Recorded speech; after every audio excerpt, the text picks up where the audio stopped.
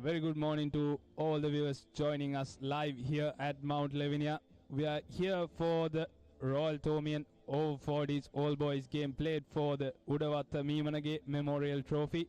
Joining me here at the combox is Nawat Fernando, all the way here from Australia, and he has the privilege of saying his father's gonna be playing in this game, none other than Nisal Fernando. Welcome, Nawat.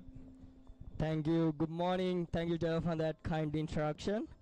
So we got a bright and early start with some sun. Hopefully there won't be any rains. And I have the privilege of announcing the over 40 STZ team, led none other than Naresh Adhikara, NIC Silva, Larry Vikramasinghe, Ravin Pereira, Janaka Siriwardana, Nigel Adams, Rajiv Gunawardana, Nisal Fernando, Dhanna Guruvardana, Praveen Piris, Chandima Jayawardana, Sagir Kanaka, Dilshan Gunawardana, Asela Paravidana, and Arjuna Rajavasa. Dylan, would you do the honors reading the 40? Yes, Royal team led by Jahan Mubarak, the Sri Lankan cap, and also in the coaching setup in the national outfit, and apart from that, Ruchira Jayasuriya, Malinda Todivilage, Andrew Pereira, Rochana Vijayaratna, Nallaya Devarajan, Mohammed Isat, Tushan Amarasuriya, Harit Rajakaruna, Sarit Nagodavitana, Chanaga Lianage, Chintage Dirimana, and as I said before, Jahan Mubarak will be leading the side for the Royal over 40s. And all set, first ball of the day. Shortest delivery, pulled away, trying for a quick single. But Thomian fielders up to the mark. Yeah, it was a good start, a quick bouncer to start the innings. I'm sure the batsman wasn't expecting such a short delivery first up. Yes, and this is good camaraderie between both schools. They've fought hard in their school days in the middle. And once more, they have the opportunity of going at each other. Once again, a shortish delivery, stylish cut shot. Down to third man, so that's the first runs on the board for the Royalists. Royalists off the mark. Opening the bowling for the Thomians is Nigel Adams from the pavilion end.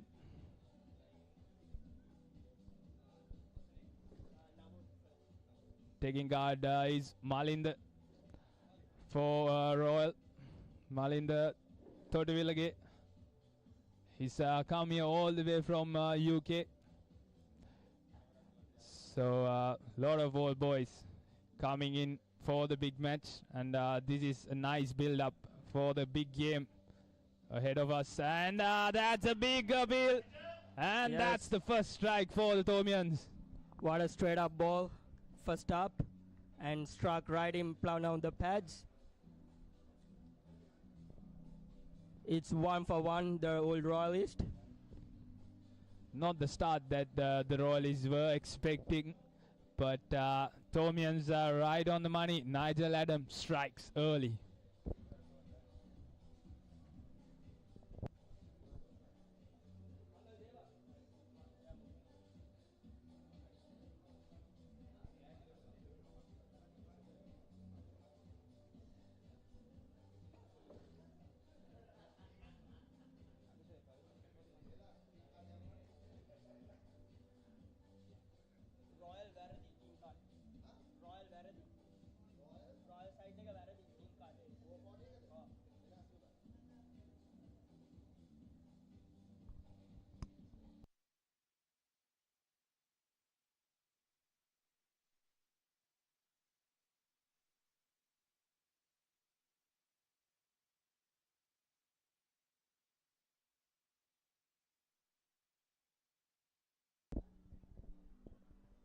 Walking in, Jahan Mubarak to the crease.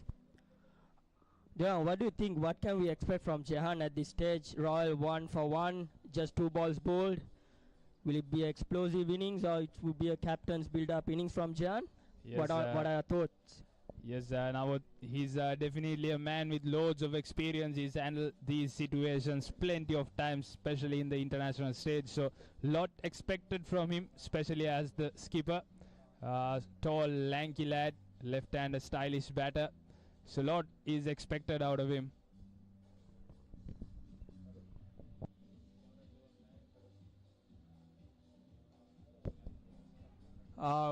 Very well stopped by Lahiru, I believe.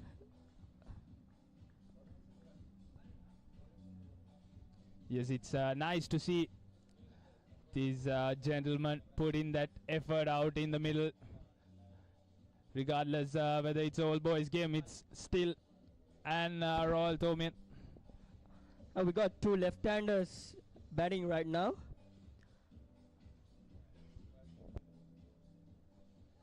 Slight bit of disturbance behind the side screen, and as you can hear, I guess similar sights here at Mount Lavinia, the trains passing by. Once again, a good delivery. A quick single. Punch by Jahan Mubarak. So he's off the mark. So that's another run added to the total. I think the wicket is a really fresh wicket. There's a bit of bounce in the wicket, I can see. I think the ground staff has done a relatively amazing job preparing this wicket for these matches, and a shout out to all the ground boys at the college, putting a lot of hard work in the past couple of days. A lot of cricket played at this venue, but you know, they have been doing a great job, so hats off. And it comes to the end of the first over. Royal 2 runs for the loss of 1 wicket.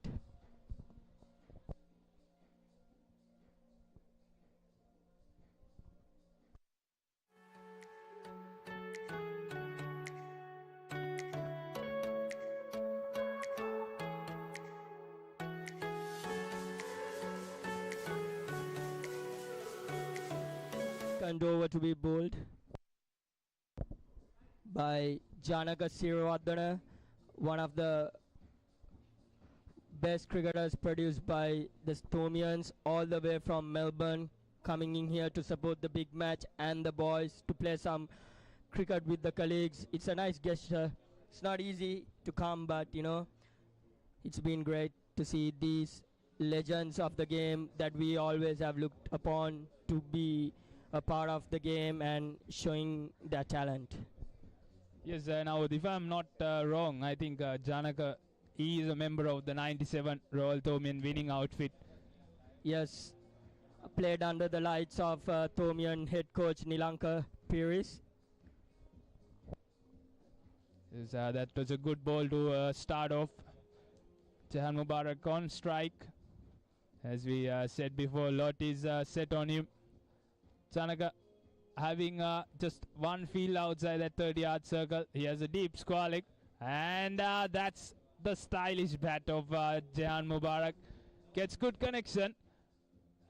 Valiant effort. With the rain, I believe the outfield is a bit slower. It was hit hard, but took us some time to get to the boundary. Yes, Jahan Mubarak not hesitating to play his strokes. As soon as it was shot, he pounced on it and make the maximum out of it. So that's the first boundary for the Royalists. They moved on to 6 runs. And we got a updated team list from the Royal over 40s.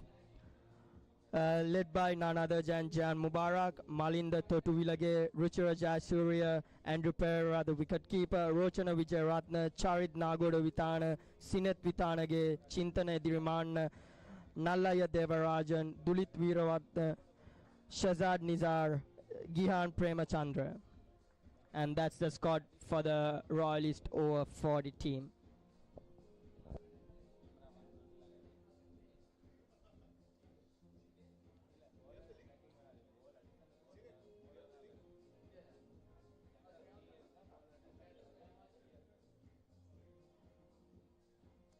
Janaka opting to have a slip fielder for the right-hander batter.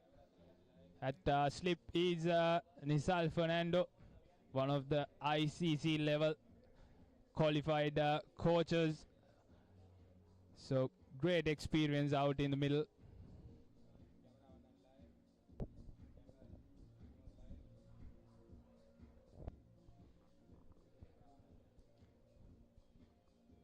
This is good batting from Ruchita Nawad. I think he's understood the situation. He's giving the strike back to Jahan Mubarak, rotating the strike. So this is good batsmanship from him. Yeah, I think they're doing that duty well. I mean, it's not easy. One player will be attacking, definitely being a 20 over. And he's playing the second fiddle at the moment. Yes, we say partnerships matter. So this is definitely a partnership that the Thomians will try to break through early as possible. And the fielding's being a bit on the higher side. Great standards by these lads over here. You know, setting the standards up right from the first ball. What do you think, Delon? Yes, as I said before now, whatever the age it is, all boys game, whatever. So it's a Royal-Thomian. So the heat is on. It is on, yeah. I agree. So that's the end of the second over. Royal 8 runs for the loss of 1 wicket.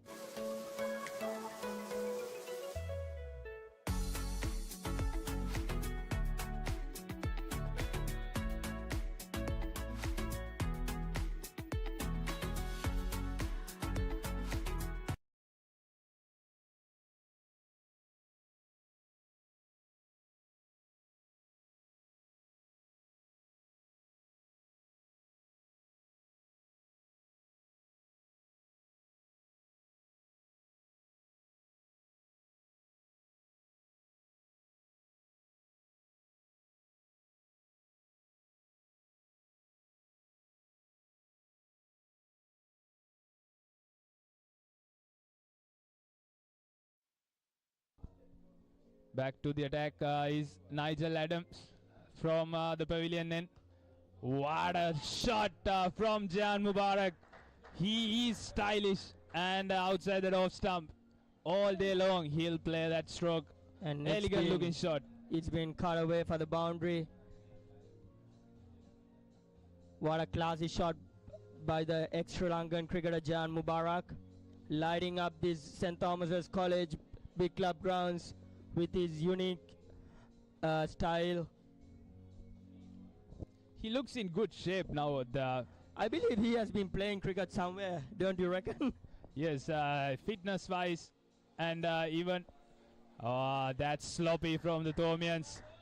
Wicket keeper not able to get around, so that's 5 runs added to the total, wide and a boundary.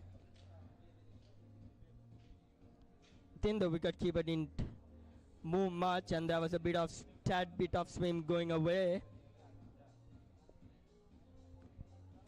These easy runs will cost the game, so it's a matter of keeping the game tight for the Thomians down here. Yes, especially still in the power play, so only 2 fielders allowed outside the circle. Thomians need to make sure that they pick yet another wicket to push the Royalists back a bit onto the back foot. At the moment, Jahan Mubarak leading from the front. And we see a change in field as well. The slip drop backs.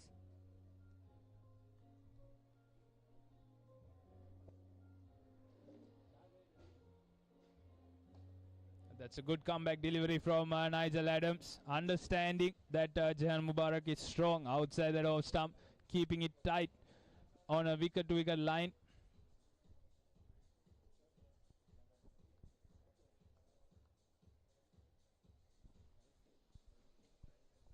All the fielders hanging on the 30-yard circle.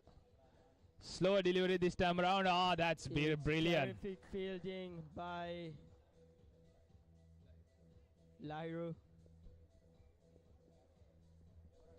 This is the energy we are speaking of.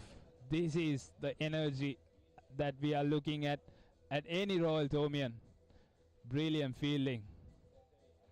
And we can see the crowd building up as well here at the STZ Big Club grounds. It's good to see people taking time off their busy schedule on a Sunday morning just to be here, support the both teams and be with their families and enjoy a game of cricket. What do you think about it, Delon? Yes, this is the beauty of when it comes to big matches.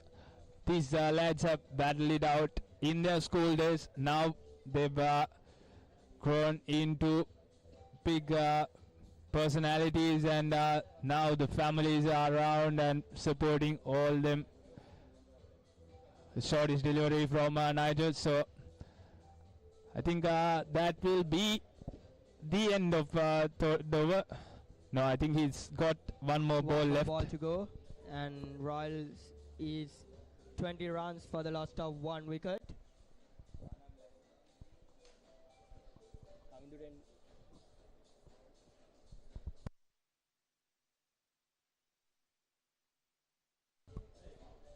Last bowler of Nigel's over. That's a short delivery.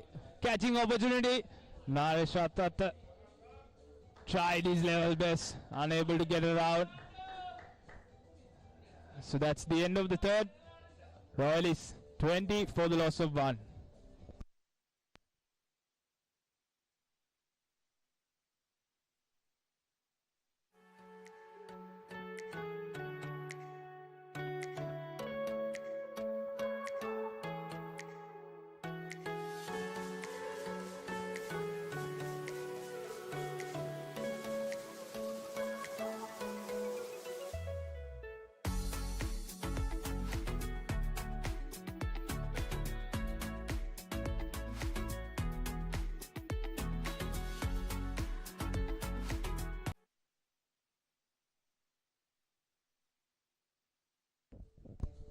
Janaka Sirivardhana to continue from Thalassa end. Jahan Mubarak slowly but surely has moved to double figures. He's on 13, and Ruchira playing his part on the other end, still on 2 runs. And we can see a change in field. Jan having a deep square leg with a deep extra cover. I think the Tommy has got his bases covered at this stage, you know. Yes, he favors to go onto that back foot, and what a good looking shot. Shot by Jam Mubarak over the mid wicket area for a 6. What a good looking shot from Jahan. He's in the national coaching setup, so definitely is showing the youngsters what he's capable of. And how it's done, you know, leading from the front. You know, this is where the class meets the experience under the lights of Jan Mubarak.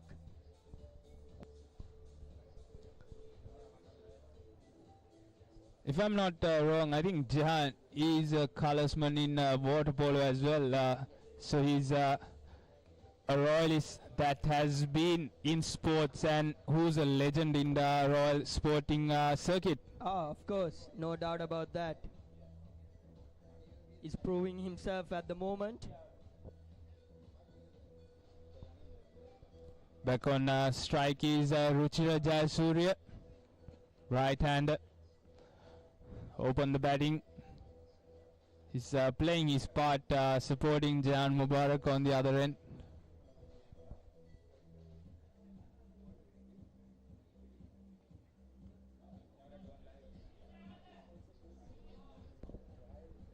Good effort by Nigel Adams down, and Royal takes 2 runs. That's been signaled as leg pies by the head umpire. Royal surely shifting gears and trying to make the maximum out of this power play. Janaka Sirivardhana off his mark. Better delivery this time around. A good comeback after being hit for 6 by Jam Mubarak.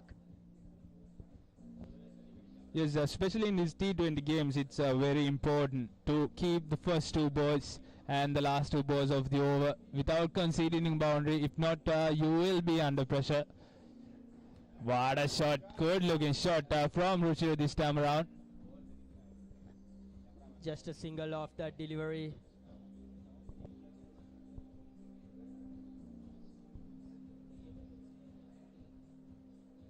Jahan Mubarak back on strike. What do you think now? Will he go for a big shot in the last ball, or will he be sensible enough to rotate strike? I think looking at the scoreboard, Jan's on 20 runs, so He has done the hard yard. I probably reckon he would take a risk at this stage and hit the ball. But there's another change in field for the Thomians. Yes, the deep squalic fielder is shifted to deep mid wicket. This time around a bit of a slowish delivery. A good change up by Janaka Sirwadana. So that ends the 4th over. Royal College on 32 runs for the loss of 1.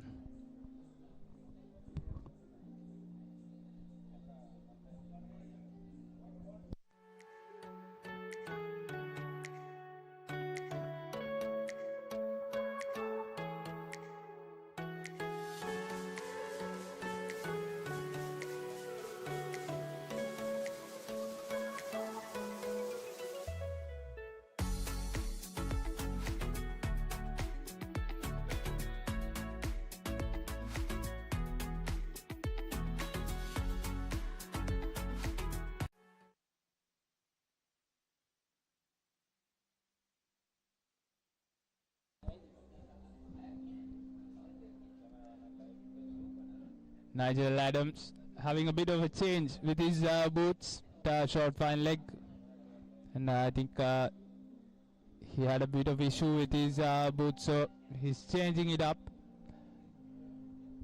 Will that be a wicket on this over? Change of boots mean change of luck? Yes, cricket plays with your psychological effect on it, as we saw how the great English bowler Stuart Broad used to play with the Australian batter's mind by changing the bell. Nigel Adams to continue his 3rd over. He'll be the key for the Thomian attack. He picked up that initial wicket in the 1st over. So this time around he's battling it out with Jehan Mubarak. Previous over he had an opportunity, but was not able to grab onto it, the Thomians. So this time around it will be interesting how both these players will go on about their business. A good shot by Jehan Mubarak and well stopped by Naresh Adim Karam at mid wicket.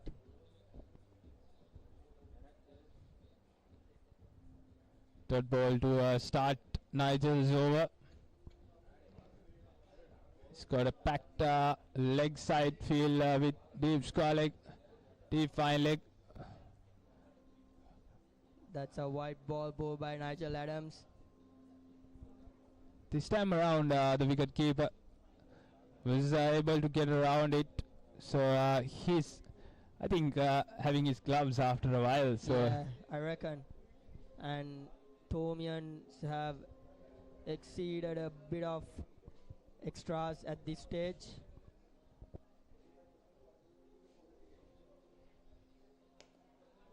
Slow ball this time. Nigel understanding that Jehan Mubarak will like pace on his bat, so slowing it down. So this is good bowling from Nigel. And it's a really good batting wicket as what we have witnessed so far. Yes, now generally here at Mount we see that first hour or so. Good shot by Jehan Mubarak and well stopped by the Thomian fielders. Thomian fielding has been exceptional this morning with a lot of diving and cutting those singles and putting back the pressure on the captain Jehan Mubarak. Yes, this is what the youngsters should look up to, that spirit behind the Thomians. It's been a good over so far by Nigel Adams.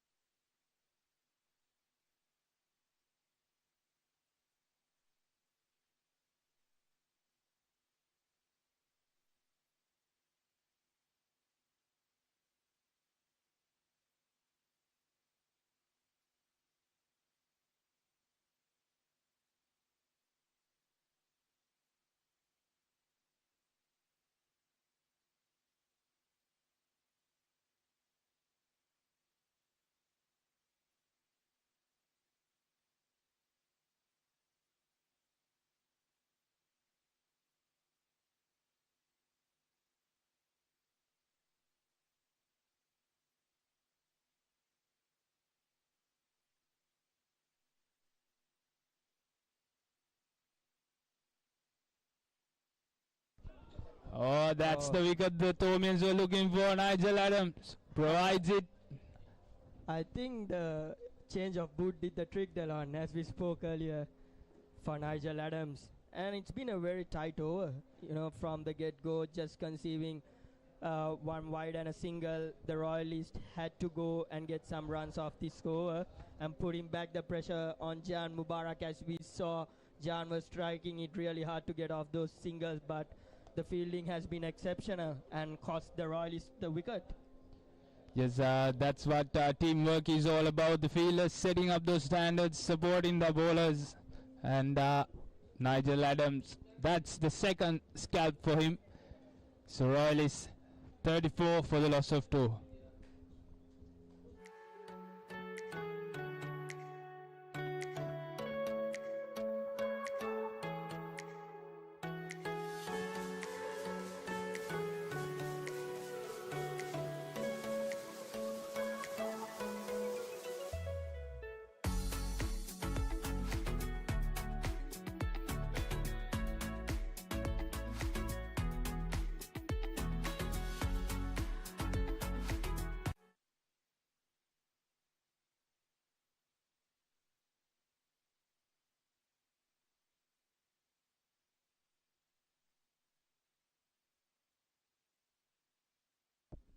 Walking in for the Royalist at number 4, Rochana Wijayaratne.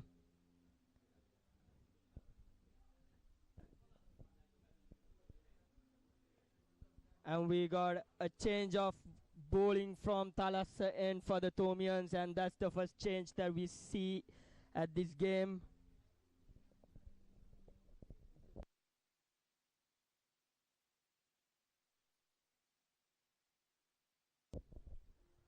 We got Lahiru Vikramasinghe coming in from the Thalassa end to bowl his off spinners.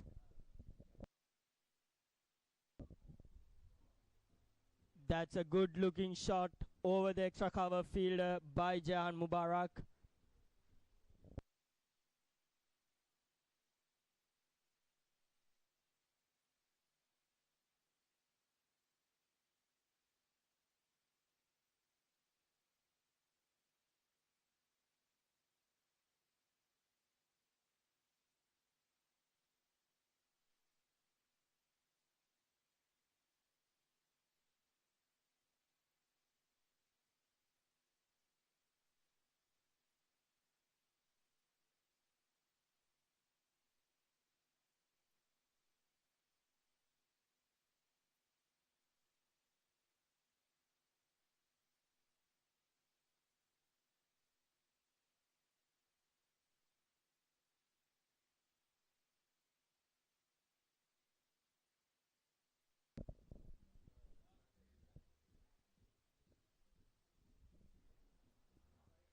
We can see Jahan Mubarak taking on Lahiru Vikramaratne, putting back the pressure on the Thomians after that wicket. And it's 3 of 3 for Jahan Mubarak, brings off a 6 off mid-off.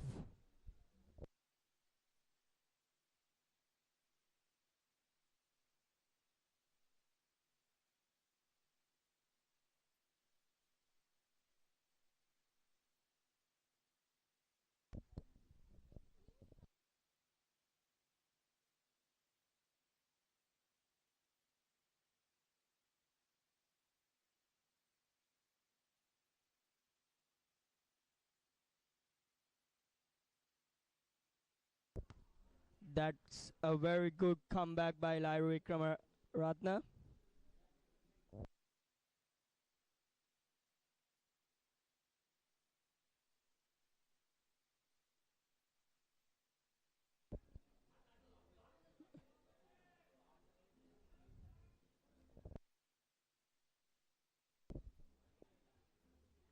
With that score, it brings up the 50 runs of Royal College innings for the loss of 2 wickets.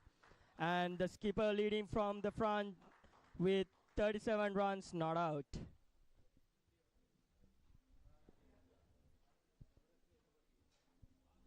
And we got Danushka Kolambage in the commentary box Good morning to you, Danushka. How you been? Very good morning, Nawad. Jahan Mubarak taking the attack to the Thomians. That's the end of the over, 50 for 2.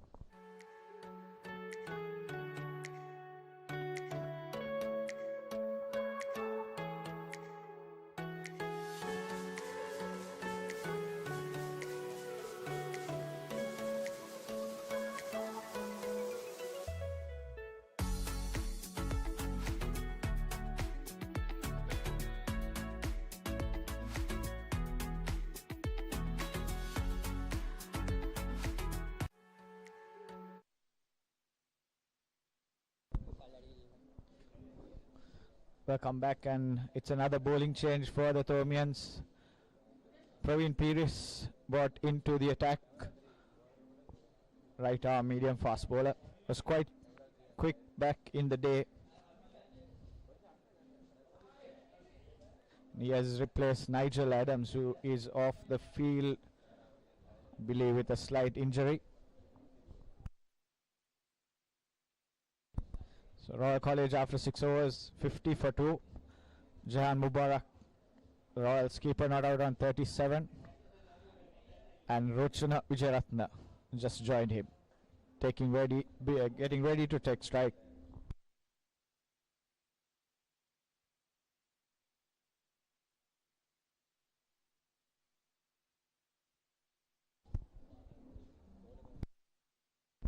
Praveen.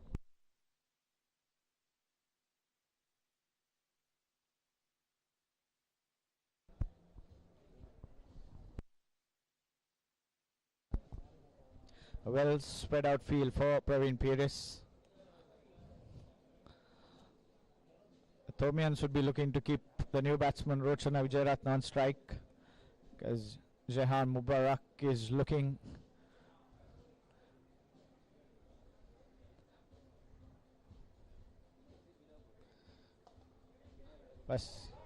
Yes, a big mix up there. Enough time for both batsmen to get back. The Thomians have fielded quite well this morning.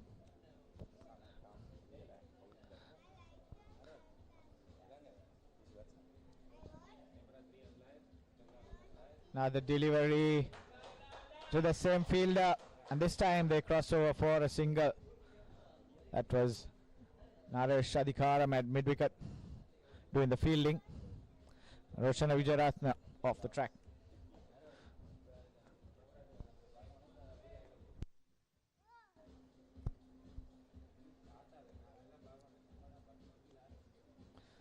Mubarak will be the key wicket for the Thomians to get, because as we saw, he really took it to the Thomian bowlers the last over. And joining me in the commentary box is Shashrika Pussegolla. Good morning, Shashrika. Good morning, Danushka. Yes, it's wonderful to be here once again. The annual fixture, the over 40s Royal-Thomian first, to be followed by the under 40s Jahan Mubarak, national player, who's been amongst the runs in these games. Even last year, I remember he got a 50 or so on 37, not out this time around. Thomians filled with some prestigious old cricketers that represented college. Praveen Piris, the current bowler, used to be pretty rapid back in the day, hailing from St. Thomas's Prep, and then he came into Mount, did play the big match for a couple of years. We also see the likes of Naresh Adhikaram, Zakir Khanaka, who captained in 2001. Need bit of keeping by. Khanaka once again looks very fit, even at this age of 40 plus. Danya Gunawardena at point. The lawyer, Rajiv Gunawardena, his brother, at long off. Nice to see them involved.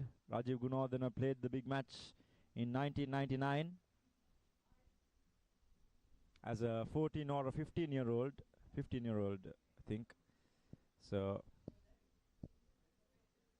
very nice to be back here.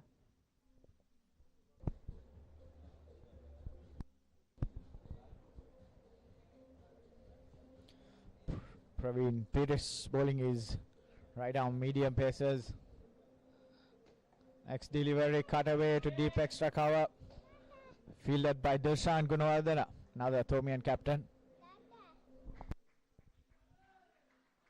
Dilshan Gunawardena captained in 2002. So Royalist, they've got 55 runs in the power play, 6 overs, 55 runs.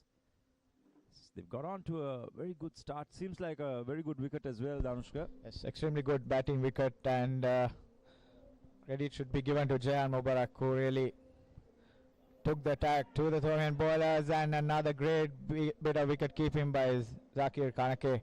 That's the end of the 7th over. Royal College 55 for 2.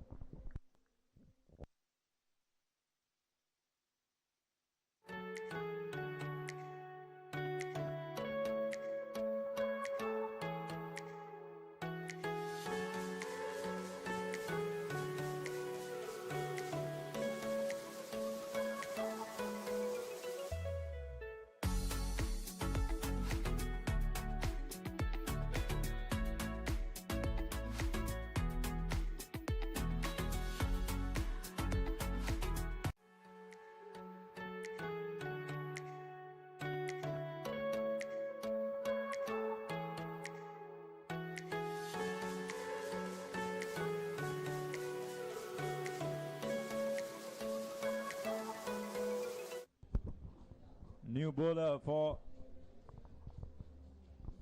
the over 40s team, Lahiru Wickramasinghe, it seems. I believe he bowled the previous over as well. Jahan Mubarak really took to him the last over. Got about 3 to 4 boundaries.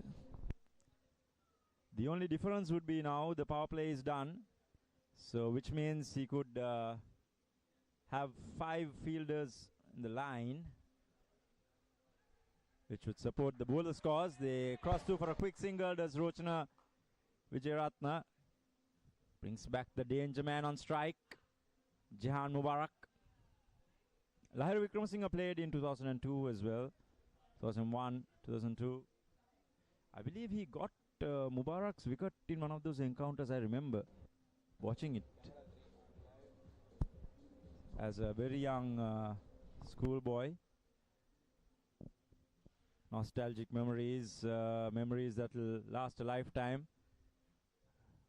Coming to the SSC on all 3 days as a young schoolboy to the SSC downstairs, the pavilion downstairs area, where all our folks used to gather and play some cricket with a reverse sweep attempted by Mubarak. Quite unusual, never really plays that a lot.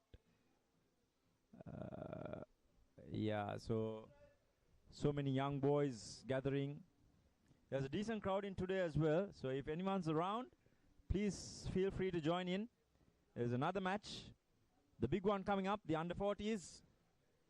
Thomians winning it the last couple of years. Royalist sure to bring a very formidable team to Mount Lavinia. Shastri, looking forward to seeing you play as well. I believe you were the man of the match last year. Actually, last couple of years. So I'm pretty sure that will be broken this time. That's a very good hoik by Jahan Mubarak. Straight over mid-wicket. And that shows his class. Bowler bowling a pretty decent line and length, but Mubarak just taking a massive hold on Wickramasinghe. He's struggling to bowl against him. This is his experience. This is the years of experience he's played at school cricket and club cricket, also at the international arena, that is showing. I believe he's still involved in Sri Lanka cricket as well, Shashrik, and looking quite fit. He definitely is. He's the main analyst now with the national team. Swept once again. And Yeah, getting back to the under 40s, Danushka, it will be very unfair for a old man in the under 40 category like me to win the man of the match again into the penultimate tier of the under 40 category. And this time around, there's so many young Royalists and Thomians who will be there, who will definitely light up the big club grounds at Mount Lavinia. I'm aware that the likes of Pasindu Surya Bandara from Royal, Kamil Mishara, all will be available here for this encounter. Yes, we conclude another over, 8 done, 63 for 2, Royal.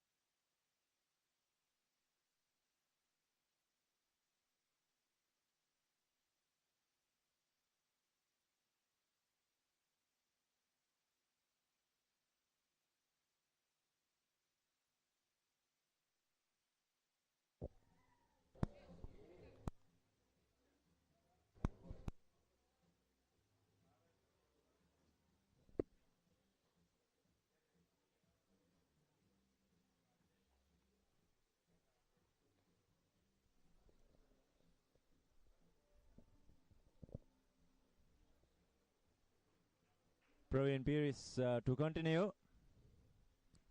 Jihan Mubarak, who's on 45. Still looks fit as a fiddle. Strange field for Mubarak.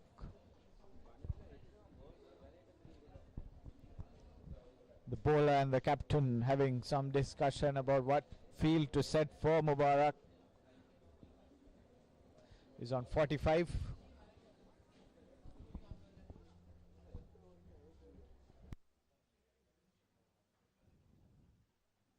You can put a maximum of 5 in the line. Got a deep square leg, deep mid wicket, long on, long off, and a deep point for Mubarak. Mubarak clearly looking to go after the bowling now. Looking to accelerate.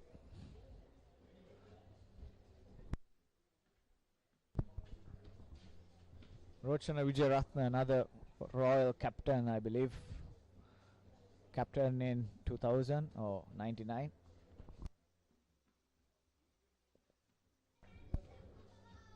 His job would be to give the strike to Mubarak.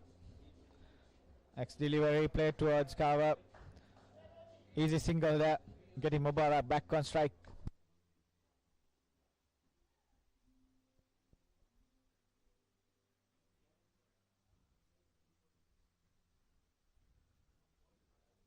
Festive atmosphere at Mount Lavinia. Some nice music, decent crowd, some food stalls, live coverage. So if you're in the vicinity, please do come along. It's a fun day here at St. Thomas's College, big club grounds. The old boys encounter, Royal versus St. Thomas's. Got the over 40s now, the under 40s to follow. So St. Thomas's winning the 2 encounters last year, the over 40s and the under 40s. So pretty sure the Royalists will be eager to pull one back this time around. Yes, exactly, and it's all on Jaya Mubarak's hand at the moment on 47. So far, good over by Praveen Piris. Next delivery, very well fielded once again. I'm telling you, the Thomians have fielded quite well this morning, Shashika. This time it's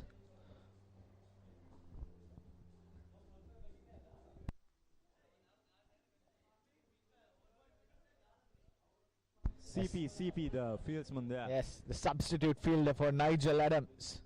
Nigel Adams, one of the fittest fast bowlers back in the day. Back in the shed after 3 overs.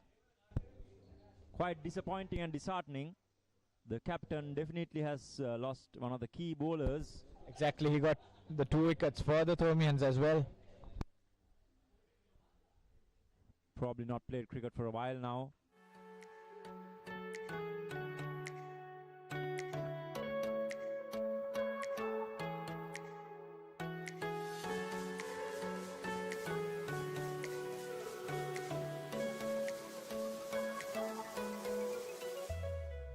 They do easily. Takes Mubarak on to 49. 70 for 2 at the end of 9 overs, Royal College.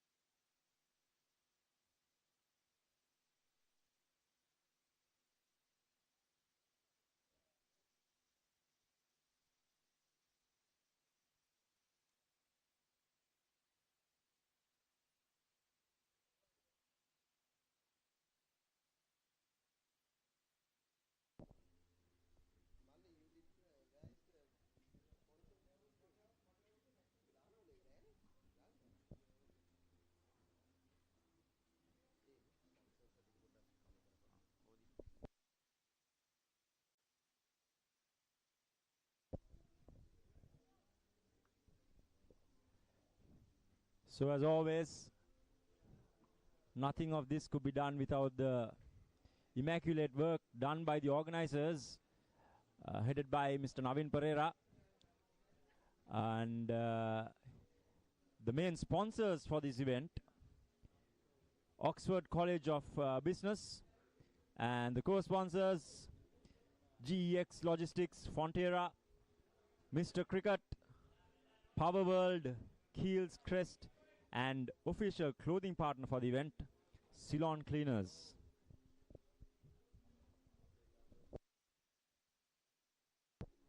Ceylon Cleaners, a rich history in sponsoring St. Thomas's cricket.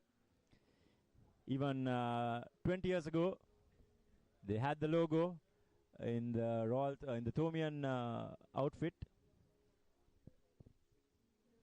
at the 126th Battle of the Blues. That was one Mr. Sajid Kularatna, totally in charge of the operations at Ceylon Cleaners now. Next one's placed by Jah Mubarak. No stopping that. Once again, Lahir Wickramasinghe under the hammer, and that is 50 up for Jah Mubarak. So, the Royal superstar contributing with yet another half century in one of these old boys Royal-Thomian encounters. I'm pretty sure he did last year as well. There's one more to the tally. Now he'll be looking to go after everything since he got his half century. Swept this time towards fine leg, and that's another boundary. He's playing the field, Shashika. Yeah, once again his experience. This time around, Lahir Wickramasinghe firing it down to the pads and using the pace did Mubarak to a vacant fine leg region. No one's there. Boundary. Mubarak moving on to 57. He's really taking it on to Lahir Wickramasinghe. He's bowled 3 overs, and all 3 overs Mubarak has hit him for at least 2 boundaries per over. Next delivery, flight and that's another beautiful shot in the gap, and that's another boundary. Our college moving on to 83 for the loss of 2 wickets, and Mubarak moving on to 61. So Mubarak just piercing the field as he wishes. 3 consecutive boundaries, 1 through point. one towards fine leg region and the next one through extra cover. So Lairu Vikramasinghe really put under a lot of pressure. He honestly does not know what to do. He's actually bowled well, but it's the expertise of Jehan Mubarak that has made him look an amateur. Anyway, that's 10 concluded. 83 for 2, Royal.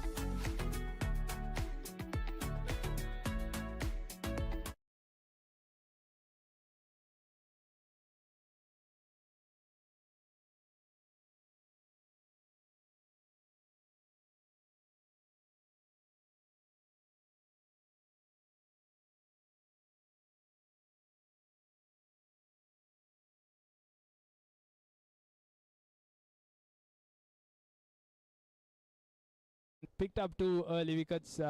Thereafter, Jehan Mubarak went on his merry way, and joining me at the box is Milinda Siriratna, Milinda Hettiarachi, beg your pardon, and he'll be having loads of experience and knowledge to share with us about these players and a lot of history behind his words. So welcome, Mr. Milinda.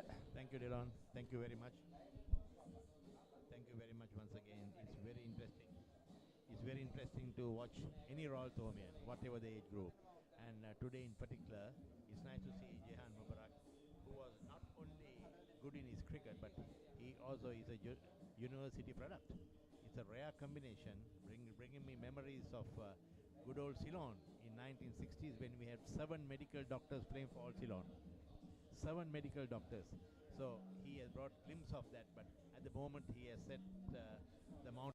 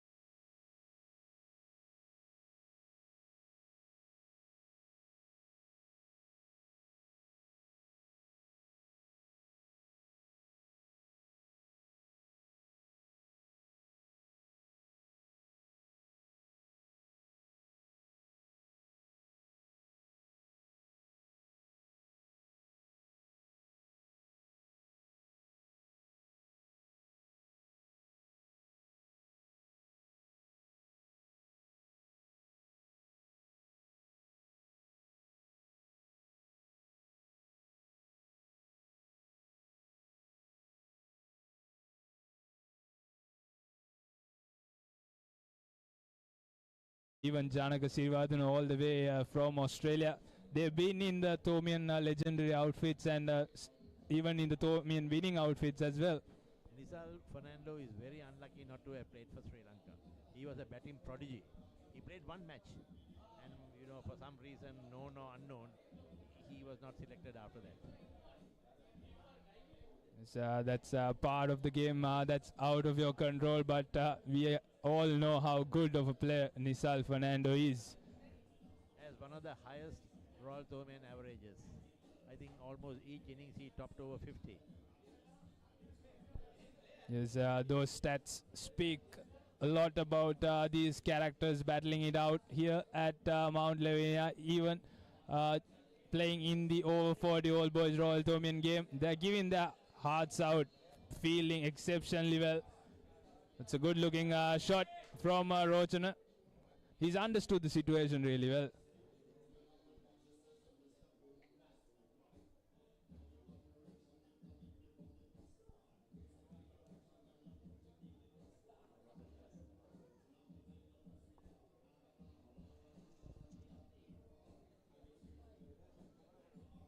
Nisal came from St. Thomas's College at Gurutala, and that's one of the rare inclusions to college. Nice shot, beautiful shot. Gone down to the long onside, playing it effortlessly. He just took it, he's in touch. Yes, these shots are tremendous. He's looking so stylish with his long levers. He's put in the Thomian outfit under so much pressure. He came out in the first over itself, and from there onwards, it's been all about Jehan Mubarak. The few matches he played for Sri Lanka, also he came out very well in certain matches. I can remember the commentators doing it very well on his behalf. Oh, what? Oh! Mubarak is dropped at unfortunately. I don't think Nisal was expecting that to come his way. Nevertheless, that's a chance gone begging for the Thomians. We'll have to wait and see how costly that will be. This time around on the offside, just a single. The way Jehan moves when the ball is coming to him is exemplary. These things you don't see in school day cricket now as much as we see from him now. Being a veteran, he has moved in very well, I think.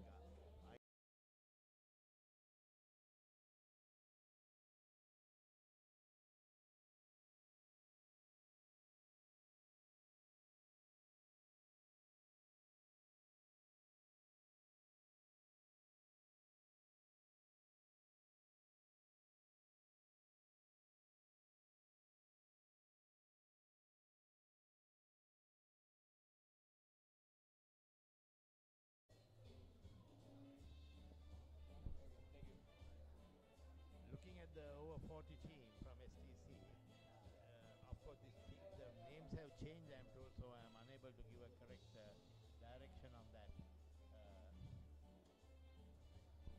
Royal also, I don't know whether they are playing this side that they are mentioned. I remember Totuvilake was a fabulous batsman. Andrew Pereira. To operate from the Talasen is Rajiv Gunawardhana with his left arm spinners, spinning away from the right hander. 2 dot deliveries. So speaking of history, what has been the most memorable game that you have witnessed out here? For St. Thomas's, I think the most memorable win was the 1964 Royal-Thomian where college won. And as far as another Royal-Thomian is concerned, 288 for 3 Royal under Amarasuriya, and then our batsman was dropped. He went to score 100. Royal got shut out in the second innings and a Thomian victory. Yes, as we speak, Rochana was run out. I think he had to sacrifice his wicket to get Jehan back on strike. So he'll take that one for the team. And that was a much needed breakthrough for the Thomians.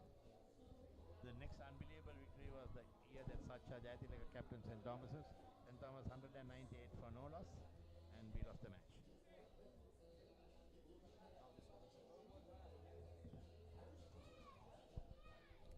And as the new batsman walks in, the main sponsors of this event is none other than Oxford College of Business.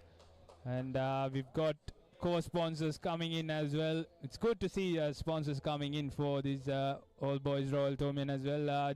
Co-sponsors GX Logistics and Fonterra, Mr. Cricket, Powerworld and Keels Crest. And the official clothing partner is Ceylon Cleaners.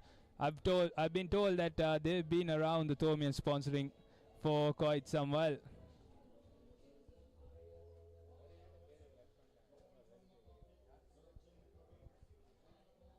I've heard you speak a lot about the Reed brothers. Oh yes, my word.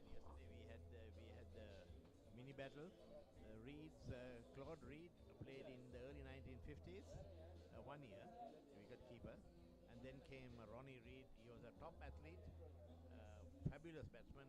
He had a Royal-Thomian record 158 not out and 65 and 65. And occasional bowler, he had 7 for 9 against St. Anthony's in one first 11 match.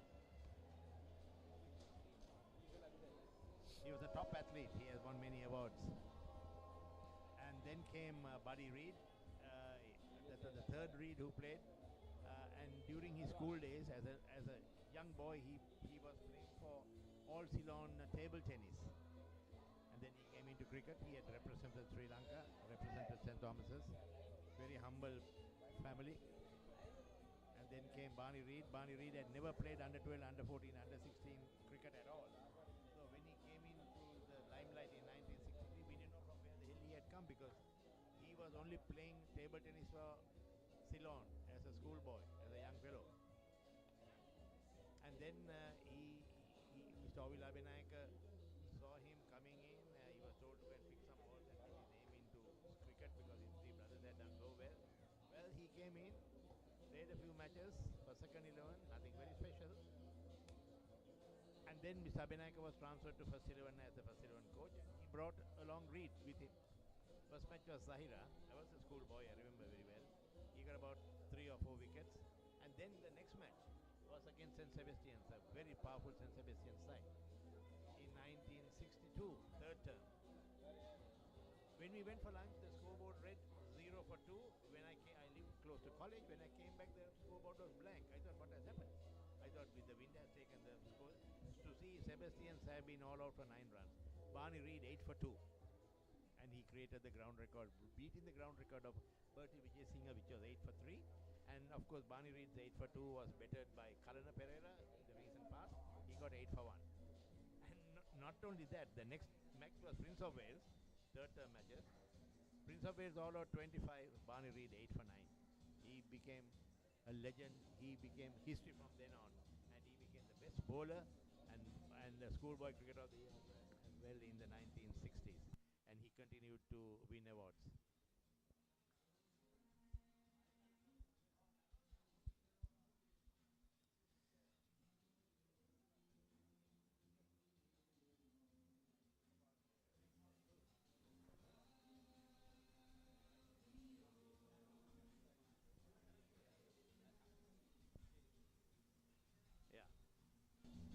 Adams again to Mubarak. Tough call for Adams. I think there's been a change of bowling. Isn't that Nisal Fernando? Nisal. Sorry, you're right. This is Nisal Fernando, yes. I thought he used to be a wicket keeper back in the day. Good to see him roll his arm. I think with age he may have preferred to put a few balls. He has a very good wicket keeper. Very good wicket keeper. And he brought a lot of honors to St. Thomas's at Kurutala, being one and the same school. They had only one test match for Sri Lanka, and for reasons known or unknown, he was not selected. As we speak, a slight edge down to the third man. So that's a couple of runs added to the Royalist total. Good to see Nisal rolling his arm around. He's asking the skipper for a slip fielder. Then on, along with Nisal, a few years later was Upeka Fernando. He was a prodigy. I think he has a fantastic Royal-Thomian record. Everything was a 50, I think, except one match, everything was a 50. If I'm not wrong, Mr. Milinda, I think Nilanga Piris, the head coach of St. Thomas's, even he had a brilliant record at the Royal-Thomian. Actually, Nilanka was very unlucky to be out at 99, but at that time, there was a talk that 1 run was not recorded. I don't know whether it's right or wrong, whether it is just something. There was this thing, but anyway, he got 100 and then he got a 99. Nilanka was, and his brother also played later on. Nilanka was a very active cricketer for St. Thomas's, and now he is doing the coaching as well. I think you might be having details to speak about the Royal coach as well, Gamini. Oh my God, Gamini. Gamini will be long remembered. He was a very good bowler, and one Royal-Thomian on the day before the final day, Royal was placed very badly, and even the Thomians made stickers Thora victory. Gamini changed the whole complex of the game with 140, I think, and the match was drawn, and Gamini was carried shoulder high. That is something which Thomians will not forget for a long time. Gamini has been a very humble chap. I met him yesterday, and I always say, Gamini, wish you never played that innings. We both have a good laugh. We were in the organizing committee also together. He has been a very dear friend and a very nice person. So as we speak, that's the end of the 13th over. Nisal finishes his over, and Royal College gets the 100 on the board. So that's 100 for the loss of 3.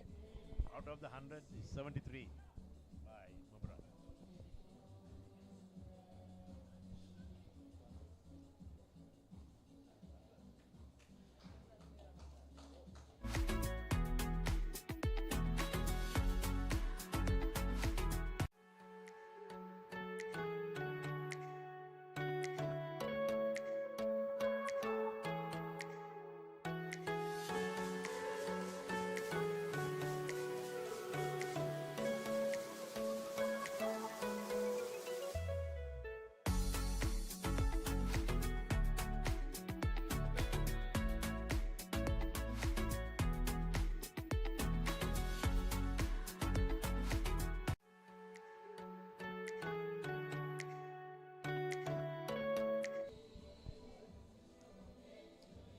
To operate from the Talas end once again is Rajiv, and Milinder, sir, we are slowly approaching the 150 mark at the Battle of the Blues. Yes, that will be very interesting. I think there will be a lot of ceremonies. It's only for me, it's only Royal and St. Thomas that can play it at this level. You know, whatever it is, as the departing Royal principal said, for the sake of the game and sake of the two schools, there's no Royal without St. Thomas's, and there's no St. Thomas without Royal. Very correct. And Father Mark Bilimoria in the recent past mentioned that Royalists and Thomians are never enemies, but they are friendly rivals. After all, they are our best friends finally, you know. There's no taking it away from that. And very rarely in any part of the world that you get tents like this at a Royal-Thomian. Some of my foreign friends who come, they get just amazed. Yes, even when this time around, when I went to UK for the summer and I showed them what the Royal-Thomian is about, they were amazed to see the atmosphere around that's happening on all 3 days of the game. When I was in the organizing committee in the recent past, BBC came on a special mission, and I was designated to talk about this thing. And when I mentioned the history and what goes around and how the country in the past just comes to a standstill when the Royal-Thomian is on, they were amazed. They were completely amazed. Rajiv, this time around, that signal as a wide, is trying his level best to keep Jahan Mubarak quiet. Jahan will be eyeing on a big century. I'm pretty sure he'll try his level best. He's got plenty of overs to go. That's good bowling from Rajiv, keeping it tight. I remember when Warden Paddyfoot, Englishman, he was here for 2 years as warden, and he was very disturbed about the noise at the Royal-Thomian, that the umpires can't hear what's going on. I said, Warden, that has been a part of history, and we have lived with it for so many years. Don't try to change anything; it won't work. That's a cheeky-looking shot from Jahan. That's a brilliant effort from Lahiru. Ran all the way from deep square leg to the fine leg area. Ran in hard. This is the spirit of the Thomians. Even the Royalies are battling it hard out here in the middle. There are many lovely anecdotes on the Royal-Thomian when once St. Thomas were losing, the then governor, the British governor, had come to Canon Sarum just before going and said, Canon, please accept my apologies in advance. And Canon Sarum has replied and saying, Governor, a Thomian is dead only when he's buried. These are very interesting things from the Royal-Thomian series.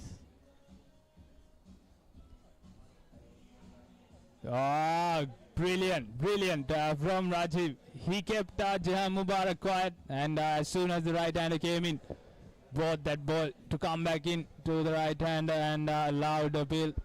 So that's a scalp for him. Royal lose another wicket. 104 for the loss of 4.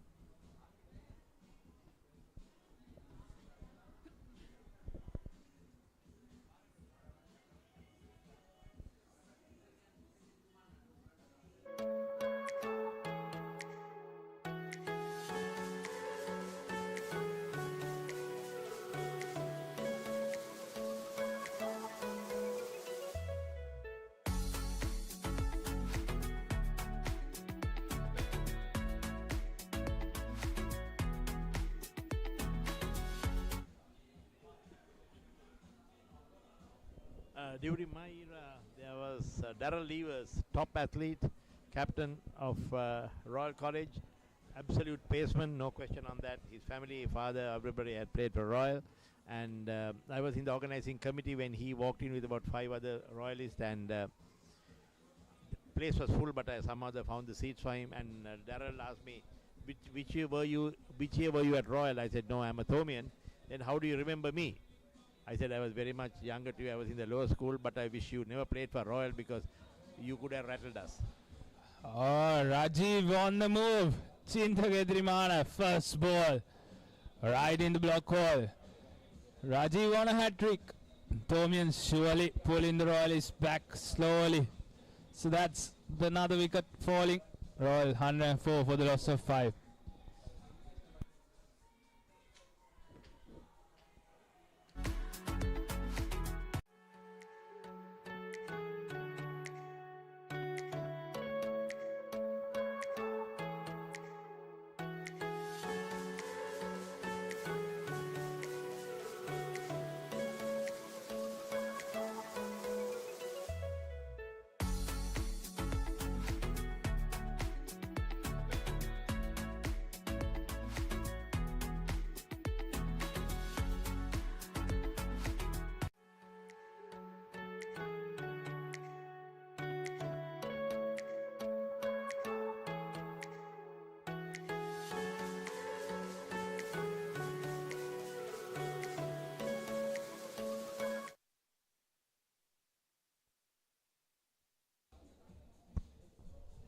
New batsman walking in is Sinet Vitanage.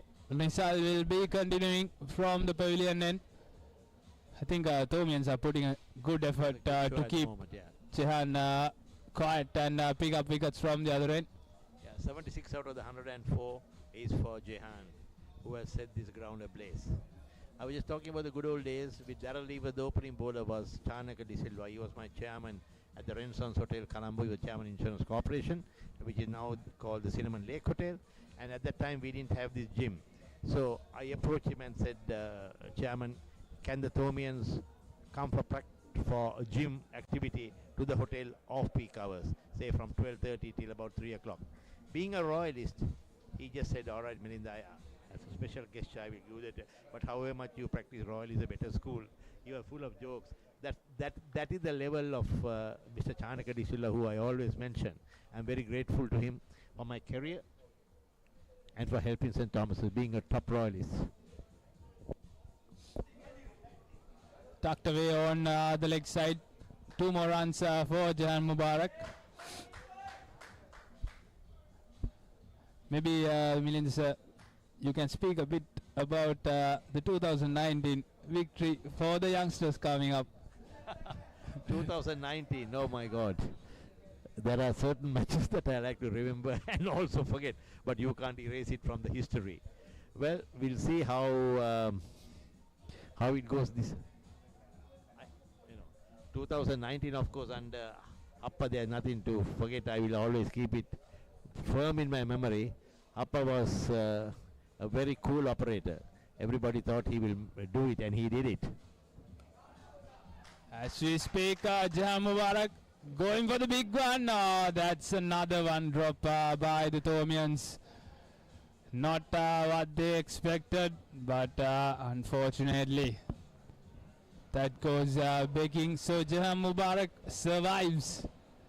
There were many games that St. Thomas's came close to winning, and so did Royal. But whatever it is the finishing result that gets recorded. But of course, talking about Happa, yes, he was a cool operator. He didn't brag too much. Oh, lovely shot once again. Full toss, Jahan Mubarak up for it. I think he's seen the ball like a football. That's punched over the mid-wicket fielder's head.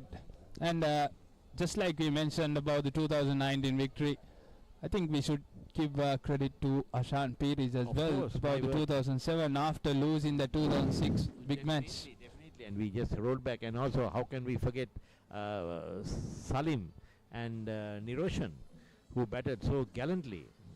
I mean, he went on to score 160 and Niroshan a century, saved the match, and had Royal on 45 for 3 or something. I think that catch dropped will be heard in the Thomians. Jahan Mubarak on his merry way. Moves to 86. Oh no, he's moved to the 90s, 92. Talking about the old Royal-Thomians, Dylan, my father was here for the 50th Royal-Thomian. He was a schoolboy, and we had a very strong side captained by Roy Herman, who was playing for Ceylon, though he was the Sri Lanka Thomian cricket captain. So Warden had allowed special blazers to be brought from England, not the Thomian blazer, but the dark blue. So the seniors had gone in the blazer, and we got really thrashed in that match. And they had to fold the blazer, keep it under the iron, and come back. These are histories of the Royal-Thomian. Also, any facts to highlight about the Royalists where they have excelled at the Royal-Thomian? Of course. Oh, Jahan Mubarak has to depart. He tried to go big, but Naresh Adhikaram, one of the Thomian legends, at the boundary, caught it, and that's the end of Jahan Mubarak, gone for 92. He has led the ship from the front as the skipper. So that was quite a tough catch. He had to face the sun on the boundary line. Very well judged and taken. Went so high.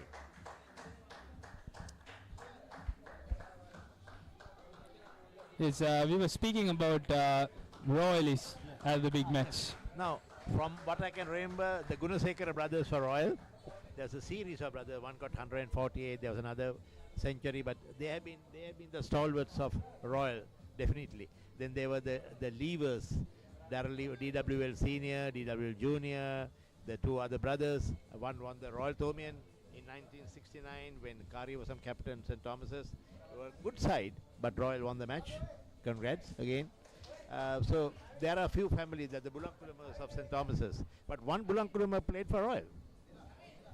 Honorable Bulankulama is one of the grand uncles.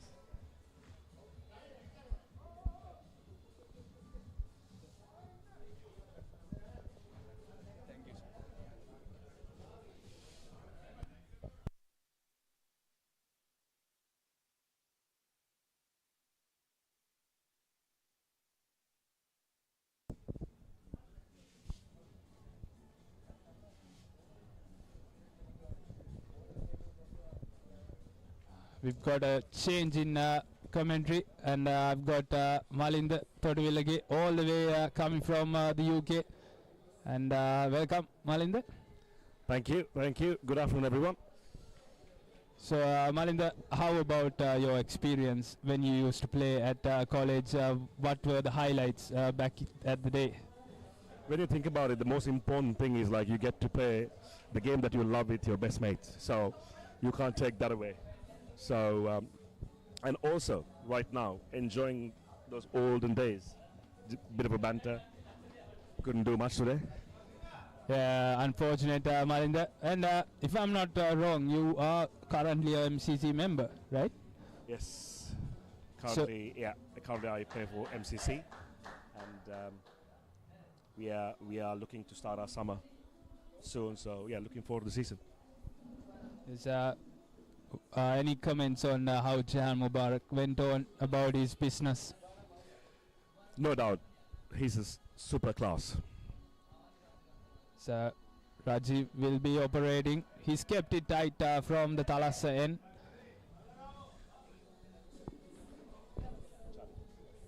Charit taking strike for the Royalists. Royal, do you think Royal has set a target for your side? Looking at the wicket, it looks like it's getting better and better. So if they can get close to at least 140 plus, I think could give a bit of a game here. Yes, generally here in Mount Lavinia, the norm first hour or so is a bit tricky, and as the day goes on, the wicket gets better. So just like you said, Malinda, 140 plus would be a fighting score. Thomians are slowly pulling it back to their benefit, slowly cutting down the rate.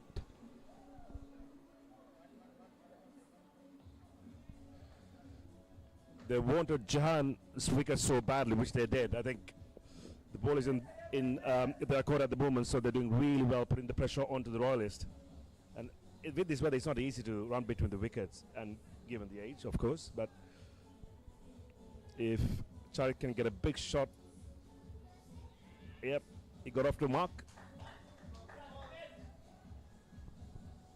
That's a signal as a leg by from the head umpire. Speaking of the Royal-Thomian, the Royalists have a rich history behind them. And what were your most memorable events when you used to play? Big match is something that everyone look forward to.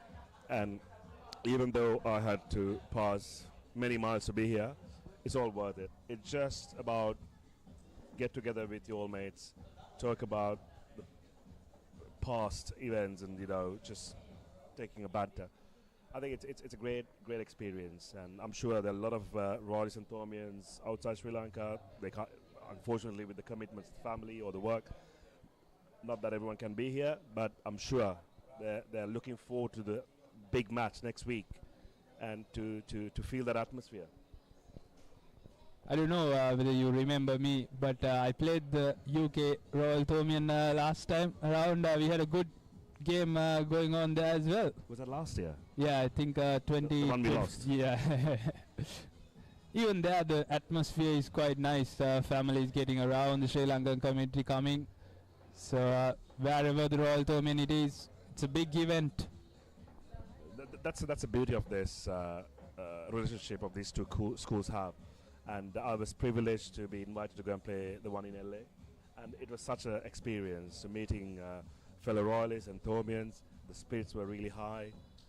And it's great. And I think these traditions go a long way. There's so many old boy Royal-Thomians being played around the world, Australia, New Zealand, Dubai, you name it, and they will have it all over the world.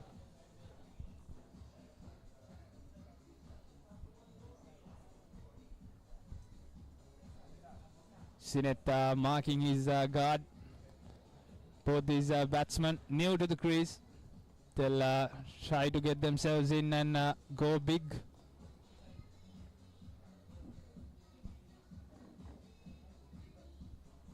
Knowing Sinet, he has some shots in his pockets as well.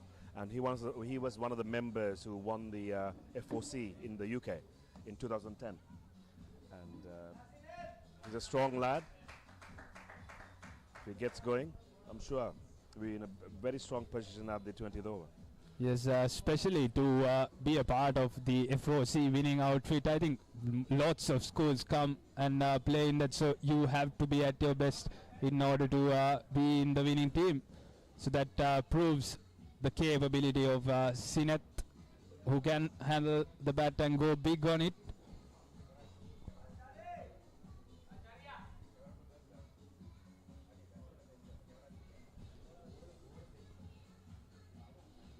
What are your predictions going into the big game next week? This question was asked quite often, but it's not easy to say whose game is it, because when you come to the big match,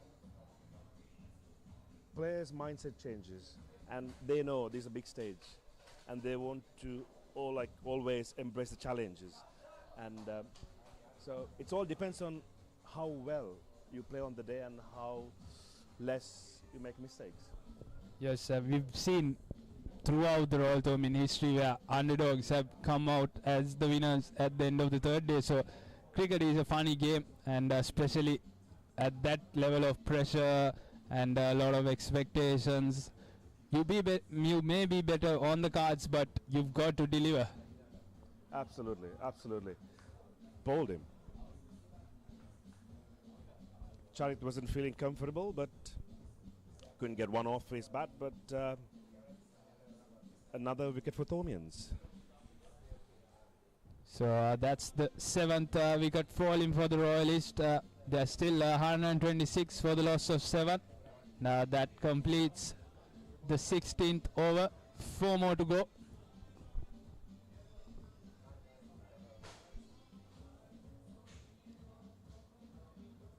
One of the veterans.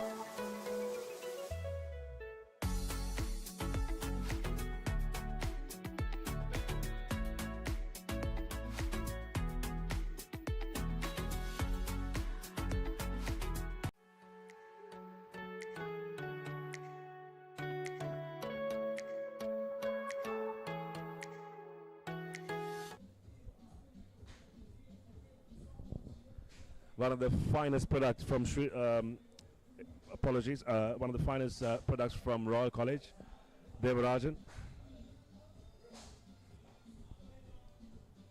If I'm not wrong, he's currently involved with the Broomfield Cricket Club. He's around the Sri Lankan circuit. Is he a provincial selector, if I'm not wrong? To be honest, I'm not quite sure his role, but I know that for a fact that he is quite involved with the Bloomfield team. And this year Bloomfield has done really well. I think they're into finals after quite a few years. Sinet trying his level best to go after Rajiv. Rajiv picked up 2 wickets back to back, bringing the Thomians back into the game.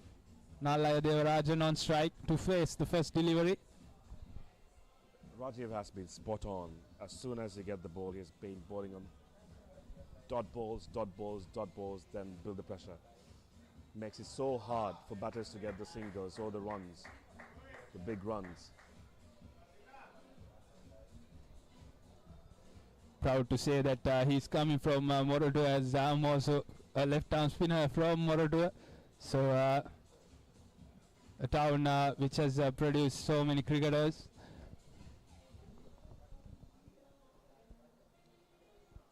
That's a wide. Bit of a loosened one from Rajiv. The total goes up to 129. Another 15 odd balls to go.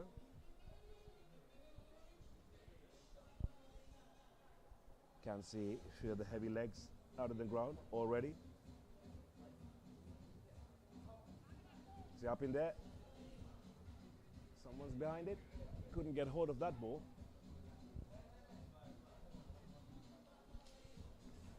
That time around, Sinet quite lucky that it didn't go into any fielder's hands. It felt safe. Just 1 run.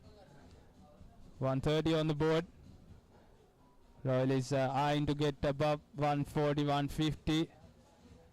Nallaya Devarajan playing it safe and sensible.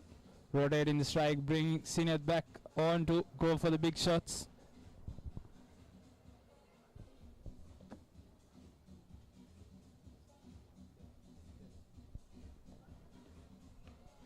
That's a huge shot. Over to Kyle corner, but couldn't get to a boundary, but just 1 run. And Dylan, I'm so impressed the fact that this is a 40-plus game, and the level of fitness to play under this weather is remarkable. Yes, definitely credit should be given to both teams. Look at that fielding effort. From morning, that effort has been so good. even the running between the wickets has been spot on. Absolutely. After fielding for like 18 overs, did that dive. I said before as well, regardless of the age, it's still a Royal-Thomian. You will be giving your heart out, playing for the pride of the college. I can definitely assure you that everyone wants to win this game, regardless. And you can see everyone's putting their heart out, do their best. And if you're a bowler, you're trying to get a wicket. If you're a batter, trying to get a run or a boundary or a six. You were saying about getting ready for the UK summer. Where about in UK are you based, and what league are you playing in? I'm based in South London, so I'm playing for Kent Cricket League, and it's a bit of a drive, but we have started our winter sessions. Of course, it's indoors, and yeah, so somewhere around April we tend to net outside, and the first league match scheduled to happen in the first week of May, and it goes through until first week of September. Yes, even I was lucky enough to get a chance to play the last UK summer, and it was a thrilling one. So this time around as well, looking forward for the summer.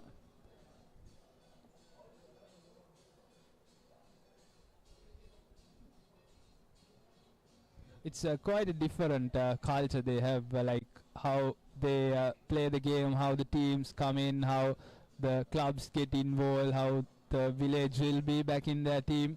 It's quite different, Malinder. Correct. Oh, that's a beautiful shot by Devarajan. Only got only one run. Yeah, you're absolutely right. The clubs are, there are proud club members who put their effort to build the community and get the support to put up a show, having like 4 or 5 teams in the league.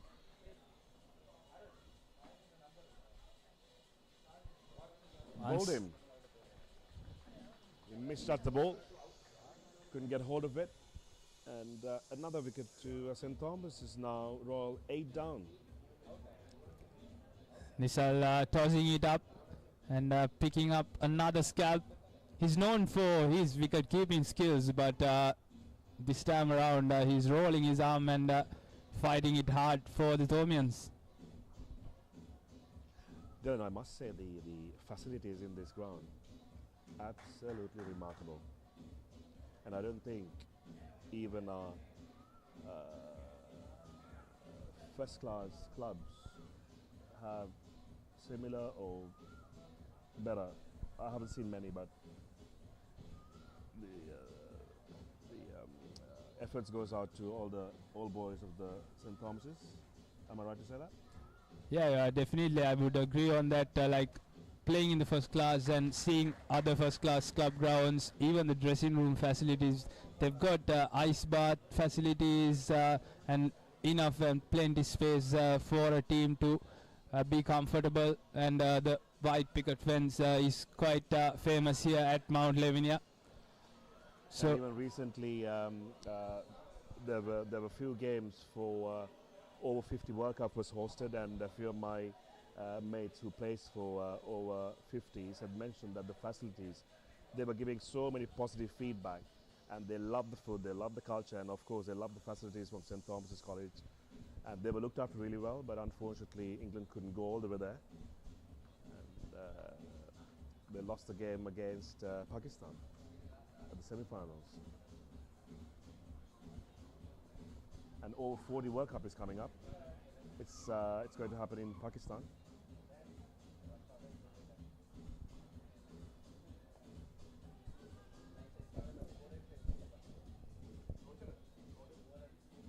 that's another dot delivery from Nisal. New batsman in is Shashank. Just faced only one delivery, yet to get off the mark. Goes big on the leg side. Good bit of running. Adds another single to the total. So that's the end of Nisal's over. Royal is 135 for the loss of 8 at the end of 18 overs. The mostly credit goes to Jahan Mubarak's wonderful inning. He's been the batter he always been and managed to get 92 for the team. I think after being coach in the national setup, he had to show that youngsters what he is capable of and prove what he can do out in the middle. So great to see him showing his class and his elegance. He's a tall lad and got long levers, making the most out of it here at Mount Lavinia. In my opinion, one of the best cricket brains around the country.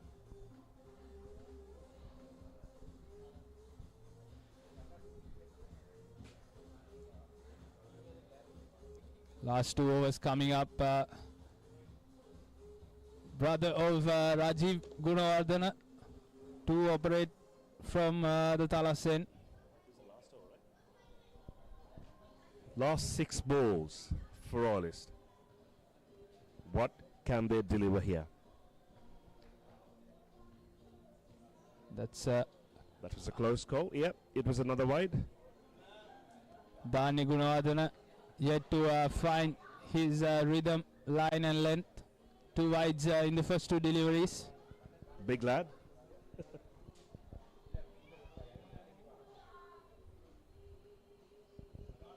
Beautifully glanced down the leg side. The scores moved to 135 with 5 more balls to go. Can they go 140? That's the target he was speaking of, 140, 140 plus. I think when Jahan was out in the middle, it was probably 160 plus, but as soon as his wicket fell out, it started to become a bit quiet. Another wide. These will be costly at the end of the day. That's added 2 runs for Royalist, so the scores moves up to 136.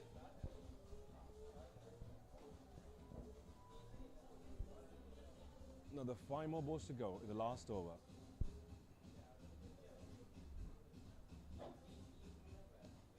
Beautiful shot, up and over.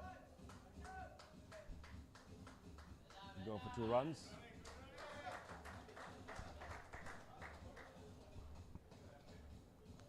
Good commitment from the batters.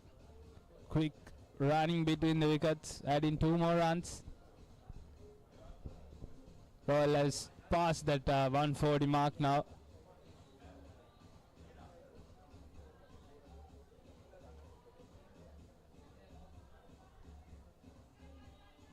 Quick single there. Every run counts at the moment, and they are past 140. If I'm not wrong, I think last year at the All Boys Past Cricketers Royal-Thomian dinner, you were the chief guest, right? I wasn't the chief guest, but I was the speaker. Yeah. So, yeah, thoroughly enjoyed. Looking forward to this time around as well. Absolutely, absolutely. Oh, there's a free hit coming.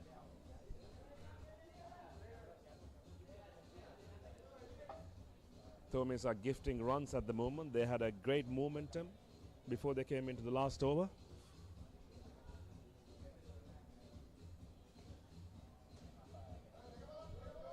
Just off the covers. Do they have legs around the second? Yes, they did.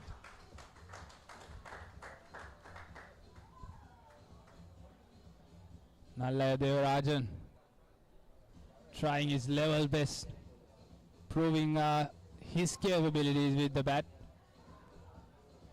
picking up those vital runs. As you mentioned, momentum is a big part of cricket now in the day. It's another extra.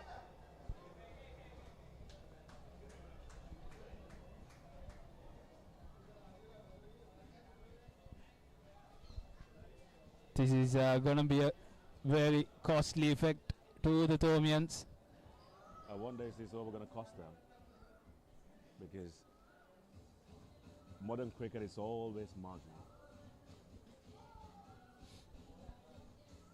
and these extra runs could play a huge part when it comes to the second inning. Quick single. Yes, especially when you're chasing down, the pressure gets on to you and then you start to tumble. So these extras will be vital at the end of the game. Thomians need to be careful of it.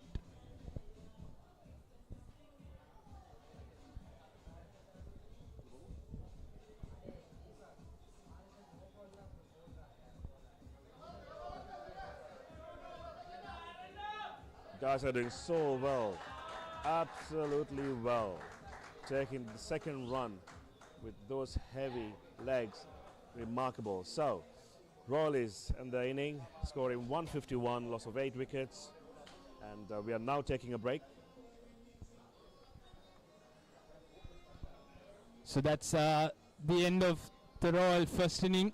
After having a wicket fall in the first over, Jahan Mubarak came out and showed his class, got 92 runs with his bat. Royal putting up a fighting score, 151 for the loss of 8. All credit to the skipper leading from the front.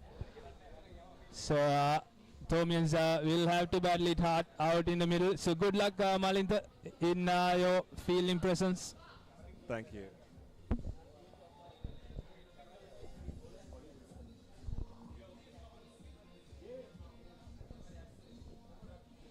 Jalan, thank you very much, and looking forward to catch up with you after the game. Cheers, cheers. Good luck, Malinta, for the rest of the game. Thank you.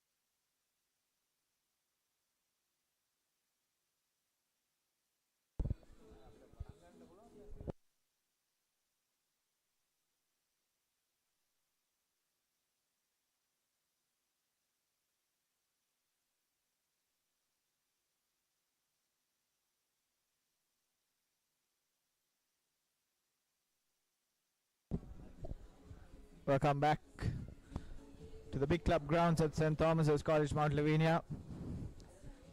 Thomians commence in their innings. Royal College got 151 for the loss of 8 wickets at the end of their 20 overs. Very good score on this wicket. And the main top scorer for the Royalists was Jihan Mubarak. 92 of just 56 deliveries. Rest of the batsmen didn't go over 10 runs. And joining me at the commentary box is Danya Gunawardena. He was on the field a little while back. Definitely very nice day for cricket today. And Thomians starting confidently. Janaka Sirivardhana batting well and already scored a boundary. And again goes over mid-on for a single.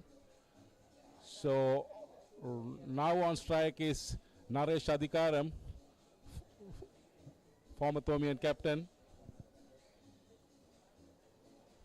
So this looks a very good start. Chasing a modest total of 154. So the wicket looks good and the ball is coming on nicely. So the Thomians will have to put their head down and achieve the target.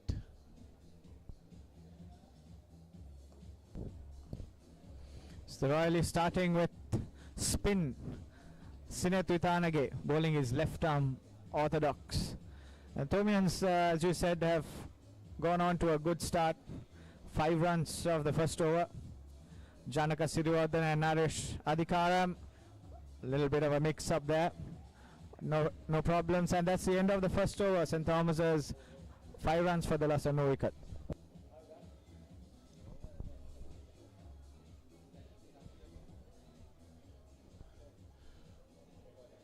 So looks like Janaka is changing his headgear and going for a Vivian Richards style hat.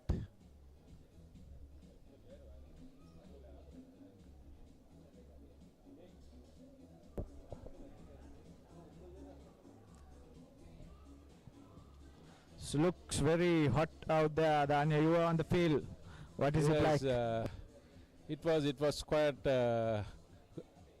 unbearable, especially since most of the guys have reached the stage of midlife crisis.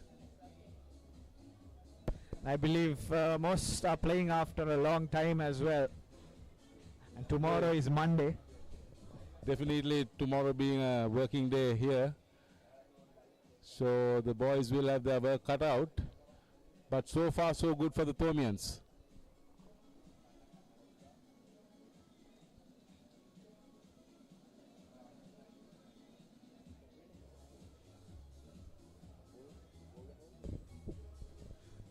Looks like it's Malinda Totuvilage to open the bowling for the Royals from the Taras end. Looks like he's going to bowl some off spinners. And that's a beautiful shot over the deep extra cover boundary. 6 runs. What a shot that was. Janaka Siriwardena, a well-flighted delivery outside the off stump. And then he just hit it with such ease. Definitely. Janaka lashed onto it. He nicely judged the length of the ball and lashed onto it for 6. Looks like a wide. So the score is creeping up and looking good at the moment for the Thomians. Well bowled that time. Goes on with the arm, beats the outside edge. Well kept by Angelo Pereira or Andrew. Andrew is wicket keeping for the Royalist.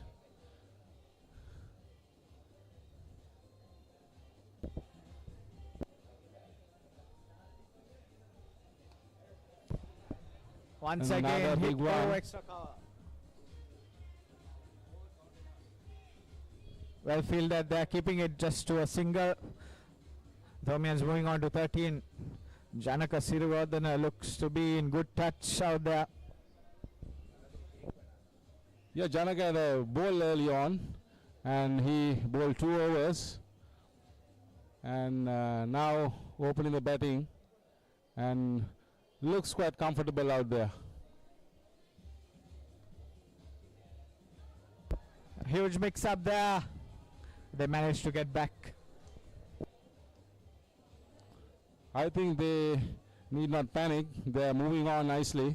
So they just have to keep their heads up and take the 1s and the 2s and then make sure they dispatch the loose one for boundaries. A good one, a cross-batted shot, taking it on from the middle and off onto the square leg boundary for 4 runs for Naresh Adhikaram. So far, a very good over for the Thomians. I believe they've got about 12 runs of this over already. Naresh Adhikaram going across the line. I don't think he got all of it, but was enough to get a boundary. It's like you said, the Thomians need to go at around maybe 7 to 7.5 an over, and they are doing it quite well at the moment. And that's the end of the second over. Thomians 17 for no wickets. So it looks like the Royals are opting for spin. They are not gone for any seamers today. Looks like they will continue with the spin.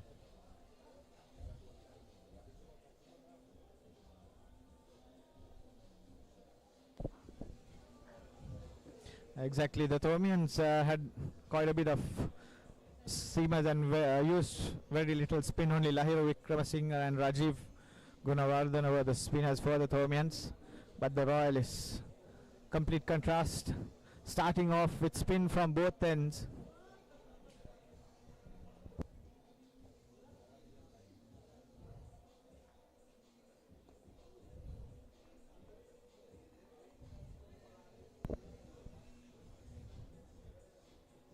Managed to cross over for a single. I think the Thomians should... Small mix-up in the field there. Yes. I think they should make maximum use of the first 6 overs of power play. Royal can have only 2 fielders outside the circle.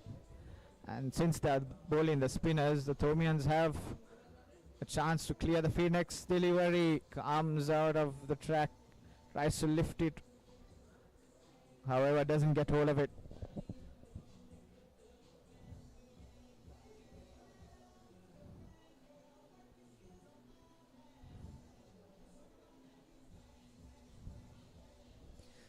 So the 2 boundary fielders for Sineth currently deep extra cover and long on. Huge vacant areas near the mid-wicket boundary. And this time Naresh Adhikaram goes towards mid-wicket. It's a heave-ho. Ends up getting a single. Doesn't matter long as they keep on heading, because as you said, they must capitalize early on. The first 6 overs will be crucial, because Royal got off to a good start early on, and then Jahan Mubarak consolidated in the middle. Another big one. Or mid-off rather. Very good use of his feet there by Janaka Sirivardhana. Looks like he's playing a bit of cricket somewhere. Yes. His feet is moving nicely. I think he got his dancing shoes on. So nicely moving down the wicket and dispatching it over mid-off.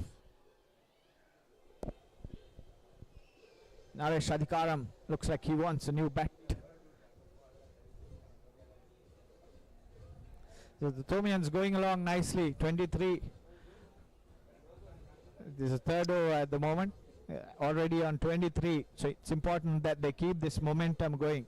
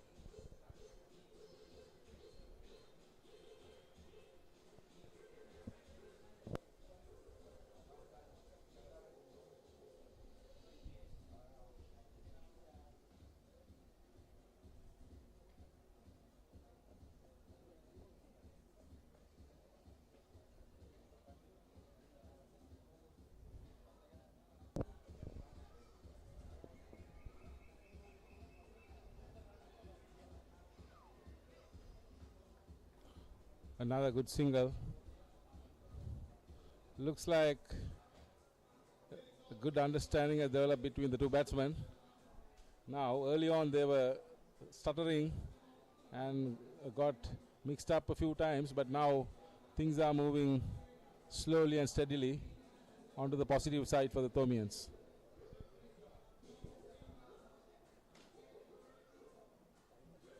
Oh, very nice shot there. Swept away. No need to run for that. Deep square leg boundary.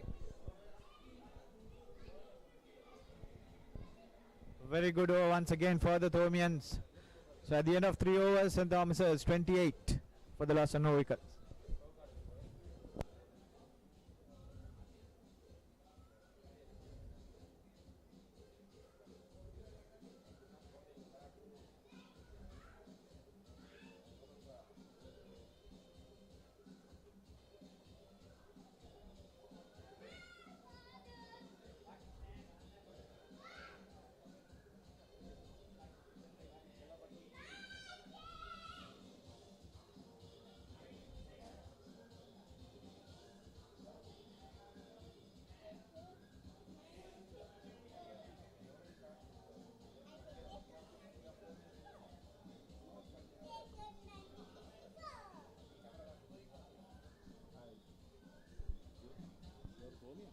Yeah.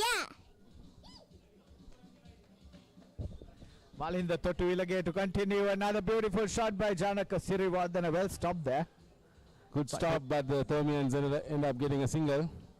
That's what you should do. You should keep on moving and pick the singles here and there, and then the boundary will come. So looks like a good start for the Thomians. They just have to hold their nerve. The early overs are on, and right now we are into the 4th over. 29 on the board without a wicket down for the Thomians.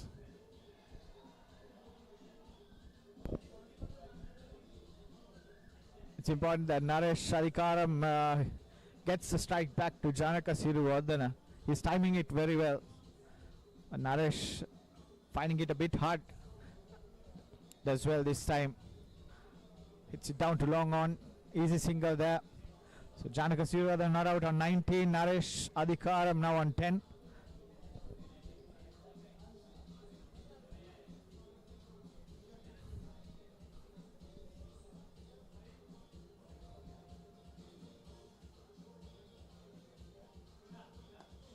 Shot. Good stop there. Very well fielded once again. Stopped a certain boundary. Cannot see who the fielder is. However, I think even the Thomians fielded very well. And especially they cut a few boundaries, stopped a few singles. It's very good to see at this age. Yeah, except for a very rare misfield, the fielding was good in general.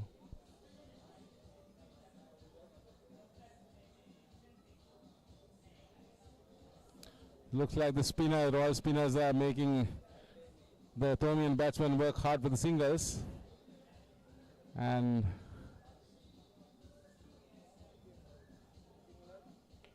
another good one. Taking it from the off and putting it onto the leg side for a 4. That's the way to go. That's a safe shot to play because he's bowling off spin, so he's hitting it with the spin. I don't think he still got hold of it really well, but got enough to hit it for a boundary, and I think that's a no ball as well. Saw the umpire signaling a free hit.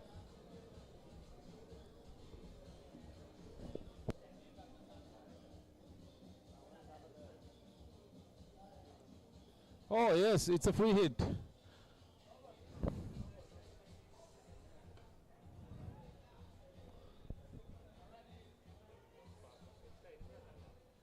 Doesn't get hold of it. Yes.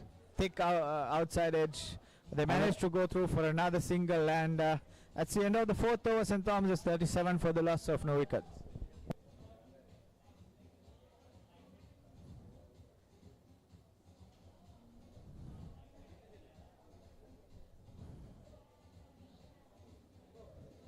So the There's a bowling change for the Royalists. And the highest run getter for Royal today is going to have a ball. Yes, Jah Mubarak, the main destructor for Royal. 92 of 56 deliveries. None of the batsmen got above 10. So that shows what a knock it was by Jahan Mubarak. Now coming on to do something with the ball.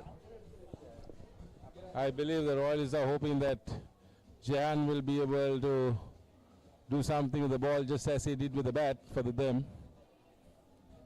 Yes, as you said, today was a lone man fighting for Royal.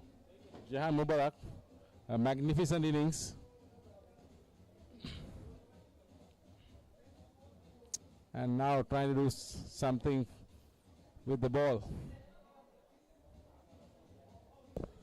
So the Thomians have managed to get a good start. Now they must consolidate.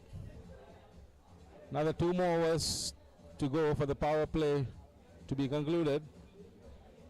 So I believe they must not allow the Royal spinner to settle. Oh, that's a loose delivery, but quite uncanny. Naresh Adhikaram just lets it go. Yes, I think he could have hit it anywhere, but I think he was surprised for that full toss. Good shot there. Collects well, but good fielding there. Rojana Vijayaratna doing the fielding there. Good shot, but the field well set. They have a deep mid-wicket and a long on fielder for Jahan Mubarak.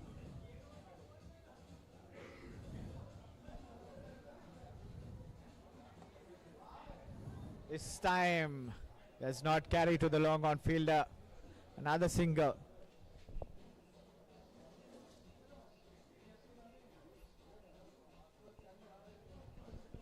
A good field set by Mubarak, asking the Thomian batsman to go against the spin and hit it over the offside field, which is a bit hard to do. And that's a very delicately played. It's running down to the boundary, but looks like it's going to stop. And Naresh Adhikaram comes back for 2. So far they managed to get off runs from Jahan Mubarak's over.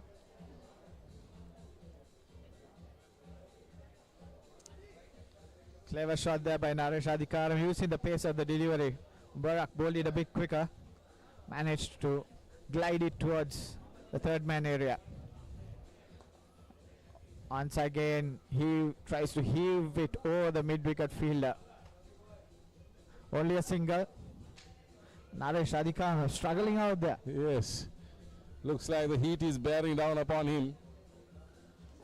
And I believe he's yearning for a bottle of water.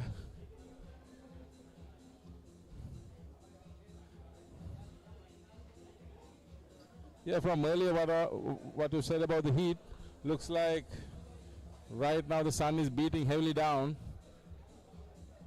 on this beautiful Sunday. Looks a very, very good day for cricket. After this match, we have the under 40 Royal versus St. Thomas's cricket match. So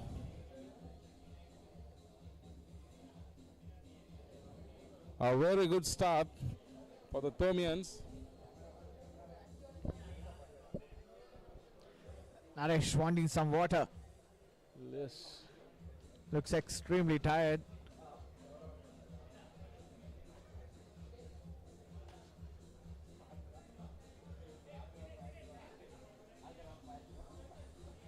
Like you said, a very good start for the Thomians. 42 at the end of 5 overs. It's another bowling change for the Thomians. For the Royalists, sorry.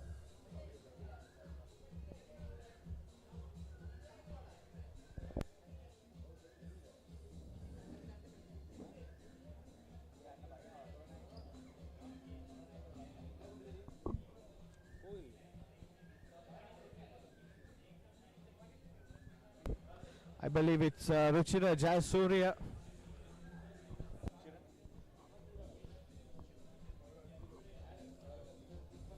Ruchira, former Royal captain. Going to bowl.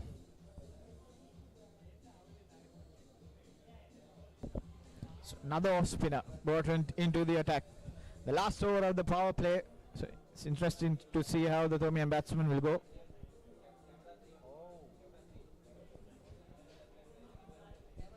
Flighted delivery by Ruchira Jayasuriya, going on with the arm, beating the outside edge of Naresh Adhikara. Bit of off spin.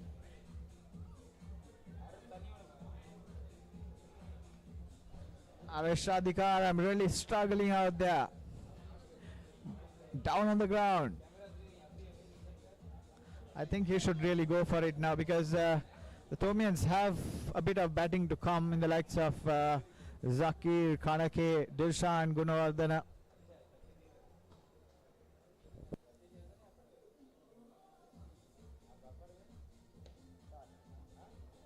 Good shot.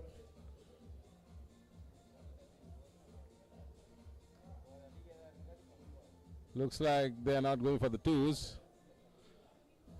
Definitely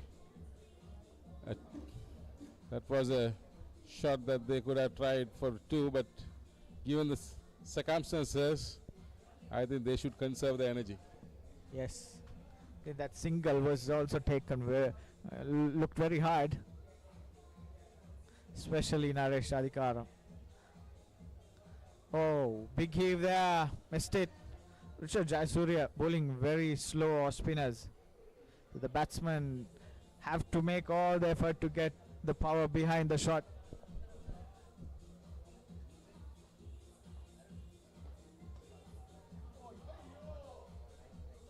A drop chance on that occasion. Came very hard, but you have to take those. Matches win catches. Rather, catches win matches. Wow. A big heave once again. Was it the outside edge? Yeah, Thomians are not pushing for the second one there. Actually, they are walking. They're not running. That's the end of the sixth over, and the end of the power play. St. Thomas is 43 for no wickets.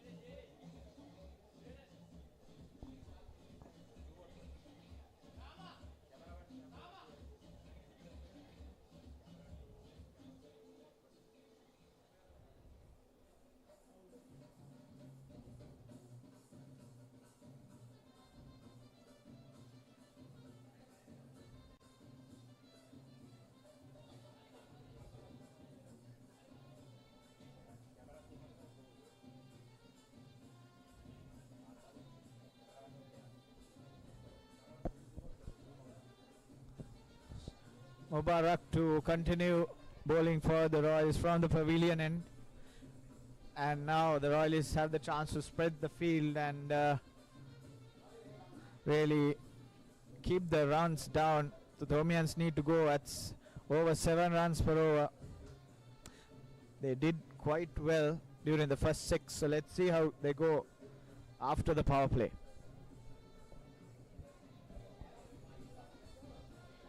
Right, so the power play is done, and now Jahan coming in. Janaka starts to flicks it off his legs, but no run there. So we can see during the last few overs the boundaries are dried up, and now a good shot there by Janaka, but the fielder is well set there. Oh, it's a misfield. A very, very, very bad misfield. Quite regulation.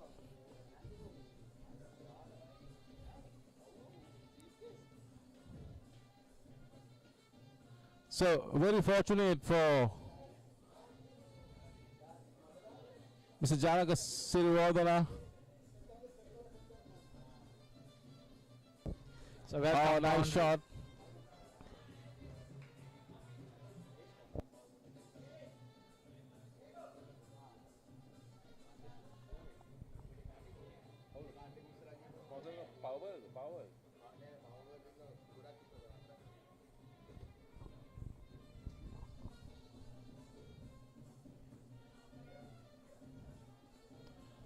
So today the main sponsor is Oxford College of Business, and we are very thankful to them for making their generous contribution for us to hold this event. And also we must not forget the co-sponsors, GEX Logistics, Fonterra, Mr. Cricket, Powerplay Fitness Center, and Keel's Crest. And we should not forget to mention our official clothing partner, Ceylon Cleaners.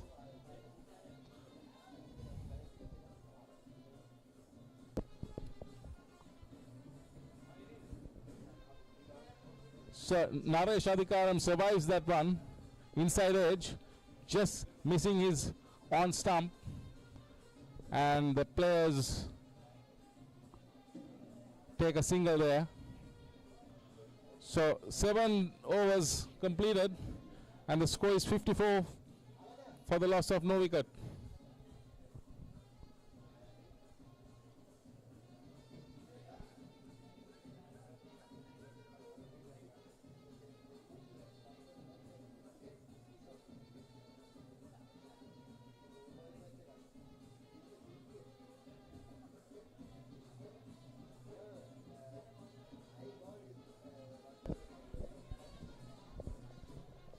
Ruchira Jayasuriya to continue for the Royalists. St. Thomas is 54 for the loss of no wickets. Both batsmen have got very good starts. Janaka on 27, Naresh Adhikaram on 25.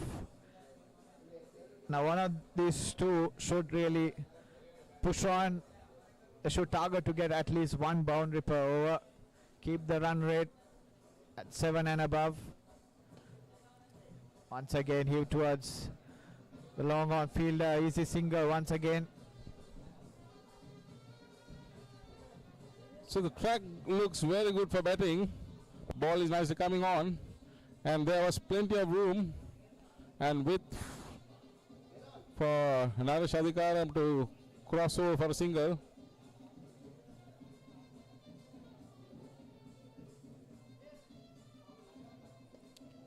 Oh, nice.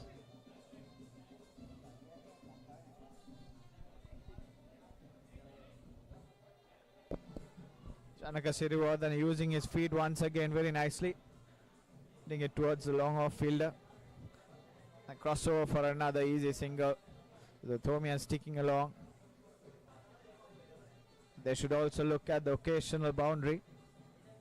This time pulled away towards the deep mid-wicket field, and that's a boundary. Very well hit by Naresh Adhikaram. Did well to get it in the gap there.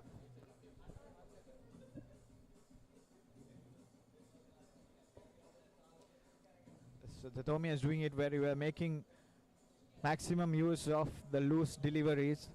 That's what they should do. The Royalists are not doing much with the ball today. And the spinners have not been able to get past the St. Thomas's batsman. Another good shot. Good fielding there. The batsman changing the sides for a single.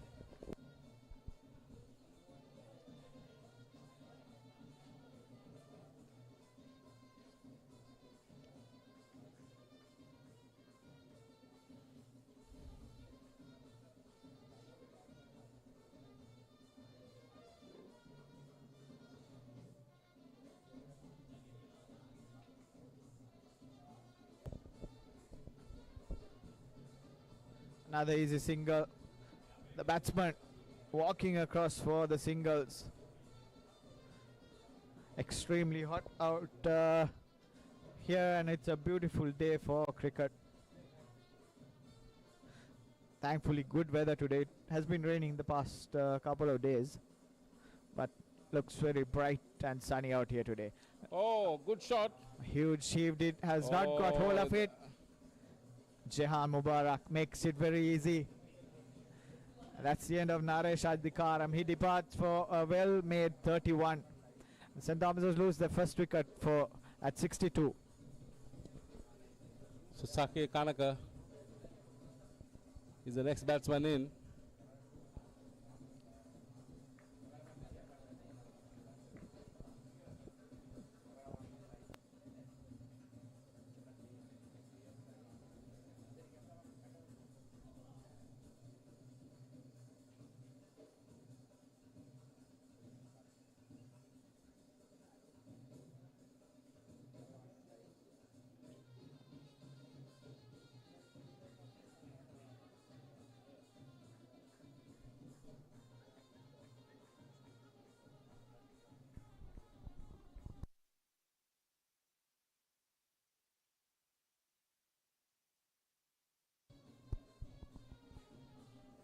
So now the Royal gets the much awaited breakthrough, and the score is 62, and we are in the 8th over, and still the spinners are operating, and rather the 8th over is completed, and Sineth Vitanagi is going to continue from pavilion end. Sineth Vitanagi bowling his 4th and final over. I think the Thomians wouldn't mind losing that wicket, because Naresh Adhikaram was finding it extremely hard to run between the wickets, but just why the doctor ordered for the Thomians, it's Zakir Kanaka who's looking very fit, and equally fit is Janaka Sirivardhana. So I think this would be a crucial partnership between these two to make the singles into twos and keep the scoreboard ticking this time. Uses his feet once again. Didn't get hold of it. Manages to cross over for a couple of runs very easily. Yes, spot on what you said, because the Thomians wouldn't mind losing Naresh Adhikaram. He did his job. He was sent in to do a job, and he got a very good start, but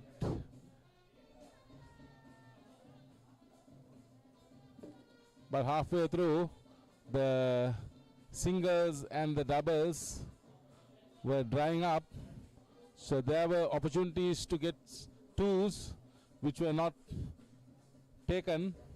So this is going to be and the Thomians lose their second one. Janaka Sirivardhana walks down the track and tries to go for the big one, but completely misses it. And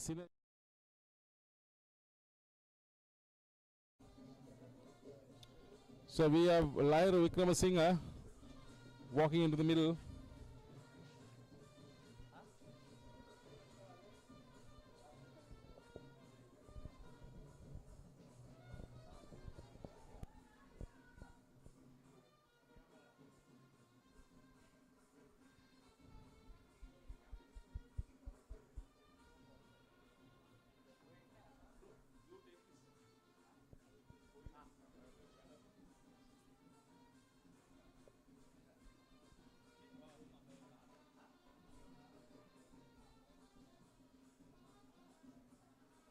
We are seeing a minor Thomian collapse, as we saw with Royal after the exit of Mubarak, who set the big club grounds at Mount Lane on fire.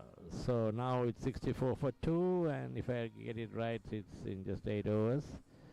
So the match is still open. You never know. There are glorious uncertainties in this game, as we all know. So let's see how it goes. It's very interestingly poised. There's Zakir Kanaka, the Thomian captain, who is now facing. He was No, he's I think the non-striker. He was I think the first Malay cricket captain for St. Thomas's, Zakir Kanaka, if I get it right.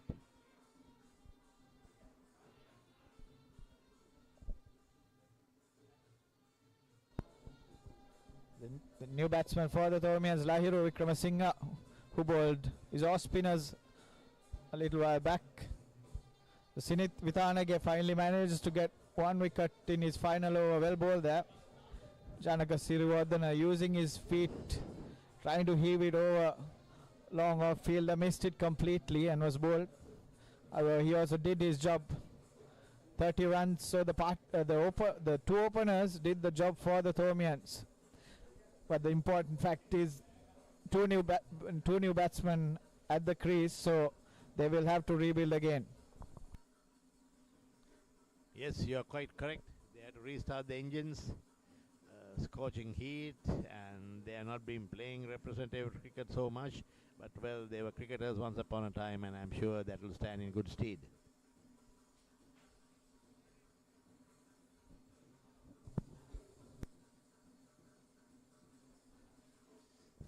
Zakir Kanaka incidentally is a cousin to late Zulki Hamid, the staunch royalist whom we all adore. He was in the organizing committee with me, and let me spare a few moments for Zulki Hamid, who has a record in wicket keeping, and he was a full-blooded royalist. There was nothing short of his loyalty. He was a blue-blooded royalist. There's no question on that. May the good Lord grant him eternal rest. We will miss him.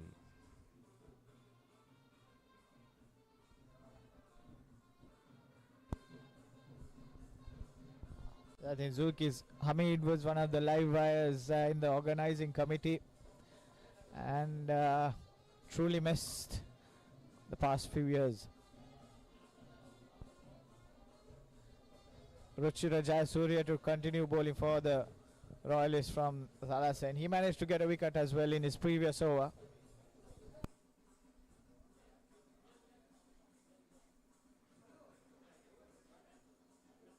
There is more batting to come from St. Thomas's. And do I read it as 9 overs gone? Yeah, nine overs gone. So it's almost the halfway mark. Quick single there. I can see Lahiru and Zakir becoming more energetic than the previous two players. The younger, I suppose, yes. So let's see how it goes. Good thing for the Thomians, the two batters out there look quite fit, so they can go for the quick singles and make those, and convert the singles into the physical twos. build also shows that they can do something. Exactly. But it's important that they don't get bogged down and keep the strike rotating and look for the odd boundary, make use of the loose delivery. Oh, nice shot there. To the cover side, stopped at the boundary line. I think the run rate is not a big issue for the Thomians at the moment. Going along quite nicely, and they have batting to come. But it's important that these two get those, go at 6 to 7 runs per over. They must not lose sight of the per over runs. They get suddenly, 2-3 overs go this way, that way, then it's a difficult point. So I suppose it will not happen in this case. Good shot again. Well fielded. On the onside. Deep fine leg. Short delivery. Zakir Khan missed out on that. Could have dispatched that to a boundary. However, well fielded. That short fine leg. Ruchira Jayasuriya bowling around the wicket. Next delivery, tries to glide it towards short third man. Missed it once again. So the pressure mounting this over. Lucky not to have got a touch there. Yes, you're right. Pressure mounts with every dot ball.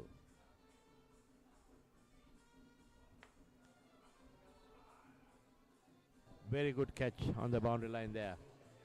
On the onside. Kanaka has to come back. See, this is what I say, a few wickets this way, that way, a few dot balls this way, that way, and the drama begins. So there you are. We saw when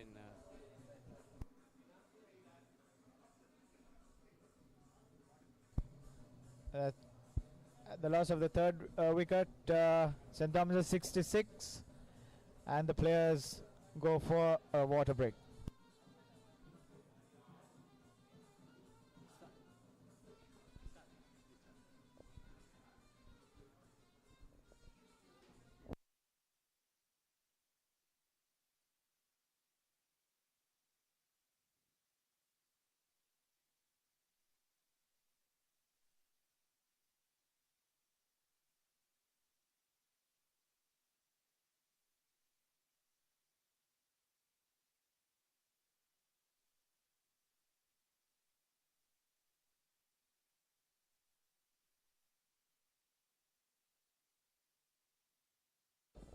we see Nisal Fernando walking in, Thomian cricket captain, batting prodigy, and there's a water break at the moment, and we hope we can see a glimpse of Nisal Fernando of the past.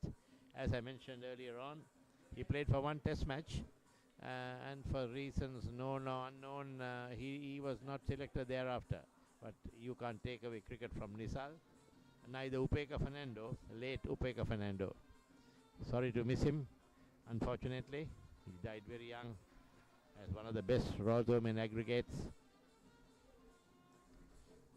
Probably when you think of the Royal-Thomian innings, I had to also mention the classic innings played by Vijay Mallasekara when Royal were tottering around 40 for 4, if I remember right.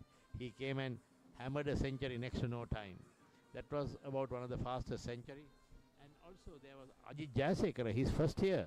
I remember he was a real master blaster. You know, there's no question on that. He wore the hat in a cowboy style. I remember that. Top wicket keeper, and he took Chris Chitty and the Royal attack to pieces. What an inning! 75 run out, and that was one of the best innings I have seen. Electric innings, if I may say. And David Panaya got 100 as a fresher in the second innings.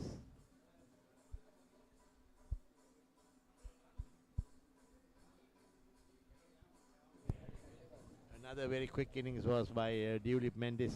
Everybody expected him to do that, and he never disappointed the Thomian fraternity.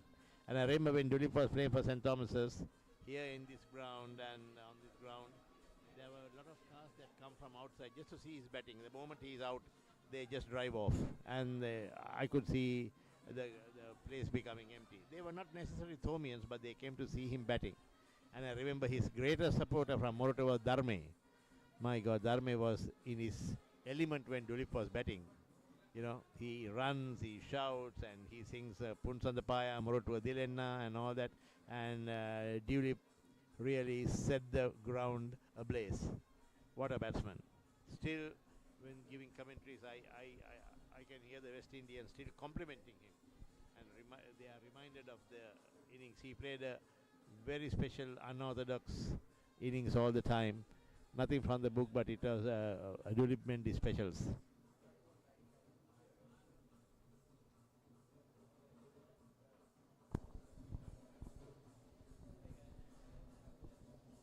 I think it's a privilege to see all the great Thomians and Royalists who played in the past back on the field. Speaking of the greats, Nisal Fernando, Sri Lankan player as well. I hope we will see Maza here at least as a spectator at the match, but I know he's fasting at the moment, but he has played a few cracker innings here in Mountain, and one of the sixes that he hit went over Thalassa. If you can remember the ground towards the Colombo side, it went right over the building, and one went over the pavilion. And at the Royal-Thomian also he did the same thing. Yes, I remember that innings. I was playing that match, and he was on 49, I think, and the Royal wicketkeeper Maligaspe, he challenged him saying, try to get your 50 with a 6. And he did exactly that. That 6 ended up on top of the side screen, and that was a fantastic innings by Maza, and I believe he was a fresher that year as well. Yes. Unfortunately, he could have captained the next year, but he just failed, I think, one pass or something at the O level, something like that. Otherwise, he would have captained that next year. Masa's father and mother, very hospitable people. I remember they used to bring a lot of stuff to eat for the spectators, and he was absolutely proud of his son, naturally.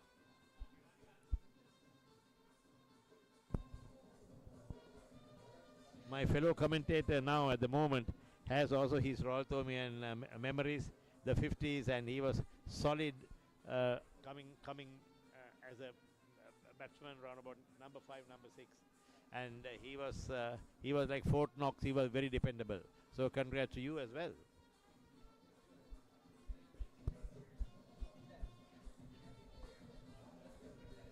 It's good times back then. 2004, 5, 6. Best days of our lives, I would say. Definitely.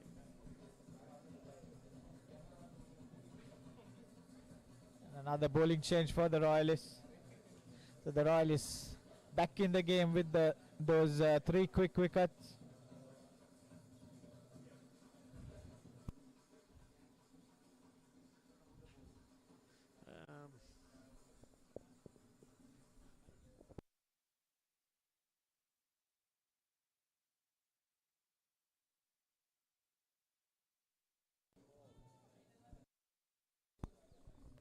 Charith Nagaduvithana brought into the attack, bowling his leg spin, I believe. First delivery flighted, but not on target. Wide delivery there. Well kept by Andrew Pereira. On my right side, a little bit further away from us, is Kanishka Herat and his brother Pragit. Pragit played for Ananda, and Kanishka was vice captain for Royal.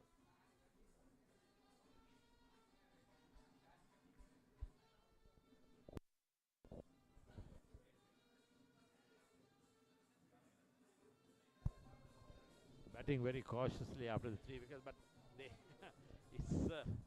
it's not easy. They have another 90, I think almost 90 runs to get, 10 overs, so they had to do a good calculation on that.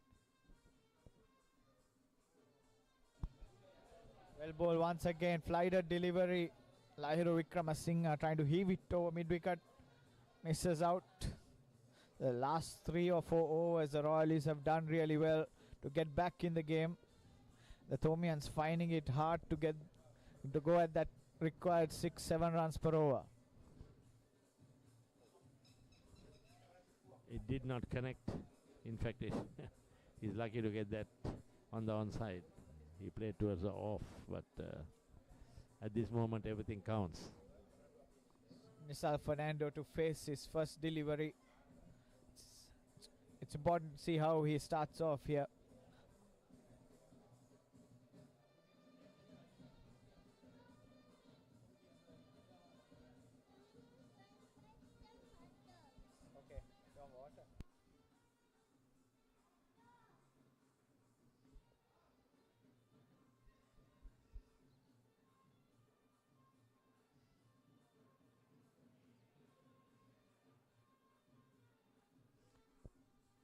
Thomians have certainly lost that touch that they had earlier on. Nisal didn't connect it.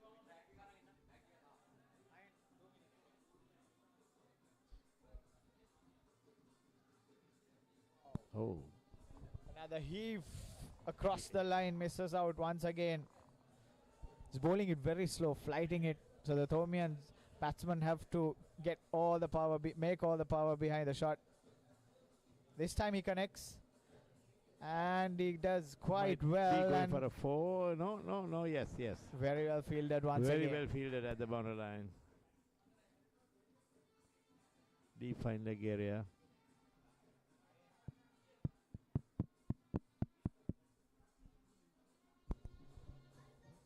That's the end of the 11th over. St. Thomas is 71 for 3. 9 overs more to go, and about 80 runs to get. Not difficult, but suddenly we see a drop. The Thomians will have to do really well from now on to get to that 151.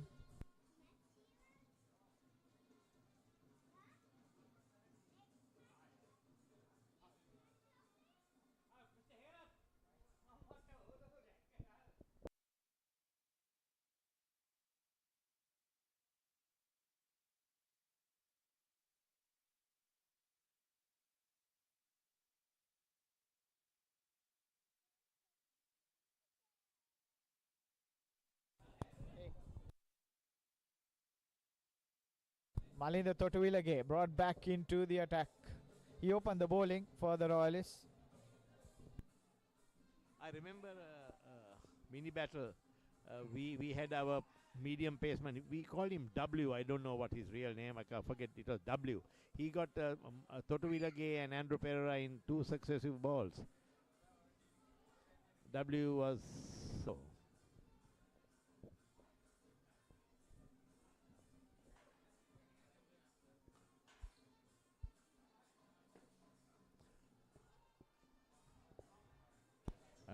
Another Thomian wicket.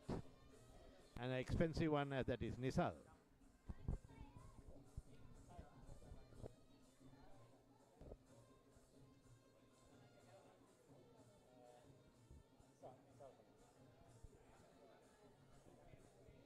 Nisal Fernando is walking back to the pavilion.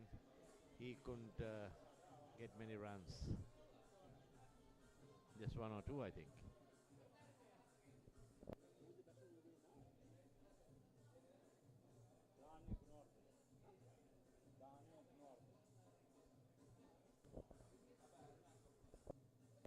The new batsman is Gunawardena. The frame has changed quite a lot from the college days, so sometimes it's difficult to really find out who it was until somebody prompts. Royal upbeat at the moment. So the new batsman, Dani Gunawardena, taking his guard. St. Thomas is 71 for the loss of 4 wickets, chasing 154. In a spot of bother, I'd say they'll need to consolidate from here onwards. Probably get a couple of good partnerships if they are to pull this game through.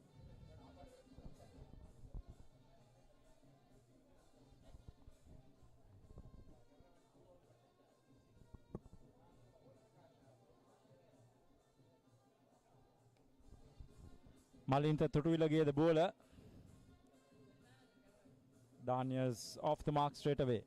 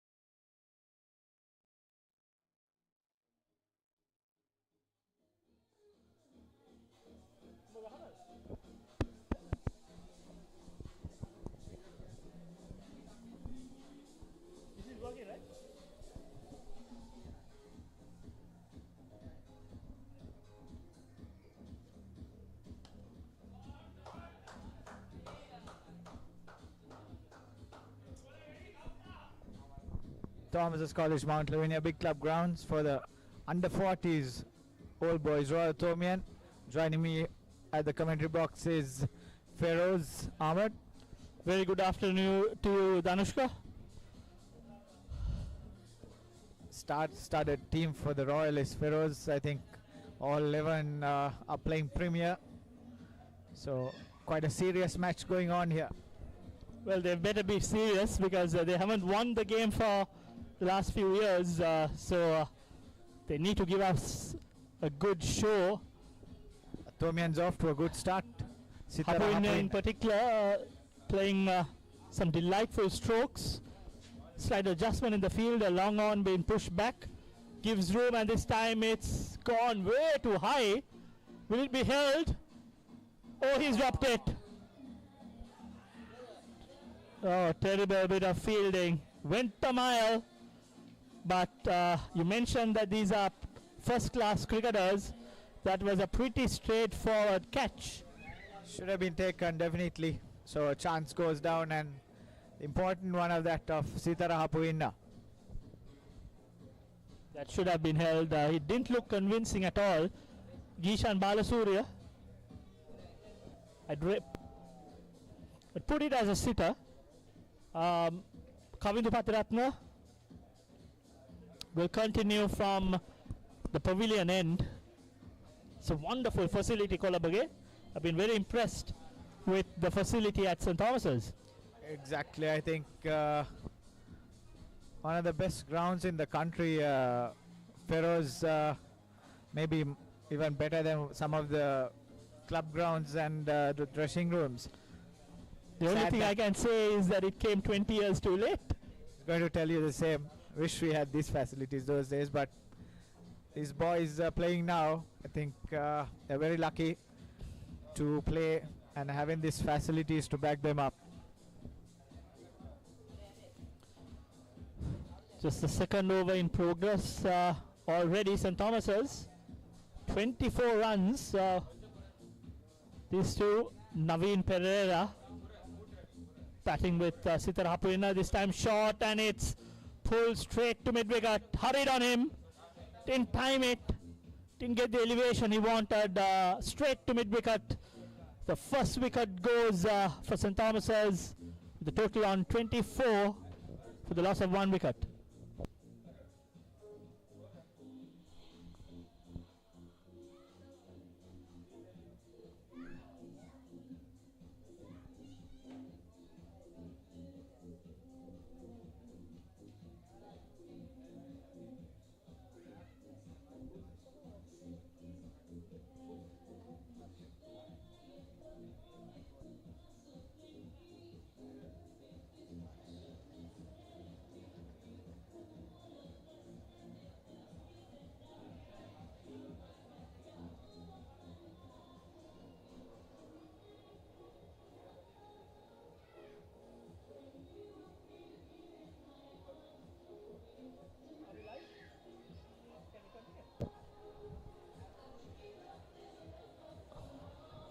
So Danushka, it's Pussegol middle.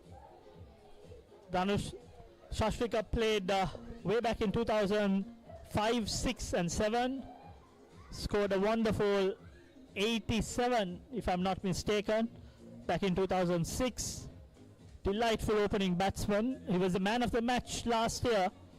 And the year before, if I'm not mistaken. So 2 consecutive years. He's been the thorn against the Royalists. Here he is out in the middle at the non-striker because and a deep square leg.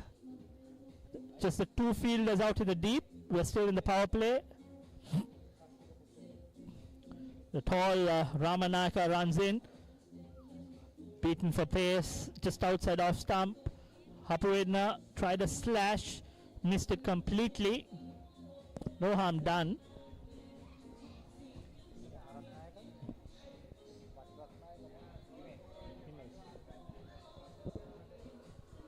Himesh Ratnayaka bowling. Ramanayaka, son of Champika Ramanayaka.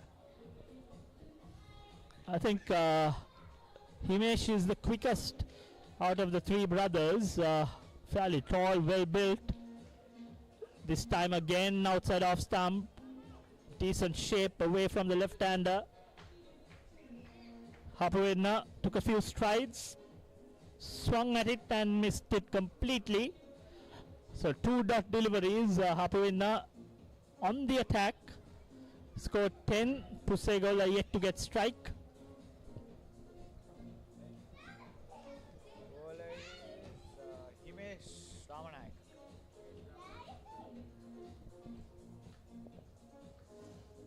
The Thomians will be targeting minimum 150, 160 on.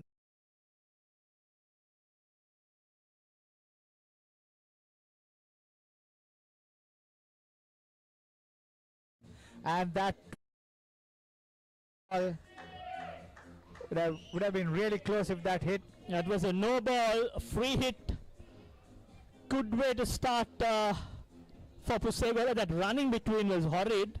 Lucky that the fielder missed the stumps, but nevertheless, he's got a free hit. First ball he's going to face, and it's a free hit. Lovely way to start the innings if you are a batsman, but a bit of indiscipline by the Royalists. Striving a little too hard and the process overstepping.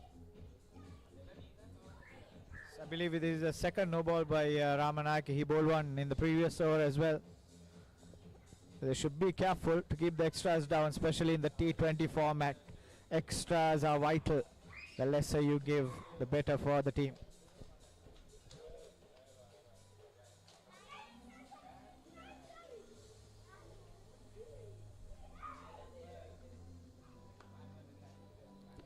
Backs away and tries to heave it towards deep square leg. Didn't get all. Tora.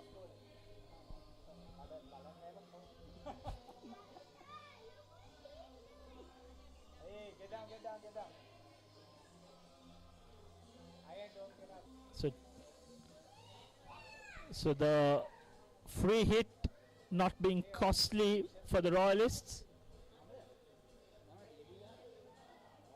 Hapawena on strike.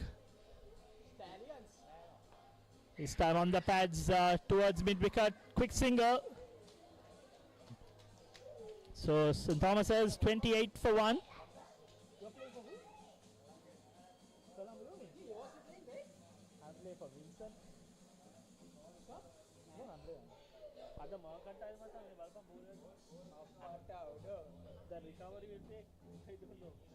First ball, man.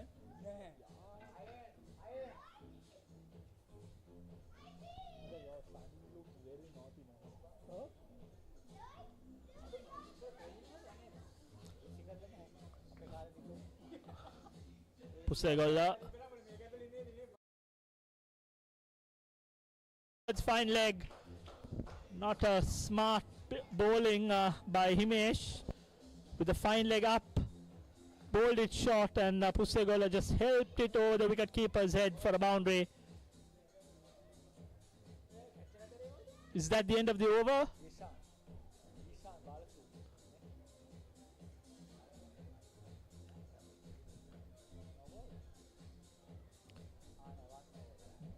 Just a polite notice to the bowler that it's one for the over above the shoulder height.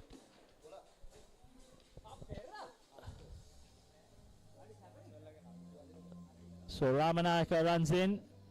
This time very well played on the front foot by Pusegola. Just a very poor bit of cricket. That was very unnecessary, but the covering up wasn't up to the mark. A couple of runs given. So that's the end of 3 overs. St. Thomas has 33 for 1.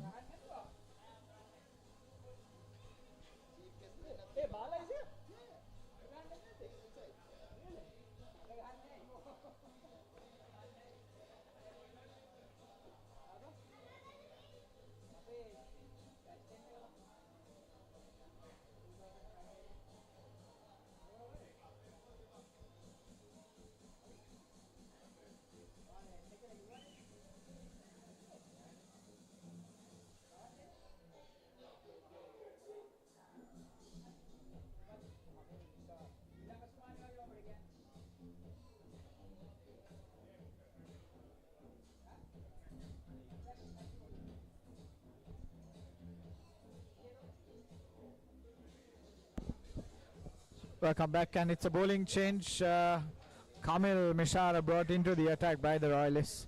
Bowling is right arm off spinners. Another guy in the Sri Lanka A squad, I believe. First delivery, and that's sweetly timed by Pussegulla in the gap. Beautiful shot, 4 runs. Always was an elegant batsman, Shashrika Pussegulla. That's a super shot. Shashrika's trademark strength was outside the off stump. Used to play a wonderful cover drive back in the day. Continuing from where he stopped, he was the man of the match last year, scored a wonderful 80, and just continuing from where he left. Started off quite positively. He's got into double figures.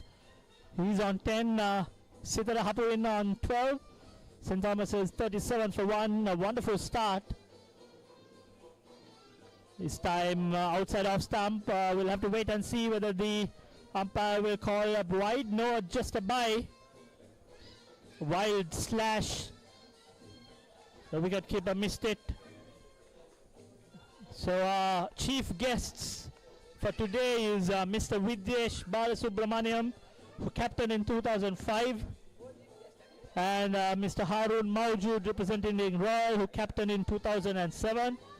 We need to thank our main sponsor, Oxford College of Business, and the co-sponsors for today, Fonterra, Mr. Cricket. For today is Ceylon Cleaners, and that was coming back into the game. That missed everything, Feroz. Absolutely. I think Hapuin gave himself some room. Missed it completely, and the wicket keeper also obliges. Leaves it alone. Freebie and first-class cricketers, but the fielding has been pretty ordinary. Exactly. Interestingly, I should have seen the over 40s fielding. It was quite good. This time down the leg side, appeal. And that was St. Thomas's 42 for 1.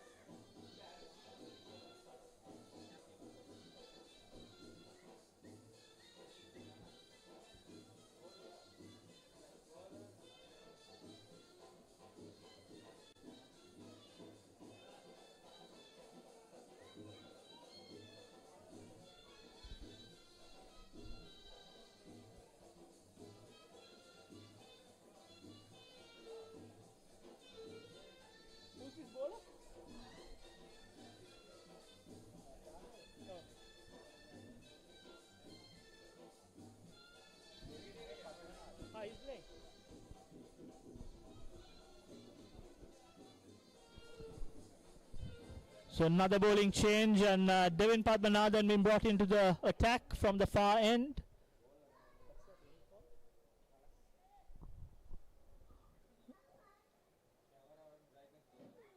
This time beautifully played, using the pace, and then it was all timing, caresses it all towards extra cover for a boundary. Wonderfully played. It just used the pace, and the wrists came in the way.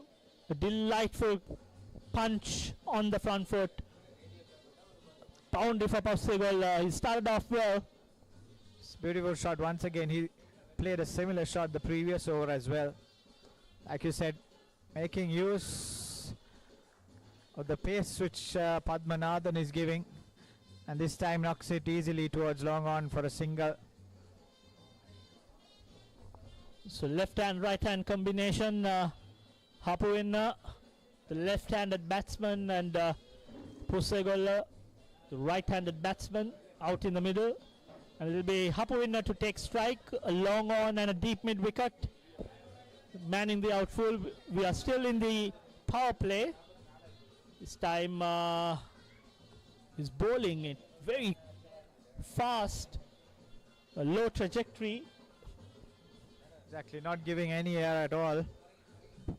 Bowling it very flat, and another single to Hapuin.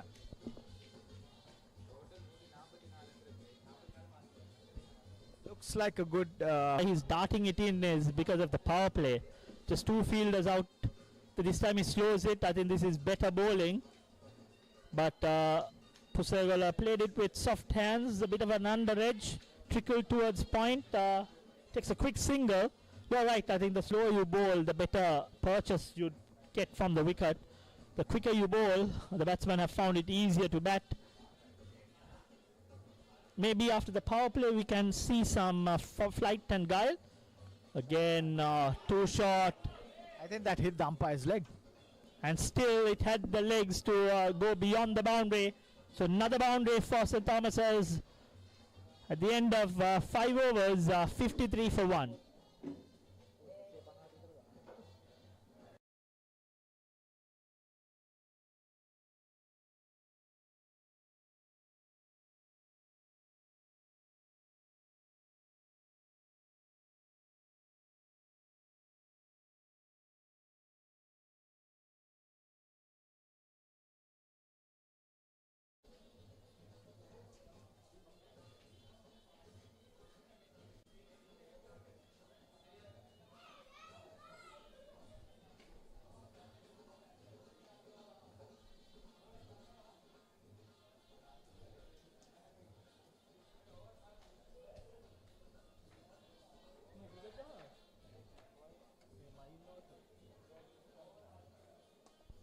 This time Apesh, will it be held? Yes, very well held. Basis Manchanayaka ran in from mid-off. It was a thickish outside edge. Pusegola tried to loft it over mid-off, didn't get hold of it. Thickish outside edge went up in the air, and Basis Manchanayaka, couple of strides, kept his eyes on the ball, and it was well held. So the danger man Pusegola departs. I'm sure the Royalists are happy to see his back. Twice he was man of the match in 2 consecutive years, and this time departs early. Played a couple of delightful cover drives. A quick fire 16. St. Thomas's lose their second wicket at 53, 6th over in progress. Good start, but nevertheless the Royalists will need to get a couple more wickets and get back into the game, because the St. Thomas's have had a good start. Kolamage. For the Thomians, and the Royalists must be very happy to see the back of man of the match the last 2 years, and he was batting really well today as well. I think that was a super catch from Dasis Manchanayaka. Judged it very well. It's never easy when you have to run backwards and judge the ball and catch it. Backwards and judge the ball and catch it, but he did extremely well. Well held and well done by the Royalists. Pusegola was trying to get it above the head of the mid-off fielder because he was inside the circle. But Dasis Manchanayaka equal to the task.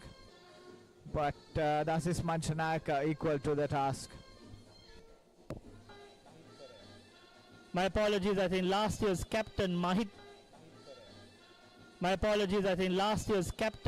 Pereira out in the middle. Starts off with a full toss. Pereira out in the middle. Starts off with a full toss.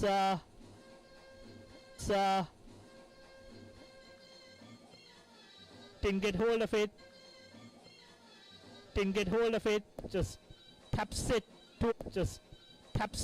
towards the bowler, the bottom of the bat. This time again on the pads. The keeper doesn't collect it cleanly. Trickles towards short fine. A leg by called by the umpire.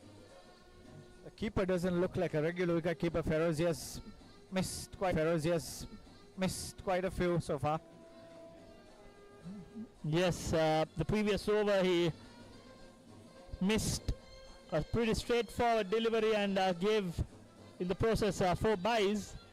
This time a couple of steps, uses his feet, get the inside part of his bat towards deep mid wicket, a single. The Thomians keeping the left hand right hand combination going, make it harder for the fielders as well as the bowlers to settle in. But it's important that the Thomians keep rotating the strike and targeting that odd boundary. A big mix-up there, almost. If Kamil Mishar had got the ball, would have been a definite run out.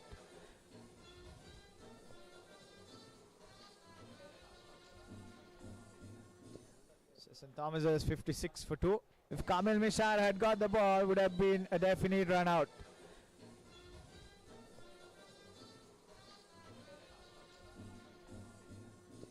So St. Thomas's 56 for 2. Started off well, Mata. Started off well, Mata.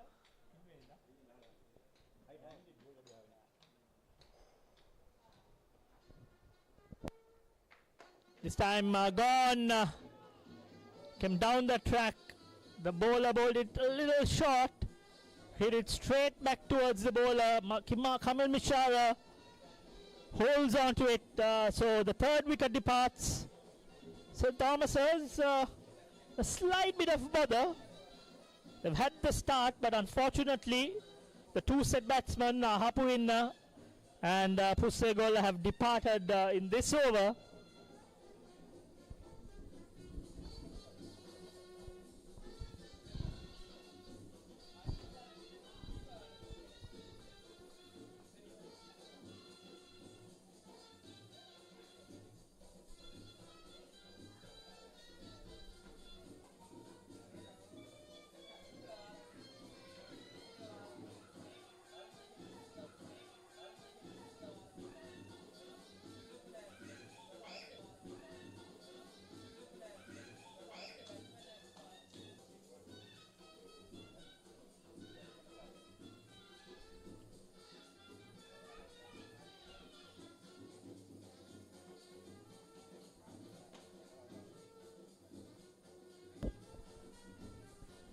Devin Padmanathan to continue, and it's the end of the power play, so it will be interesting to was very yes, I think the umpire signals the end of the power play, so you cannot long off, long on, deep mid, deep square.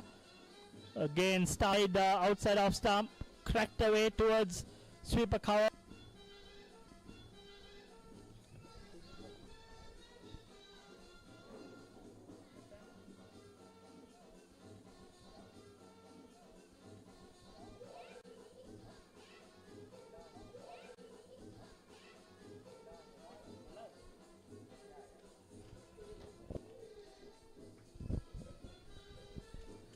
The new batsman for the Thomians, Hela Kamal Nanakara, another Thomian captain.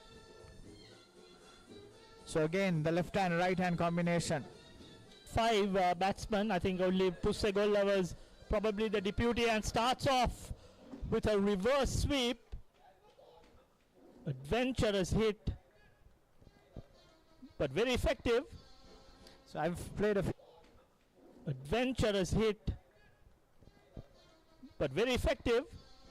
So I've played a few matches with Hela Kamal Nanakara, and what he has said is the normal sweep, he's not sure of the normal sweep, but he's 100% sure of the reverse sweep. So as you can see, the first ball, he brings the reverse sweep out.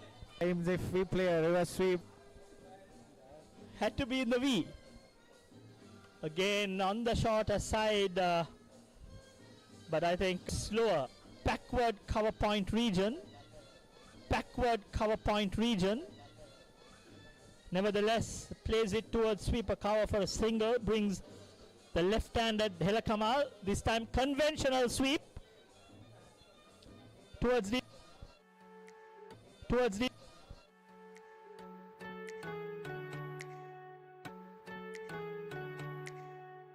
the wicket keeper had ample time to collect it, and the stumps missed it, and in the process a suicidal run by Hela Kamal Nanakara, lucky to survive inside a little bit handicapped out in the middle. Exactly.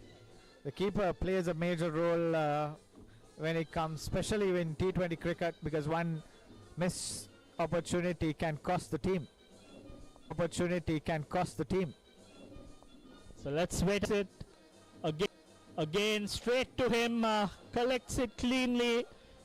End of a better over by Devin Padmanabhan. 7 overs complete at 61 for.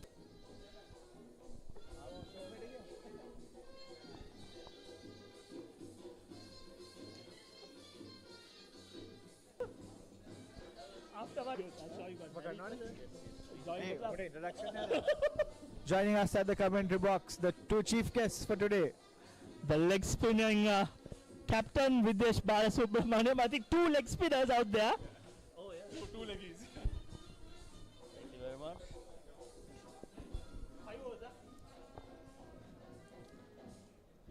All right. Hi Bala, it's indeed a pleasure to be here. Excellent facilities, I must say, at St. Thomas's. Thanks, Harun. It's also been quite a bit of time since I came to college. It's good to see a nice cricket game. That's a superb shot. Straight to the field at long off. The 3 wickets have fallen. In quick succession. That has really dented the scoring rate in their favour. The last 2-3 overs have been relatively sedate for the Thomians, Bala. I think, yeah. It's also, since the spinners came in, managed to stem the score rate. It'll be interesting to see how the Thomians build from here.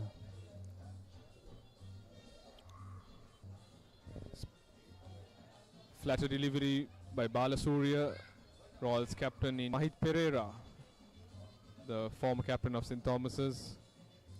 2 youngsters occupying the crease. They're trying to console the loss of the 3 quick wickets. It's floated. Some beautiful shot, but there is a field in the deep and comfortably taken. Excellent take there at sweeper cover. Unfortunate Mahit Pereira. I think the shot was on, but failed to find the gap.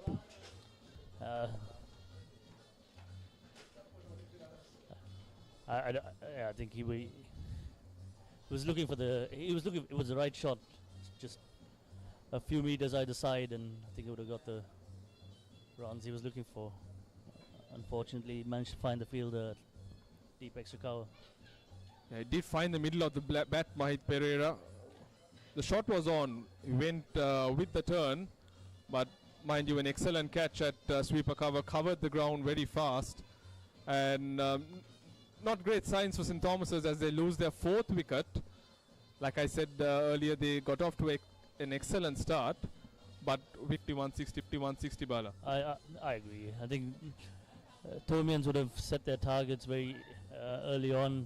With that start, they would have been looking at 160 to manage to pull this back.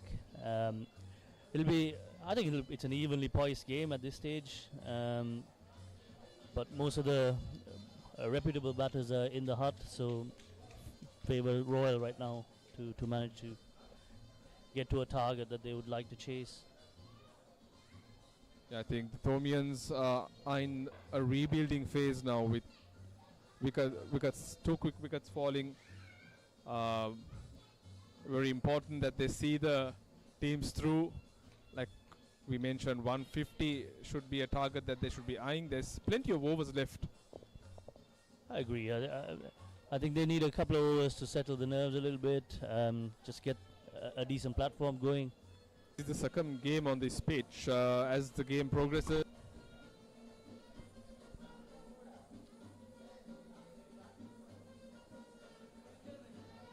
quick, flat, just short. Couldn't middle the square cut straight to the fielder, and that's over.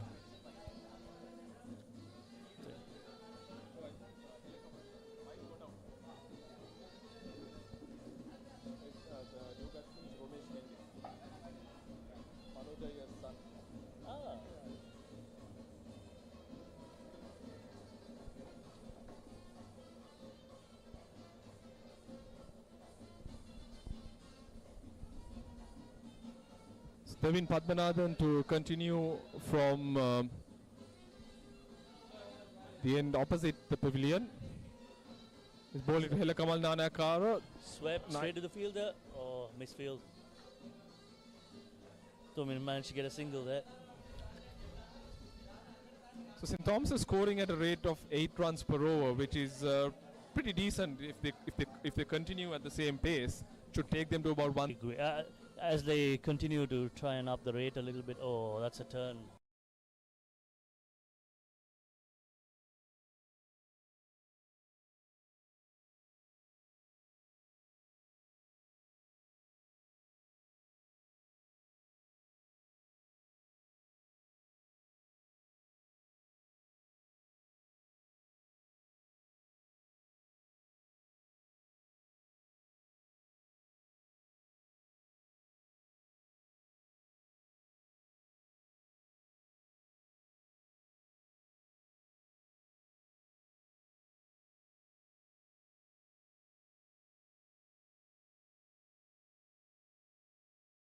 Bowling up on the surface, there's definitely something on offer, and I'm sure the Thomian spinners too would have their eyes on. Looking for 2, but settled for a single.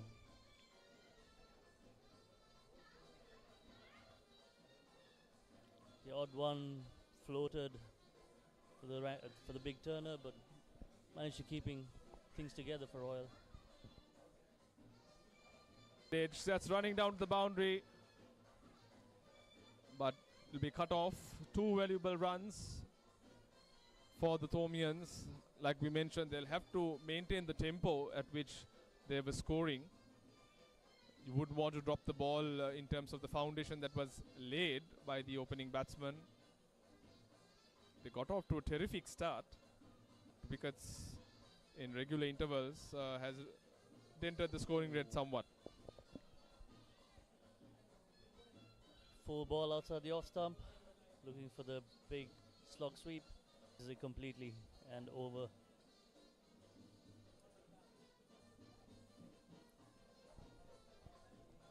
.90 70 for 4 off 9. Looking at the evolution of this game, Bala, wondering how things have evolved in terms of technology. The fact that these games are now being broadcasted and telecasted. These were nowhere when we played. I'm sure you would have loved the game on this surface. Absolutely, absolutely. Much to talk about the facilities here at St. Thomas's. Excellent infrastructure, the pavilion, state of the art, mind you. It's a bit unfortunate. Wide call by the umpire. Floated outside the off stump.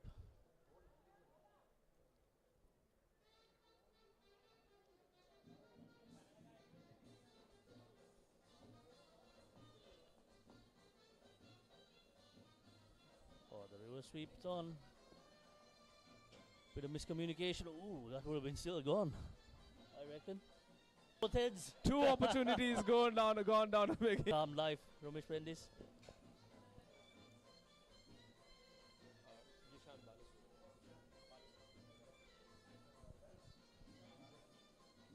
Oh, that's a corker. That's a ripper. Excellent stuff by Balasuriya. He seems to be spinning that ball viciously and also getting good bounce. He's very tall. His release point is pretty high as well. Not a lot of float in the delivery either. So, Ramesh Mendes managed to get some bat on there. Looking for 2. Gets it comfortably.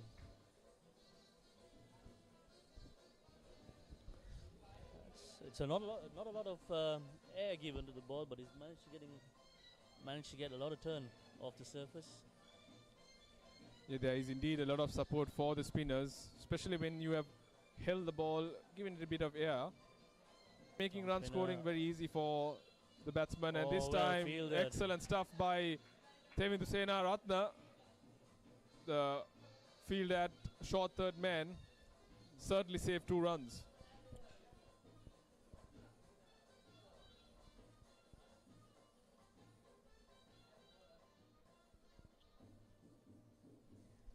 Great fielding there. there's always a bit more competitive edge, I guess, when the Royal play St. Thomas's, and likewise. Level of competitiveness is at its peak when these two schools compete against each other, irrespective of whatever sport they play. I think that's been the beauty.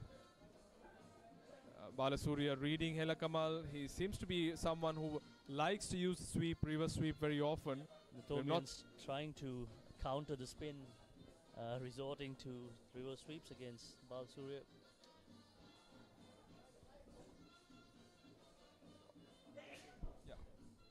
All this is going to cost the Royalists, all these extras, every run, additional run given, plus the additional ball that is to be bowled. On top edge, falls safely in the cover region for another single. That's over number 10.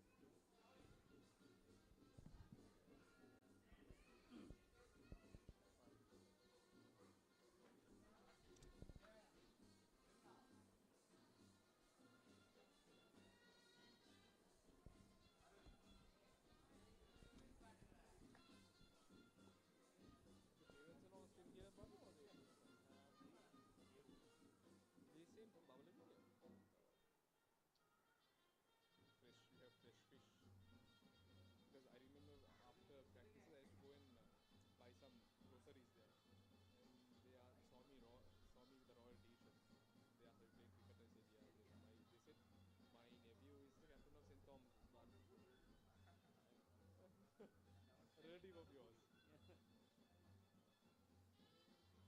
Down duplication road. Public video.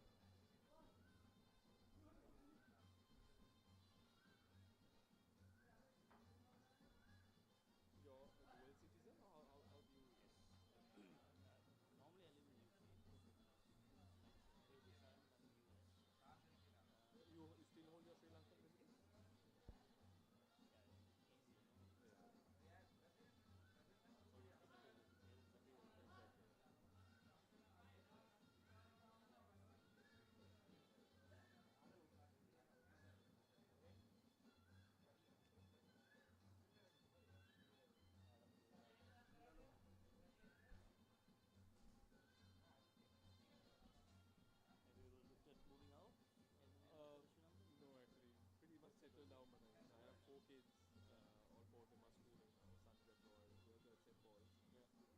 at Royal, the other at St. Paul's. Yeah. And the job is also pretty good for them. There seems to be some form of career path also. I know most people who have moved to the West and then come back, some of them, like who moved in the recent, not those who went some time back. Because at one point it became like a trend just to get out of the country. But in India, I heard it's the other way around. A lot of people from the States, from Europe are coming back to India. Because it's a booming market.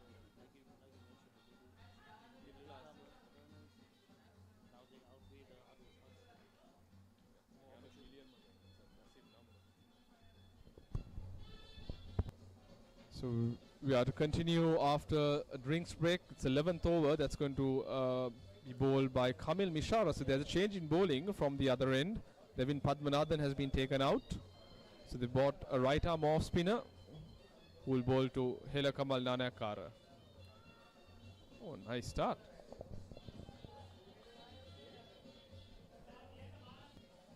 Managed to get an outside edge and very well kept.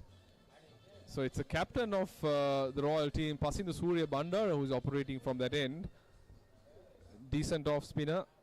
Second ball of his spell. He's grabbed the crucial win. The time he came was looking to just sweep.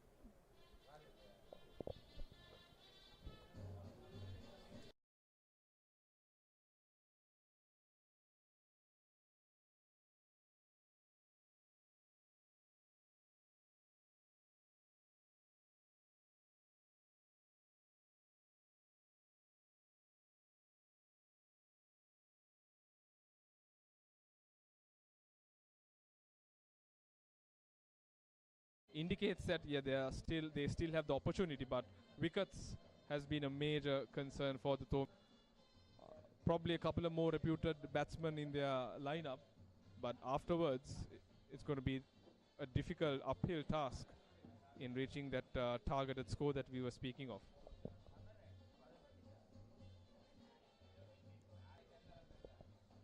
I think it's Tarindu Ratnayaka who has come into the crease, also famously known as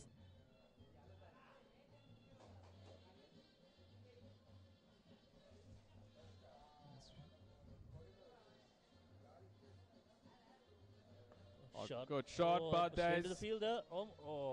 feel that deep mid wicket. Surya Bandar has looked very impressive, giving the ball air.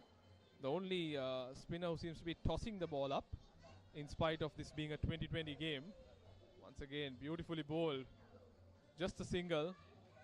An excellent over thus far by this Open Royal College team.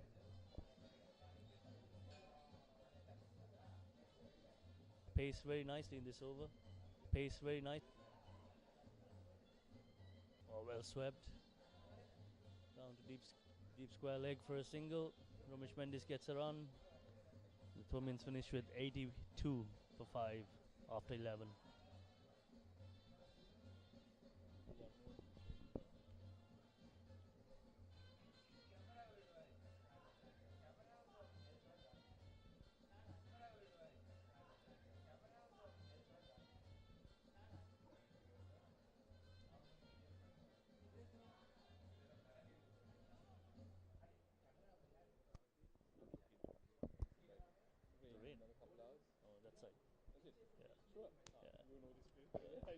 When the rain comes.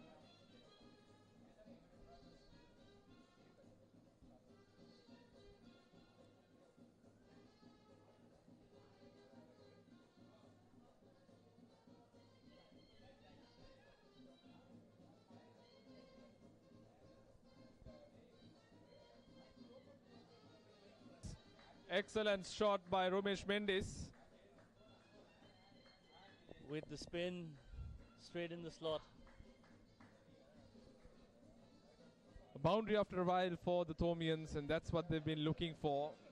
The Royalists have managed to keep them high and dry for some time without a boundary. And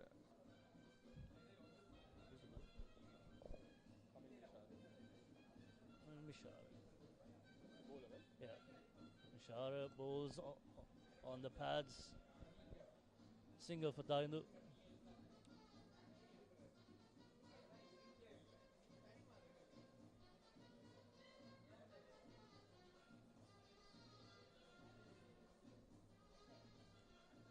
Should be a good contest now.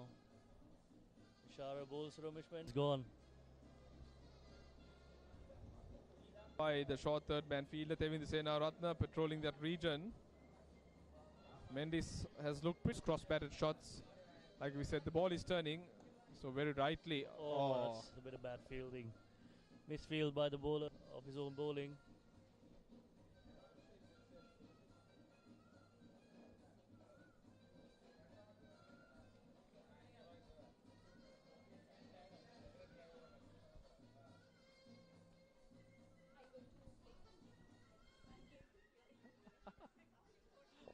.93 for 5 after 12. in a spot of bother.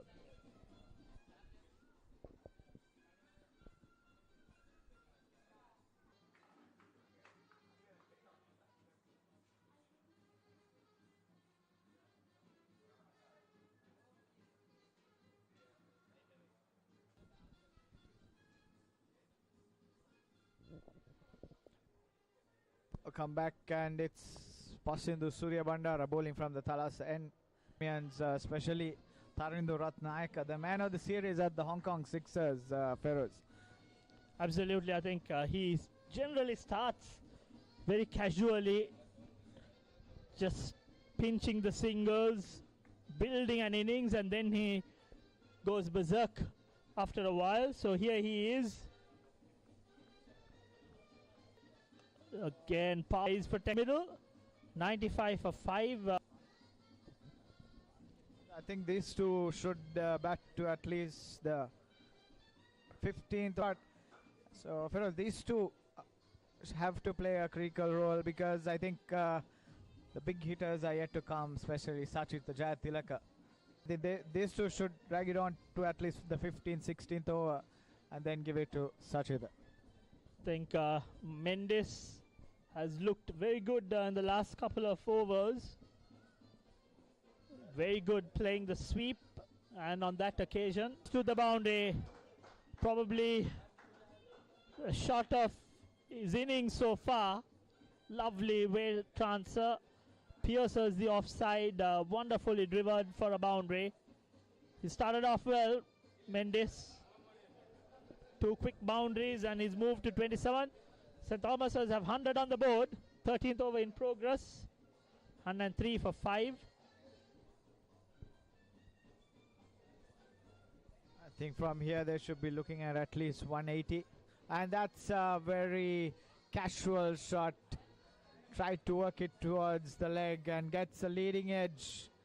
Very soft dismissal, Feroz. Extremely soft dismissal, I think, after those 2 boundaries. Looking to work towards the leg side. Thickish top edge. And was held at the cover point region. Just as he was getting into the groove, he departs. Well compiled, 27 by Ramesh Mendes. St. Thomas's lose their 6th. 103 on the board.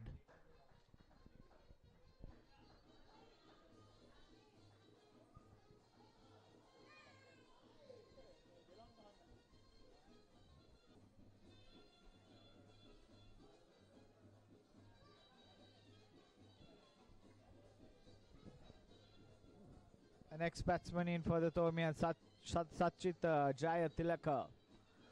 He is well known for his big hitting.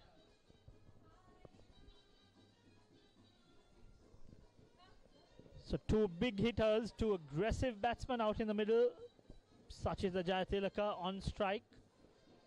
And we've got the man of the series in the 6-a-side tournament, Tharindu Ratnayaka on the other end. End of a successful over as far as Royal is concerned. Driggs called out into the field at the end of 13 overs. St. Thomas has 103 for 6.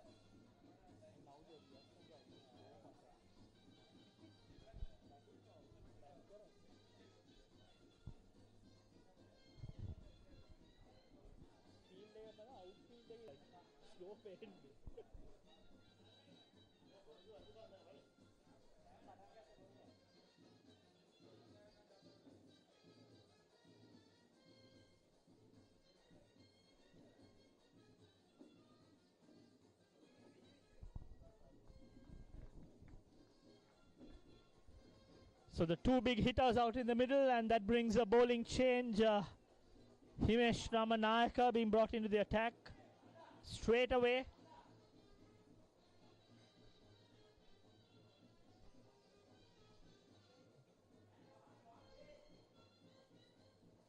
Bit of disturbance behind the bowler with the side screen not changing. And the batsman not happy and requests for the side screen to be adjusted. We are good to go. Tharindu Ratnayaka to take strike. Ramanayaka bowls. This time slashes. Caught. Oh, he's dropped it. That was a sitter. Absolute sitter. Dropped out in the third man region. Ramanayaka was brought in for that to get rid of the danger man Ratnayaka. Ratnayaka slashes, gets a thickish outside edge. Pretty straightforward chance. Is it Balasuriya again? I think it is Balasuriya who's dropped two very straightforward chances, Danushka. It's costly misses for Royal. The ball is going after Gishan Balasuriya. He's dropped two already. A very good up to the mark today as Himesh runs in once again. Short delivery played towards third man by Sachita. I think these two will look to consolidate till at least the 15th, 16th over and then go for it. They're already 6 wickets down. So they've got plenty of overs, 40 more deliveries to be precise. And they can get towards that 160 mark. I think they've got a fight out in the middle because there is the occasional delivery that is stopping on the batsman. Especially when you're willing to toss it up and extract a bit of bite. This is a sharp delivery that just flew past the wide called, but that the batsman's reaction says it all. Quick whistle past his ear.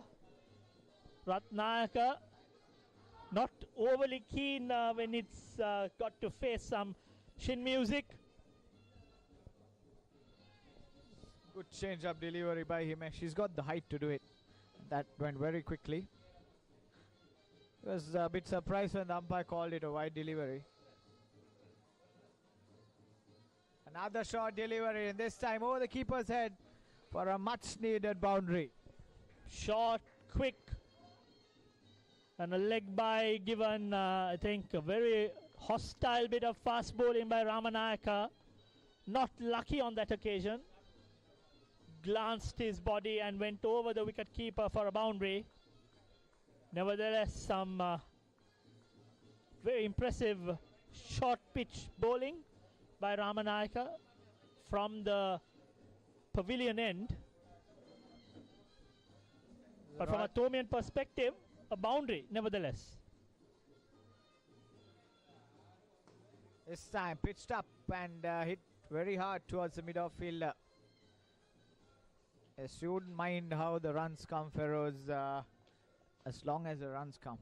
So the Royal is bowling to a certain plan to Tharindu Ratnayaka, not giving much on the front foot, but keeping him on his toes because he's very strong off the front foot.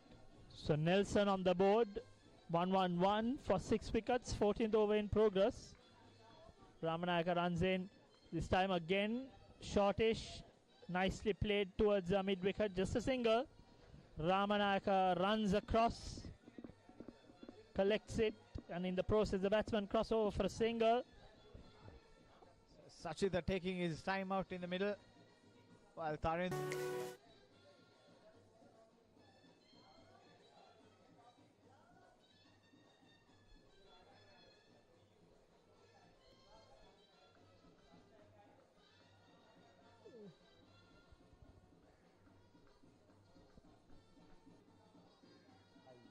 This time the bowler rolls his fingers across, a cutter to end the over. Batsman missed.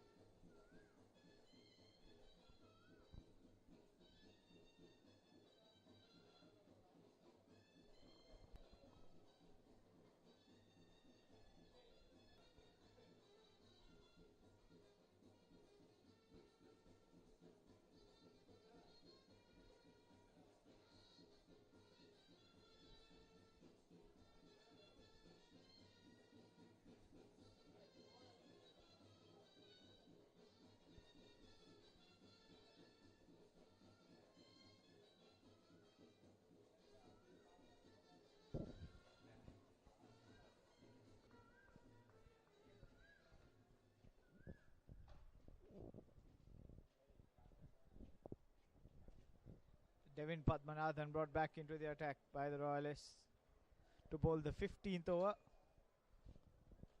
Interesting field Feroz, as three fielders long on, long off, and then there's one straight behind the bowler. To see the fielder placed right behind the bowler, a rare occasion. I mean, I don't often see that specific fielder being placed right behind the bowler's arm. This time Foolish driven powerfully towards sweeper cover, just a single.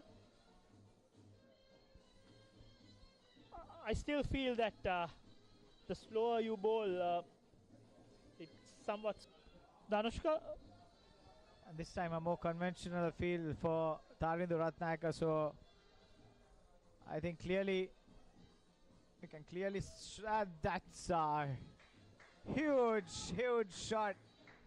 The ball is gone. That's a massive hit, massive blow, hit with disdain over.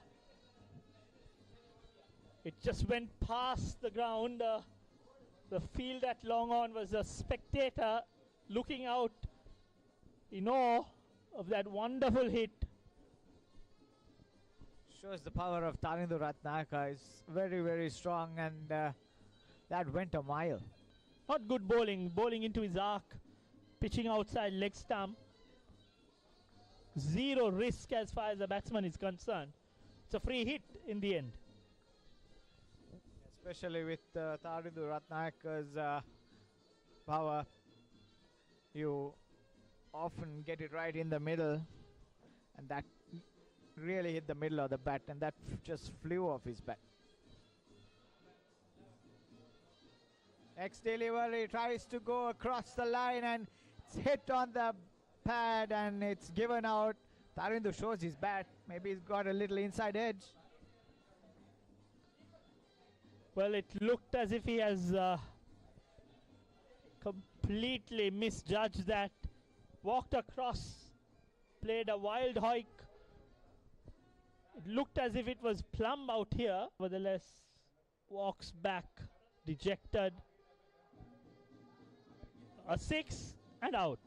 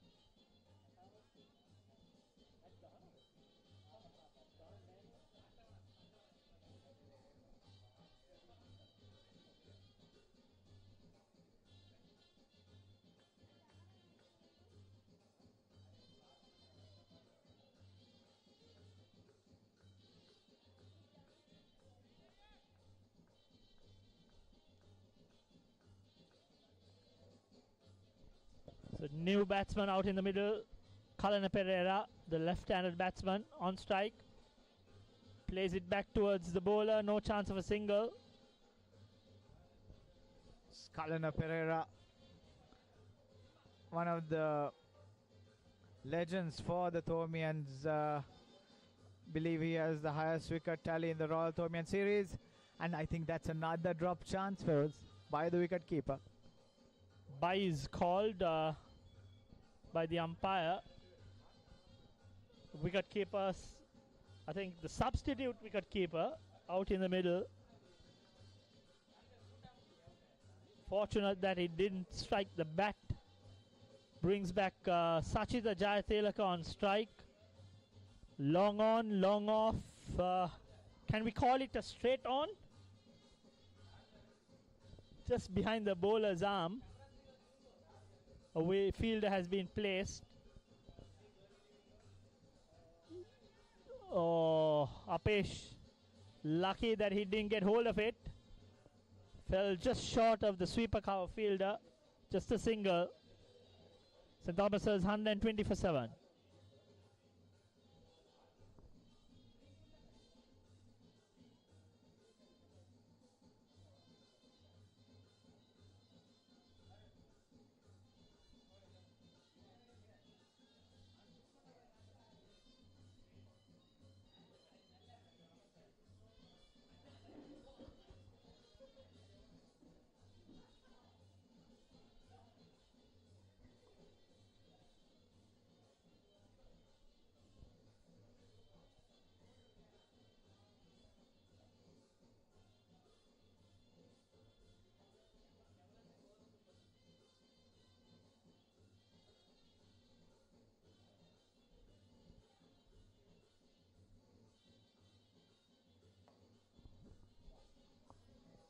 Powerfully driven by Sachita on the front foot. Kamil Mishara bowls.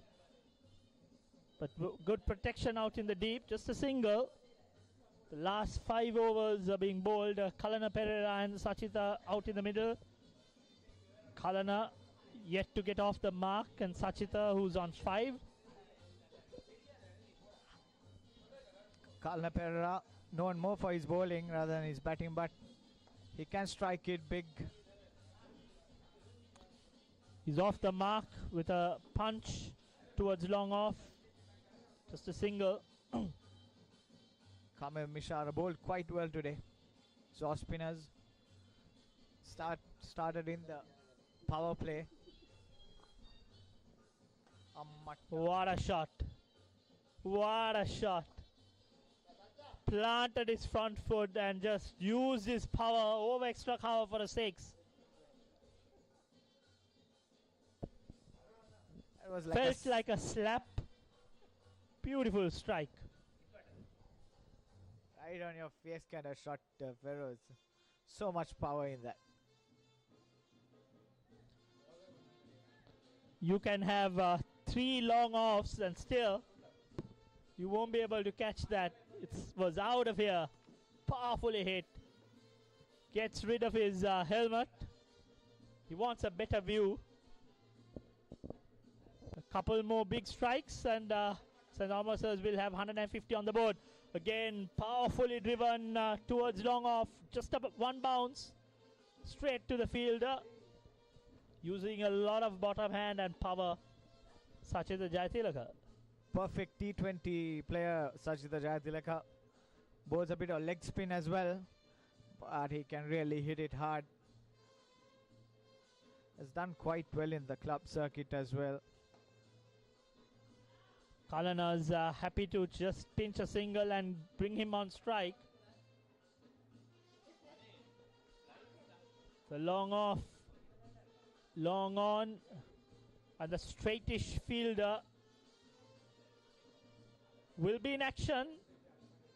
But Jayatilaka on the other hand, this time again powerfully played on the back foot towards a straightish sweeper cover. I think they know him all too well. Just a single to end the over. 16 overs completed. 132 for 7.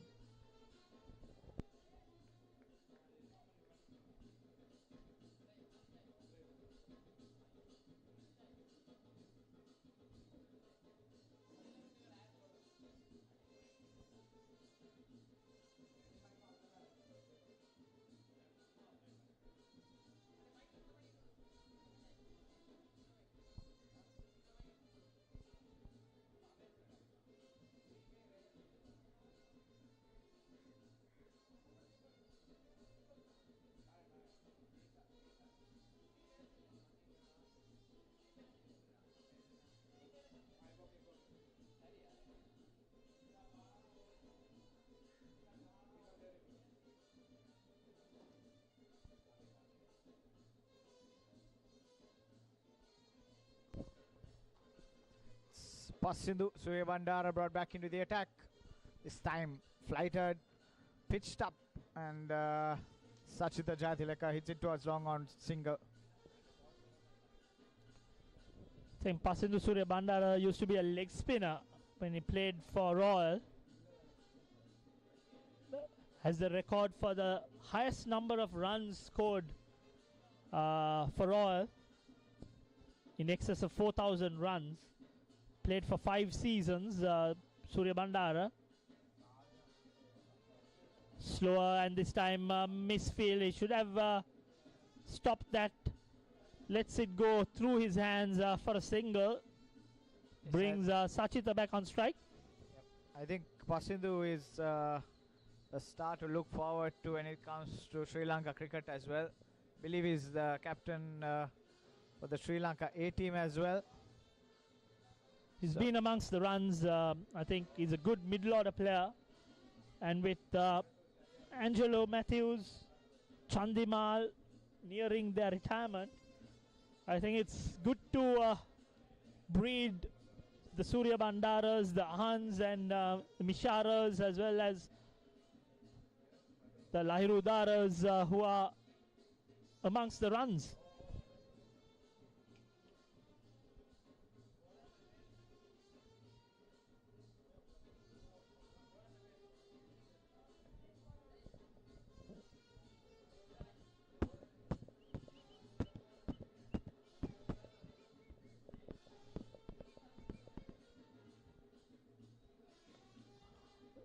Came down the track, but bowler adjusted, pulled it short, driven back towards the bowler.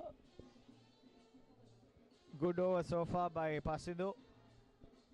Keeping it tight.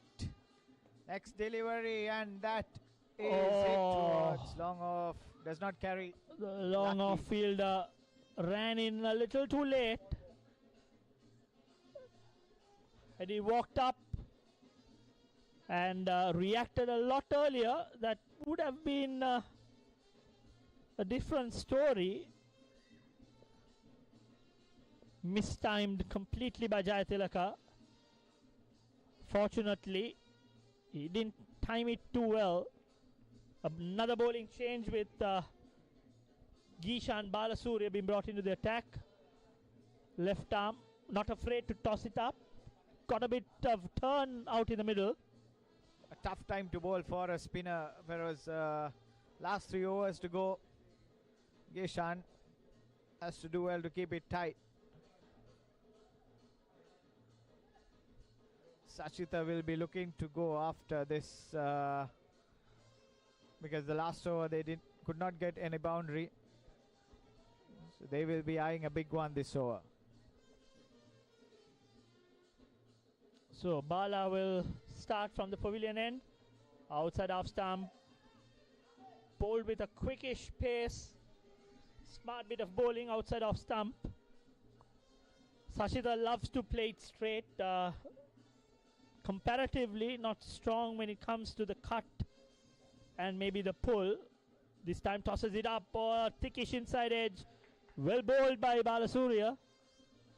Hasn't had the best time out fielding, but when it comes to his main task, which is bowling, he's been right on the money.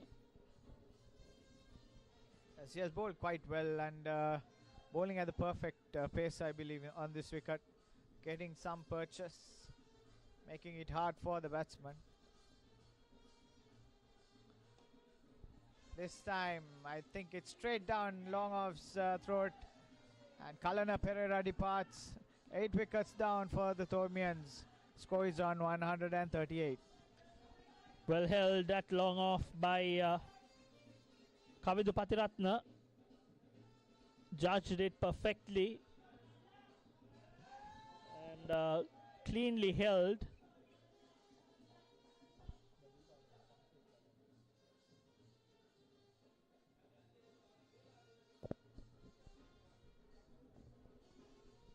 Our main sponsor for today, Oxford College of Business. The co-sponsors GX Logistics, Fonterra, Mr. Cricket, Power World, Keels Crest, and also the official clothing partner Ceylon Cleaners. A very big thank you to all the sponsors because this would not have been possible without them.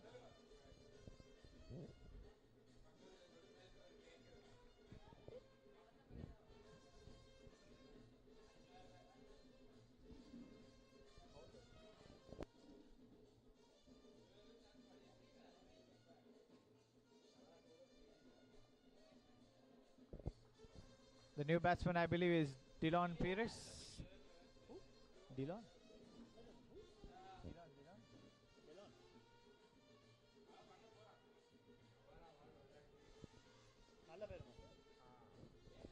Oh, sorry, it's Ramesh Nallaperma. This time comes down the track, straight up in the air. And that's another easy catch by Kavindu Patiratna. Gishan Balasuriya making it up for the lost chances on the field. Wonderfully bowled over. Wearing his pace, using his guile and troubling the batsman. They found it difficult to play the long, the aggressive hits against Balasuriya. Nallaperma departs. Second ball he faced, he came down the track and hoisted it over long on, but didn't connect cleanly, and in the process Patiratna managed to hold on to a straightforward chance. St. Thomas has 138 for 9. I think the better option would have been to give strike to Jayatilaka, who's on 17.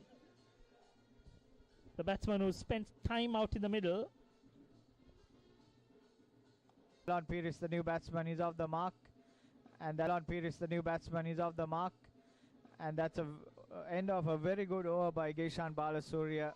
And St. Thomas's 139 for the loss of 9 wickets.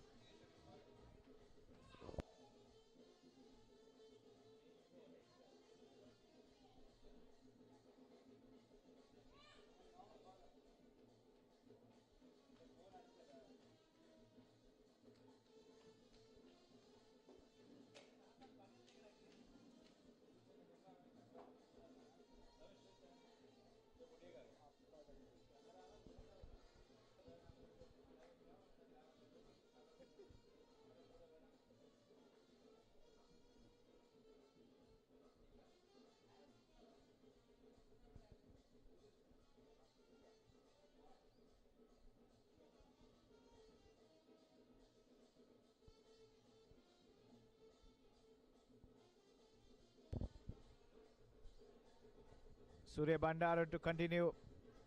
Penultimate over, 19th over for the Royalists. St. Thomas is 140.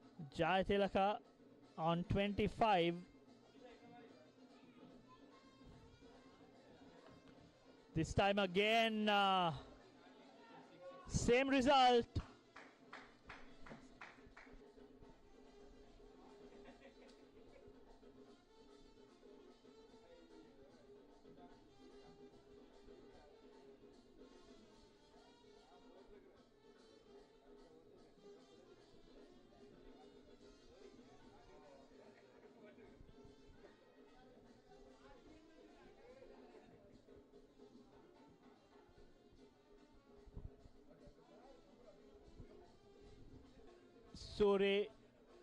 Sore aborts his run up, makes the batsman wait. This time again a hat-trick of sixers by Jayatilaka, using his powerful build, strong bottom hand. This time bit of a 19 overs.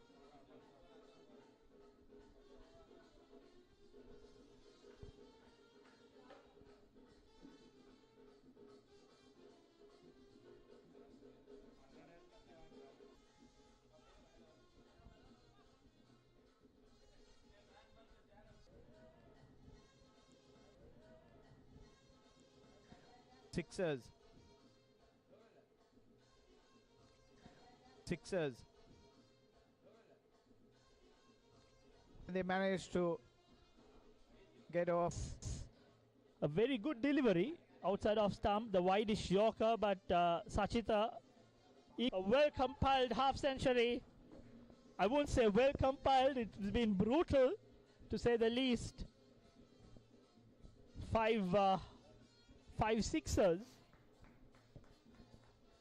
and special. definitely a match-winning knock if they go on to win this. Pharaohs, game-changing innings by Jayathilak. A full toss once again.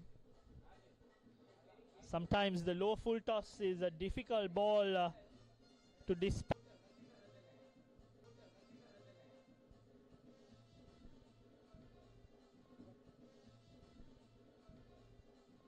I think the message to Delon pulled it towards the vacant fine leg region for about. Leg was inside and he knew that Ramanak and gets a very important boundary. The score moves on to 180. I think this should have been the total that the Thomians would have been initially targeting. At one point they were looking at just 150. And St. Thomas's end on a high. 184 runs. Will this be costly? We'll have to come back in a couple of minutes when the Royalists will take lease of the wicket.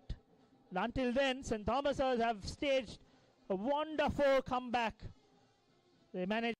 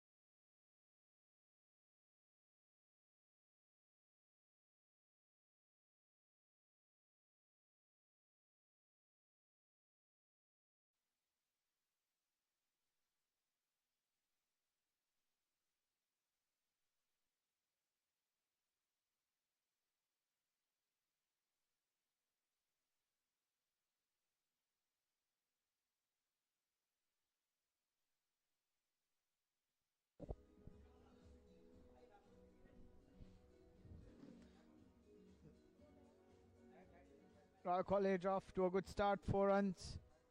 Lucky there, Kamil Mishara off the inside edge down to fine leg. Kalana Pereira opening the bowling for the Thomians. One of the highest wicket takers in the Royal-Thomian series, Kalana Pereira. Left arm quick.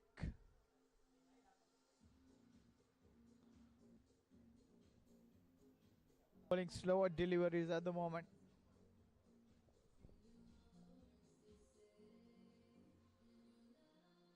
Another slower ball, and once again White toward the deep square leg boundary. Another 6 to Sinej.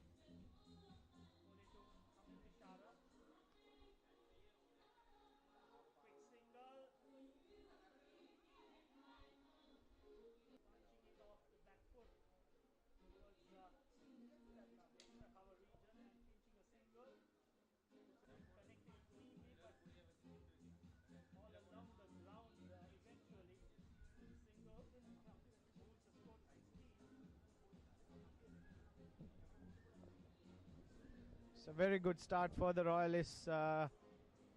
Pusagola getting some turn. Bowling it quite slow, Feroz.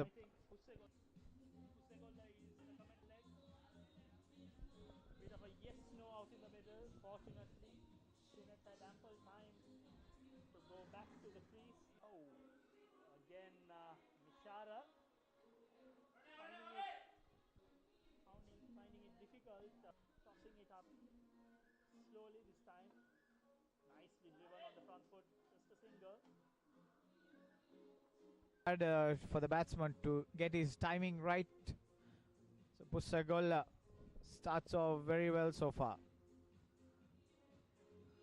And this time up it.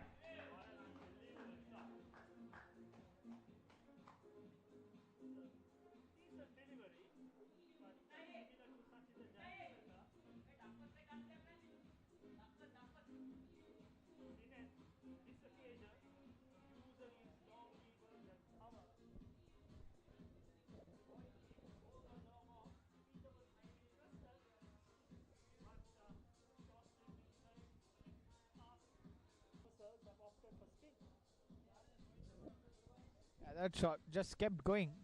As soon as he hit it, we all thought that it would end up power play. This time, beautifully cut away into the gap. Sinej Jayawardena. Another boundary to him, and the score moves on to 33 at the end.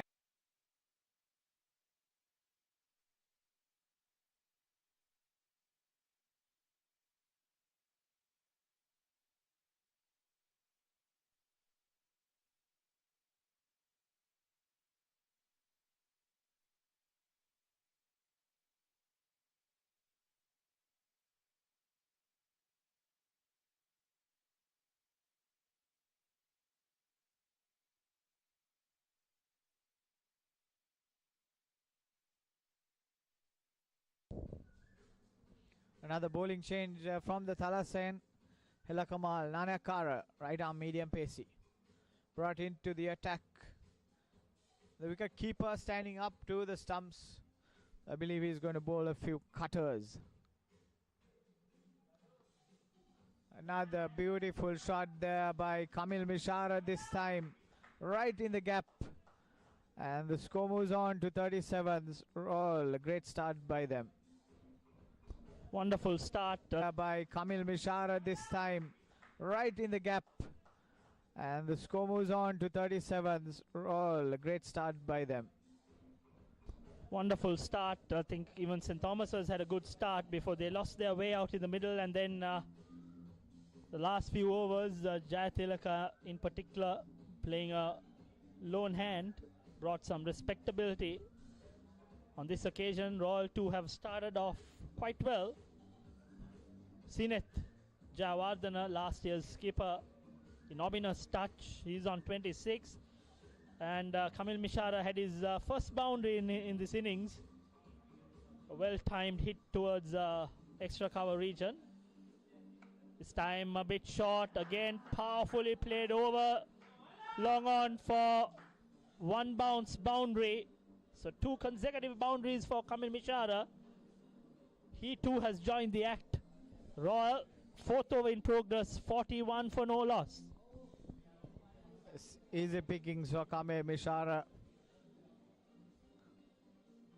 It's like bowling practice or batting practice for Kamil Mishara. Batting with so much of ease. This time down the leg side. Oh. And a bit of sloppy fielding by Kalna Pereira that time. Sloppy cricket. I think the wicket keeper, what's his name? Hapuin didn't collect it cleanly. Down the leg side, a wide called, and Kalana Pereira also didn't cover himself in glory. So 3 runs, 3 extras. Bowler, oh, wonderful shot, wonderful hit.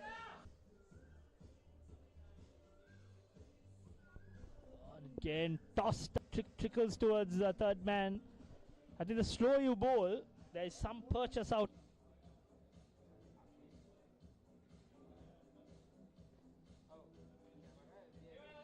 Easy single.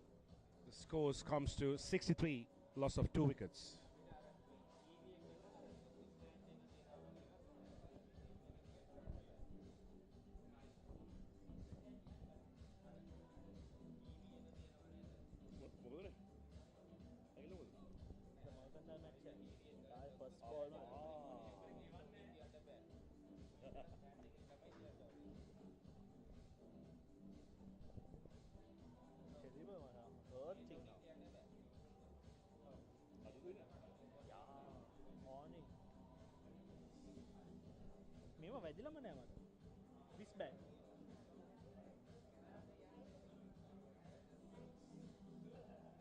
Feel again, First ball batting. First ball.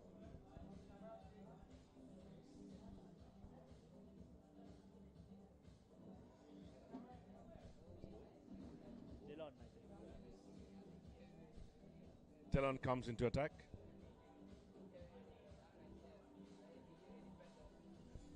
From pavilion side.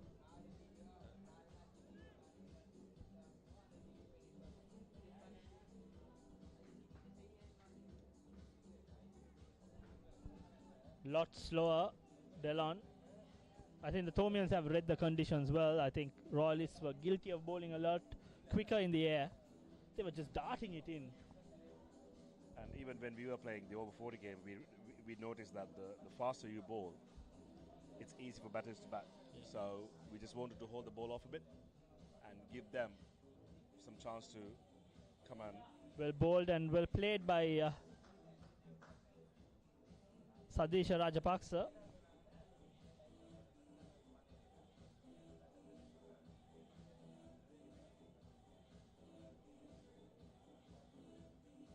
How come you're not playing this game, Feroz? My days are over, Malinda.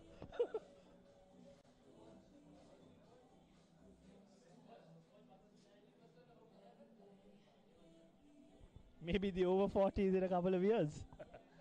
You say that, like sometimes I was wondering, like while I was in the middle this afternoon, the sun was like so strong, and I kind of don't remember like when we were young.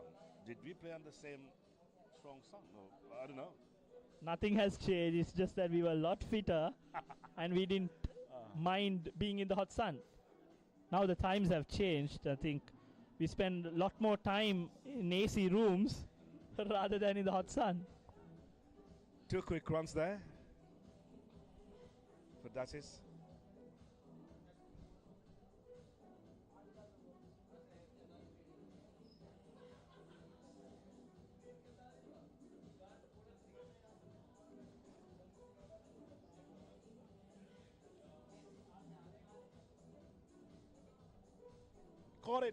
Caught it.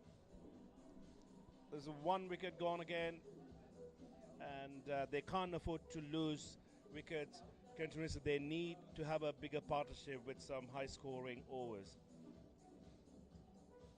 This time it's Dasis.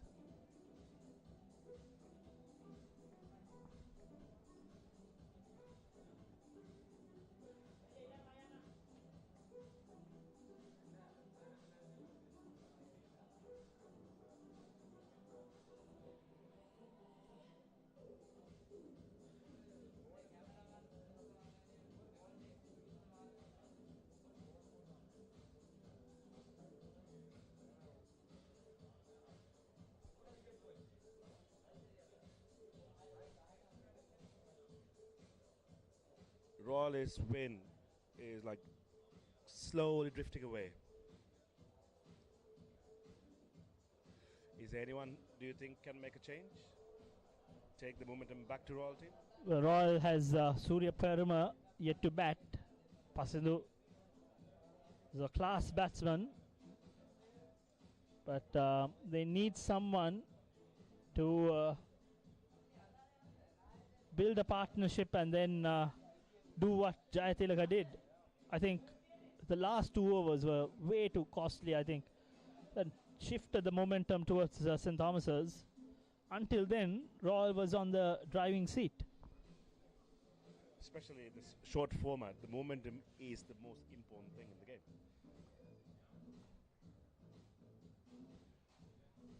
On the pads, glance towards deep square leg, just a single.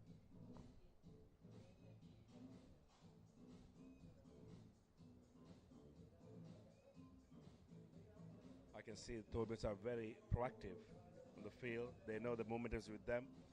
And if they can get like a couple of overs or keep them under 4 runs and over, they know they are reaching to their plans. And so far they're executing well.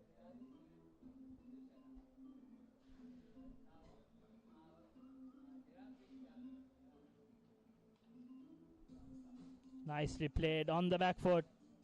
Beautifully played by Sadesha.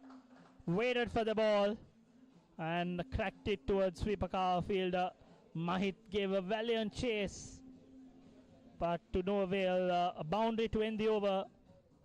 Royal 71 for the loss of 3 wickets.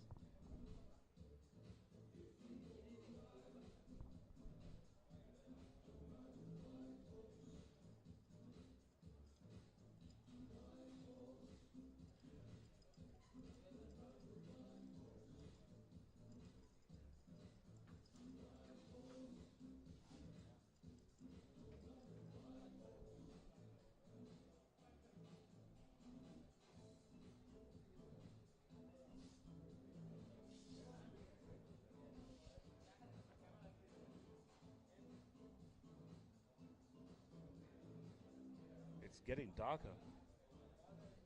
And everyone expected rain this evening. Well, it won't rain, but the light isn't too healthy. I hope the game carries on. Now the onus is on the umpires to call the light. Oh.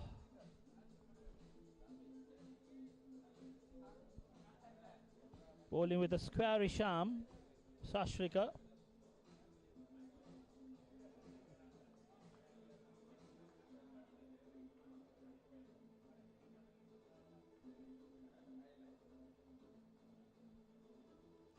Slow, inviting the batsman to come and hit it. Well bowled by Sashrika. He bowls with a great control. He knows exactly where you want to pitch the ball.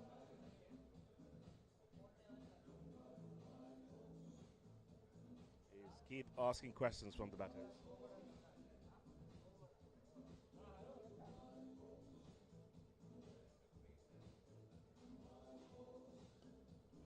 This time Sadesha works it towards long on, all along the ground for a single.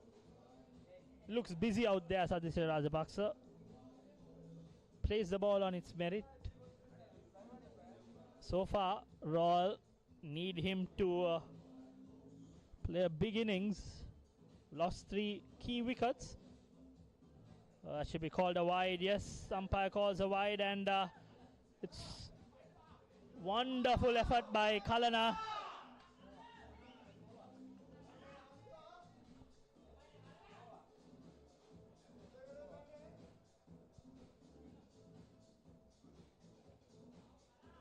That's a beautiful effort from a fast bowler.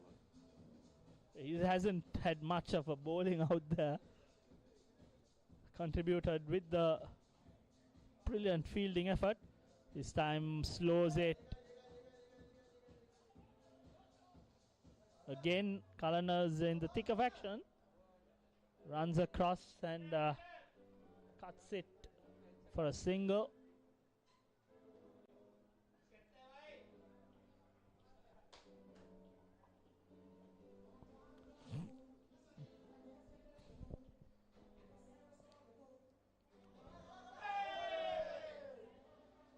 Go for a boundary. Looks like it will. Yes. Royal is desperately got a boundary. The ball keeps following Kalana Pereira. I think that was a smart bit of batting by Sadesha using the pace. Bit uppish. But glided it towards short third for a boundary. So far, this over has been a useful one for Royalist. Nicely played on the mid-wicket region for a single. Smart batting by Sadisha Rajapaksa.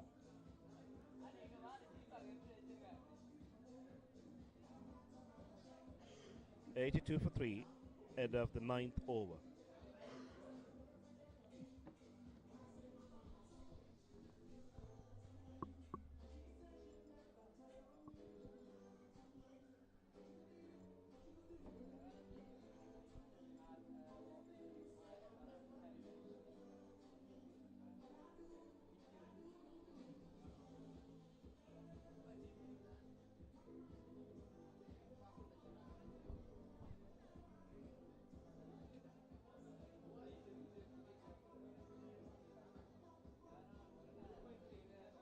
First, I forgot to ask you, like, from this year onwards, all the big matches has turned to 3 days.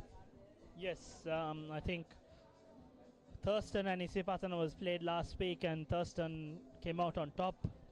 They won the 3-day encounter, and I think Anandanalanda continues.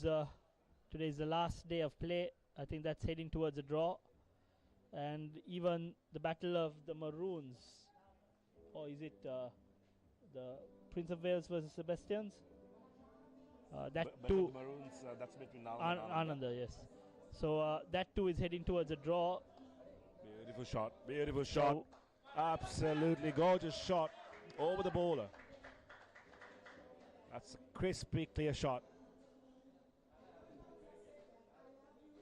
The Royalists need a few more of those on each over.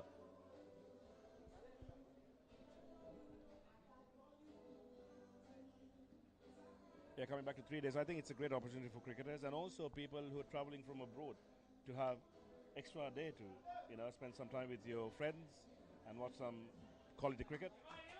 There was 2 quick runs over there.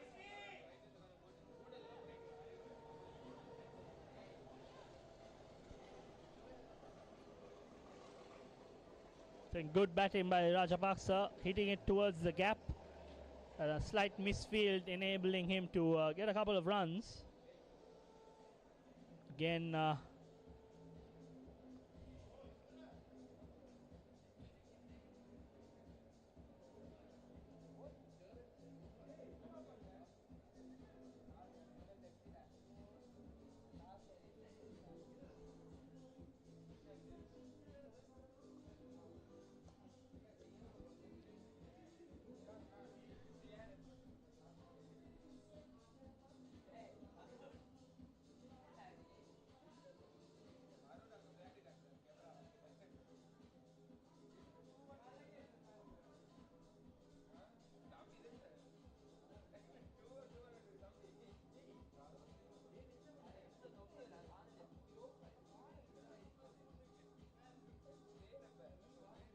Beautiful shot. It's gone all the way, almost to the rails. What a beautiful shot. It's a massive 6. Was that the biggest 6 this evening? No, I think Sachin Jayatilaka hit a couple of amazing hits out of the park. This too is one of the biggest hits of the day. Nothing compared to what Jayatilaka managed to do during the first innings. Pure power hitting. Absolutely. I think there was a hat-trick of sixers by Jayatilaka. I bet bowler wasn't happy. It was Suri, in fact, the bowler. Up until that point, he had very respectable bowling figures of 3 for 24, and he ended up with 3 for 50. That's what cricket can do. 1 minute, you're up in there. Next minute, you probably try to hide yourself somewhere. So it's Shashrika to continue. Oh, beautifully played. Beautiful shot. Beautiful shot.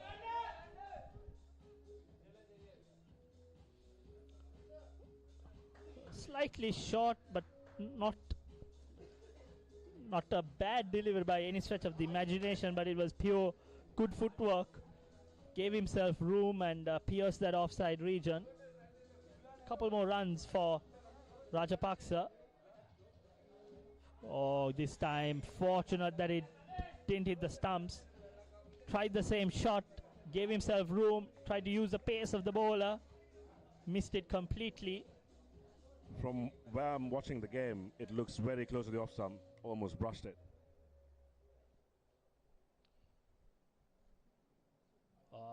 An inside edge saves the day for Sadisha, but in the process, Isivara calls for a single. Royal 98 for the loss of 3 wickets, halfway stage, 10th over in progress.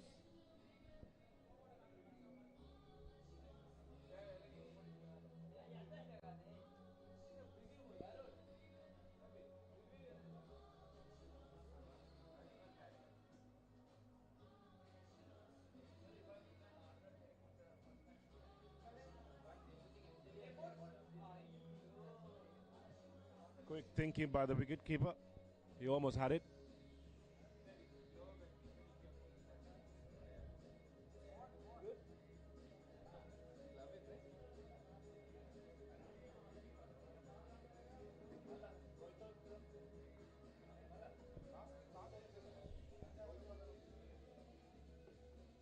Main man. Nicely played towards mid-wicket. Single. So that's the end of... I think Pusagola has one more delivery left. 99 for 3.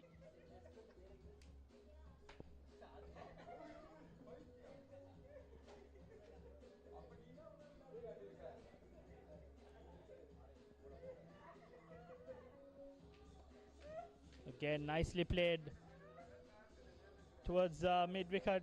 Batsman crossover for a single. So 100 on the board for all. End of 10 overs.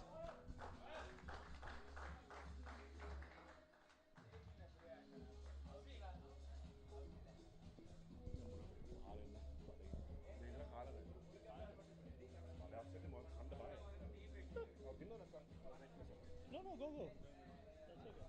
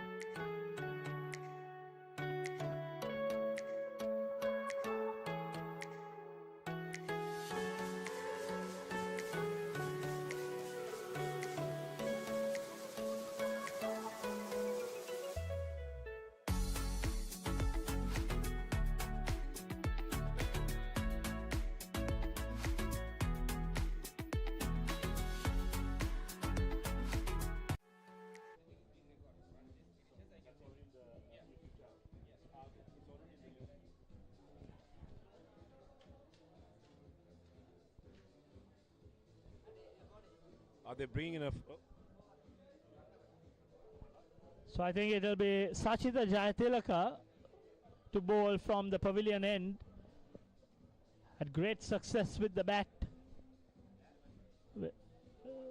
St. Thomas's need him to have a good day with the ball as well. Right now, Sadisha Rajapaksa has moved to 30. Isivara on 10. Slight bit of hiccup until these two came in and they've strung in a partnership of worth. But plenty of cricket left. 10 more overs. Shot That's and a good ball, but he got a wicket. What a surprise was that? Jayatillaka is having a party out there. First with the bat, and this time a rank long hop. Hit straight towards extra cover, and Rajapaksa departs. Royal, 4 wickets down for 100. They were just gaining some momentum, and they picked the fielder. So they lost 4th wicket now.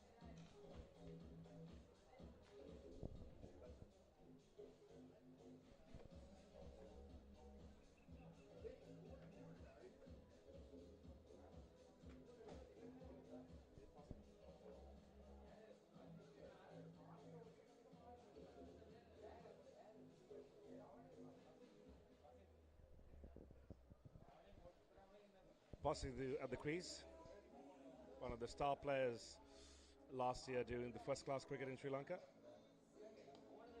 Beautiful shot, hit it through the gap, but only managed to get just 1 run. He's off the mark.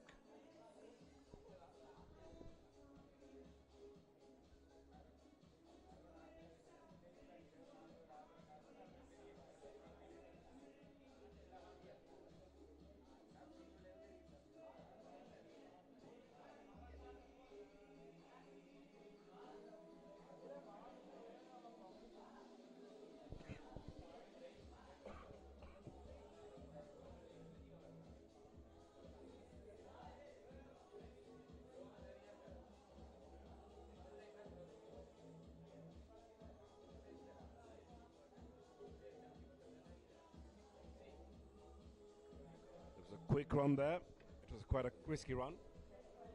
Nevertheless, they managed to get on 1 more run, add to the total.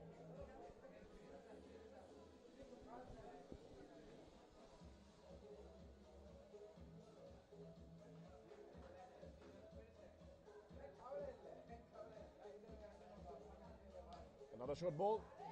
This time, he punished it well. Just off 1 bounce. Managed to get a boundary. That was quite a poor ball from the bowler. Pasindu punished it with a boundary.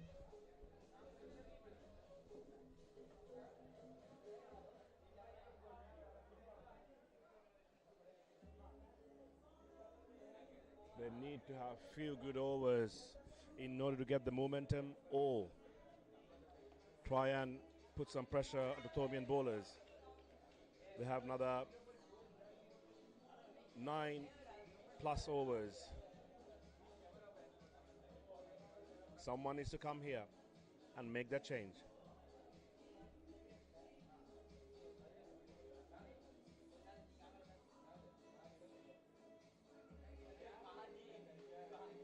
Quick single down to mid-wicket area, looking for the second one.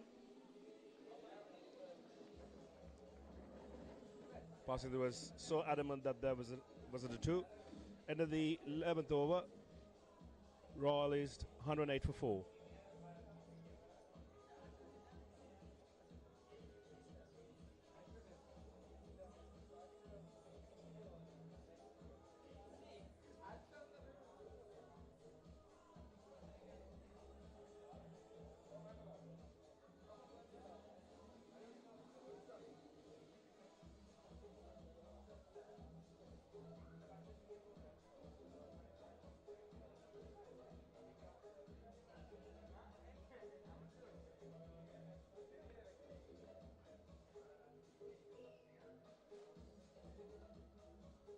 There's a pretty dark clouds.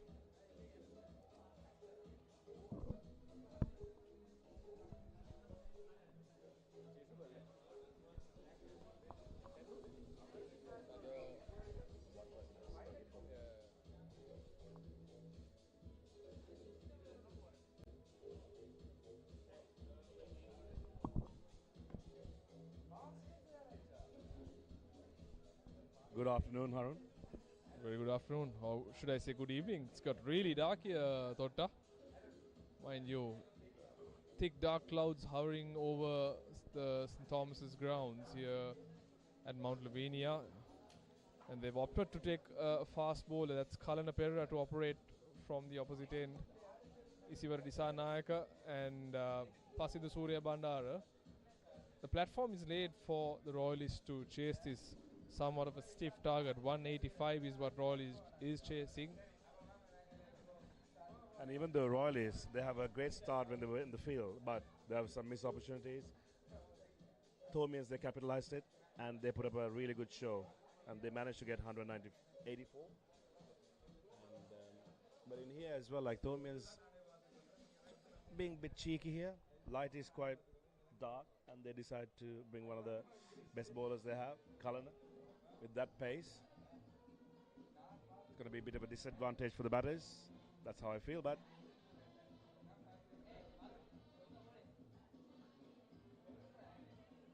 it's taking the pace of the ball. Very smart bowling by Pereira. So Royal chasing another 75 runs. Just under, I suppose, just close to 50 balls remaining. So it's gettable, challenging but gettable. A few lusty blows is what they expect from these two batsmen. I'm sure Surya Bandara, who's been in terrific form in the domestic season, notching up 100 after 100. I think a lot will rely on him to see Royal through if they are to play the full quota. And also interesting, it will be interesting to note what happens in case play is stopped for bad light, whether it's the Parabola or the Duckworth-Lewis that will come into the equation. very interesting, very interesting.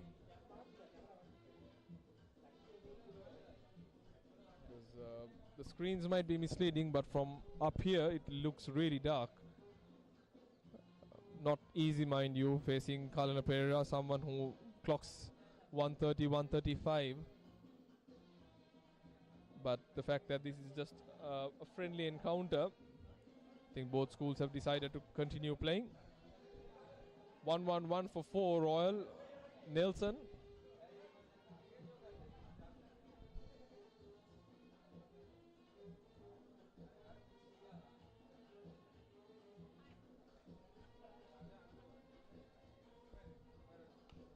It's a beautiful shot. It's in the gap. They're running hard and they'll easily cross over for 2. They'll have to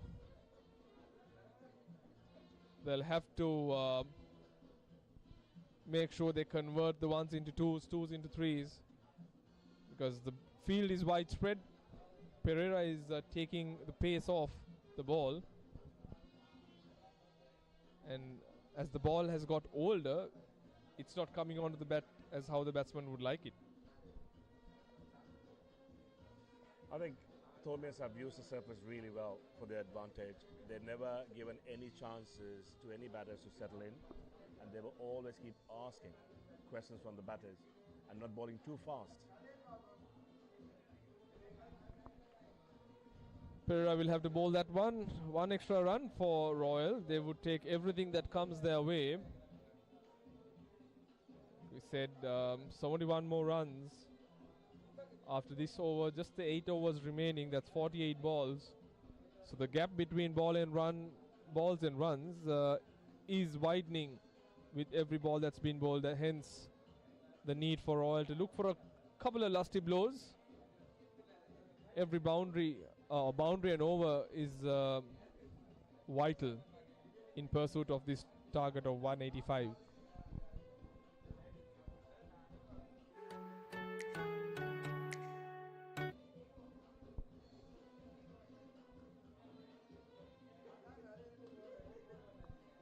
Good bowling by Pereira, right at the batsman's toes, giving no room, no width whatsoever to free his arms. Very tight bowling by Cullinan. He knew exactly what his role was, to give more support to his skipper, bowling more dot balls, if not no more boundaries at all. St. Thomas's were 130 for 9 at one stage, and Jayatilaka pulled out a rabbit out of the hat with a stunning late order burst, and this time it's played over extra cover. That vacant region, 4 valuable runs. That's the boundary Royal were looking for. As you can hear in the background, the Royal team cheering on Isivara Dissanayake with that crucial boundary, taking the score to 119. 66 more of 48 deliveries. Royal will have to be mindful about the gap that they maintain in terms of the runs and the balls remaining. It is gettable, but one person has to stay there till the end and dominate the situation.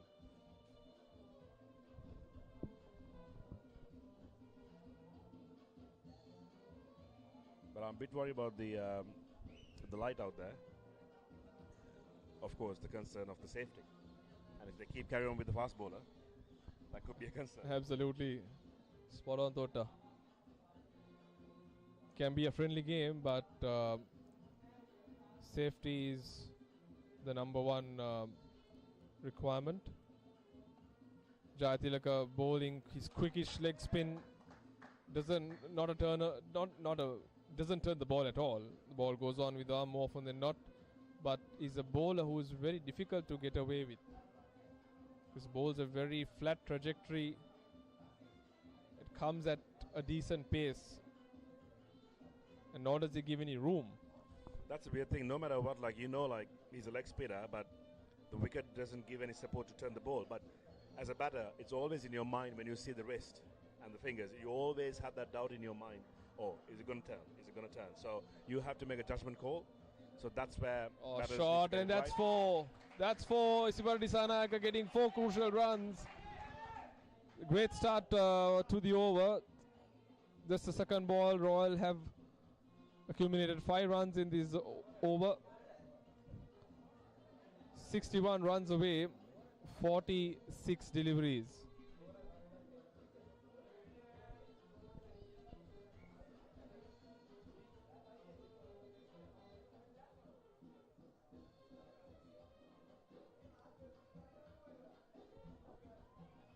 Bonus runs for Royal, and an additional ball that Jayatilaka will have to bowl wide, and a single taken there.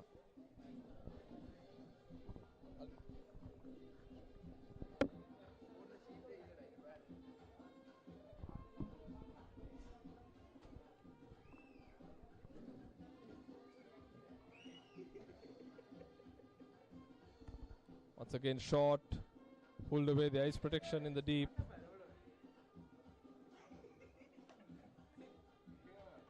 The pace and trajectory at which Jayatilaka is bowling demands 3 fielders at the deep.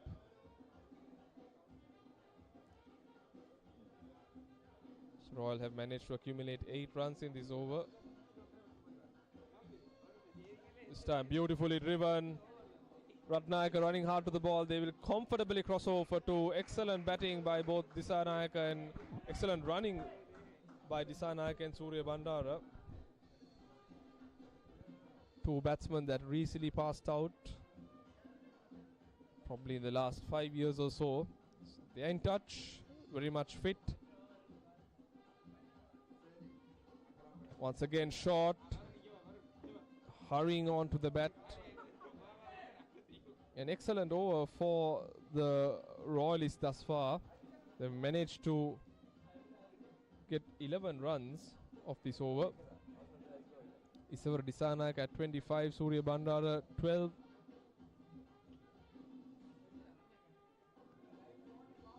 Oh, nice end to the over by Jayatilaka. Crucial one.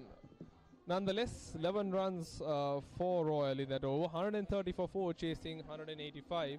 55 runs more needed. 13 overs gone. Just the 7 remaining. So basically the equation is boiled down to 55 of 42 deliveries.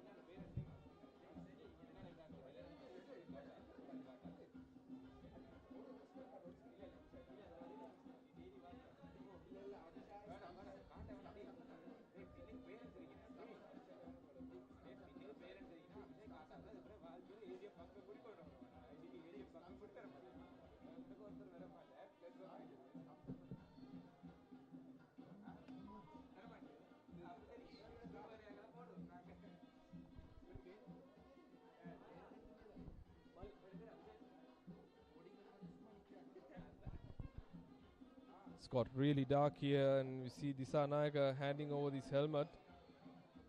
Mind you, these aren't easy conditions whatsoever to be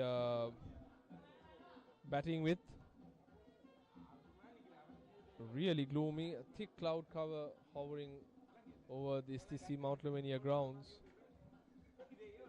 To the left there is some sort of brightness that you can see, but to the right it's really, really dark.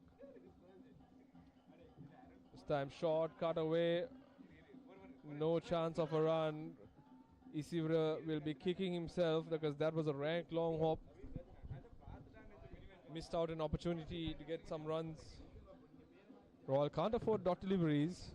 132 for 4, chasing 185, beg your pardon. This time pulled. It's in the gap. There is cover there. No chance of a second run.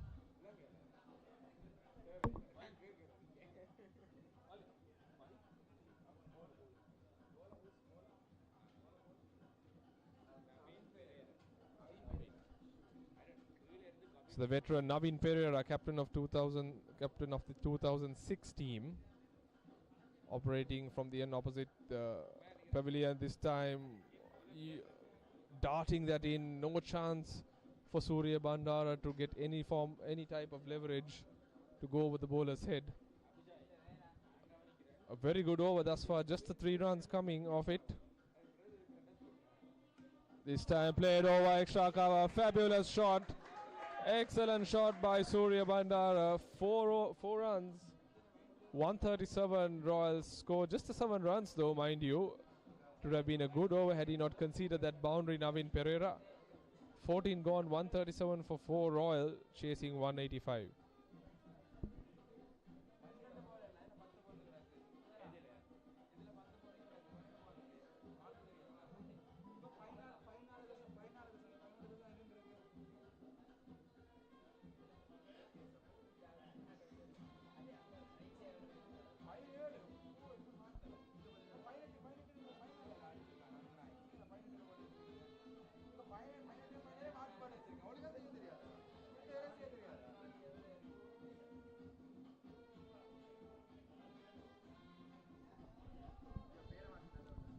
Single of the very first ball.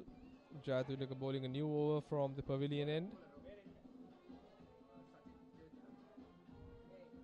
Big shout out to the Thomian organizing committee who is hosting this year's All Boys game, both the over 40s and the Open.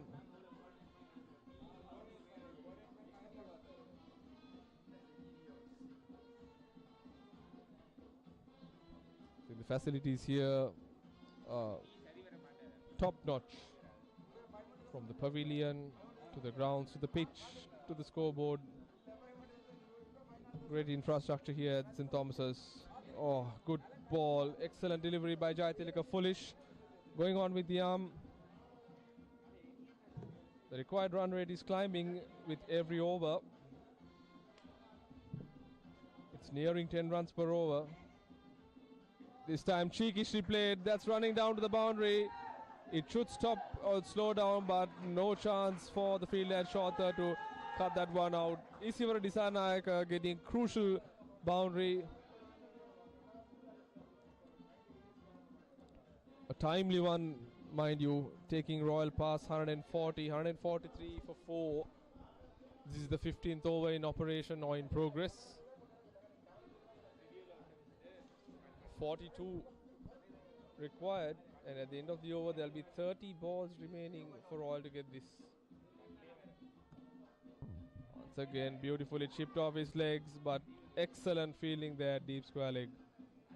Helakamal Nanakara cutting off and covering a lot of ground to restrict Royal to restrict Isivara to only a single. Disanayaka has moved to 33, while his keeper is at 18.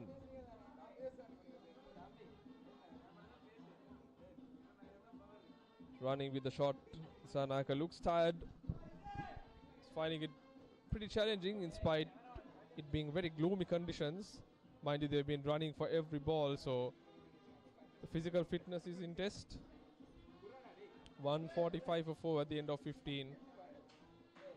An even competition here that we are witnessing at Mount Lavinia.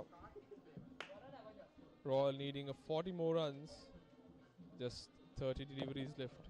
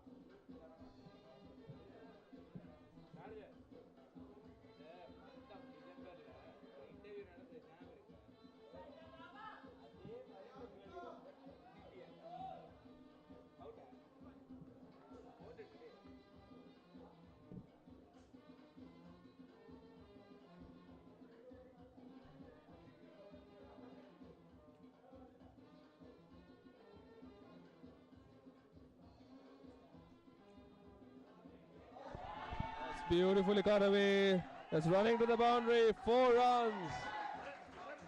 Crucial boundary for Royal. As we speak, there we can see the rain starting to fall down here at St. Thomas's, Mount Lavinia, big club grounds.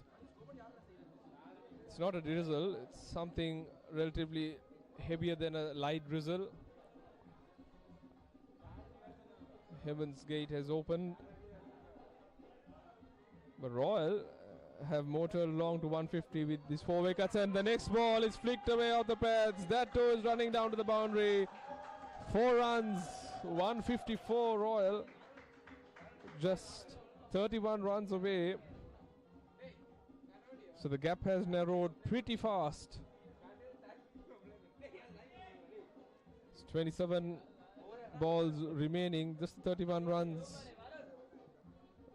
Even if the game is to be halted on whatever the basis in which the match will be decided, Royal must be in front.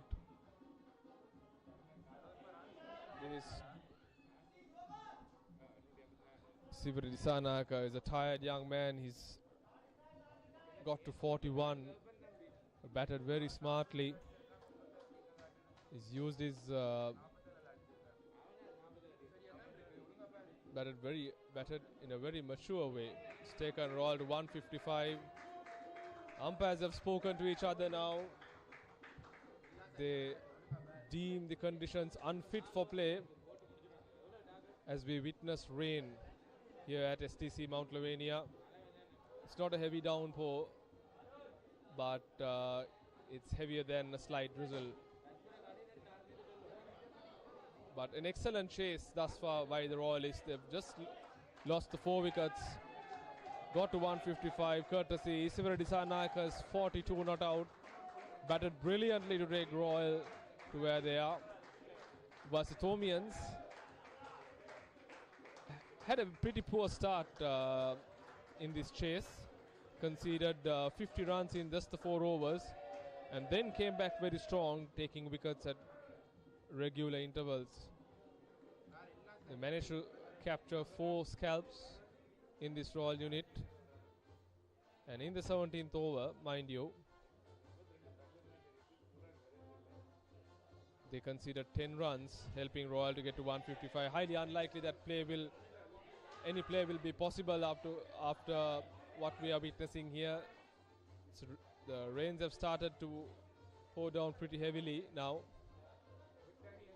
and since we aren't aware of the basis in which this, but nevertheless, either way, most likely it will be Royal. Pip St. Thomas's in this year's Open 2020 encounter.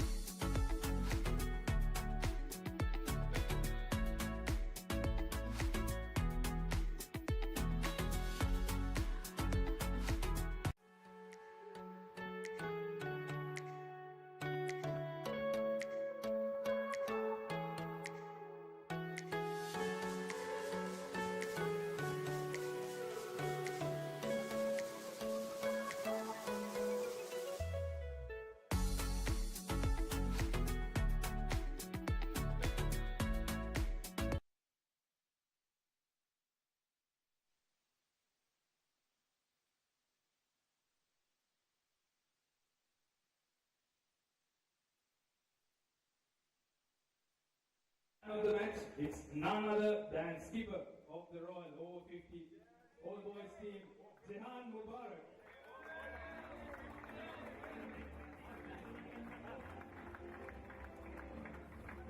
Thank you, Bob. And now to collect the winner's trophy, I would like to invite the captain, Jehan Mubarak.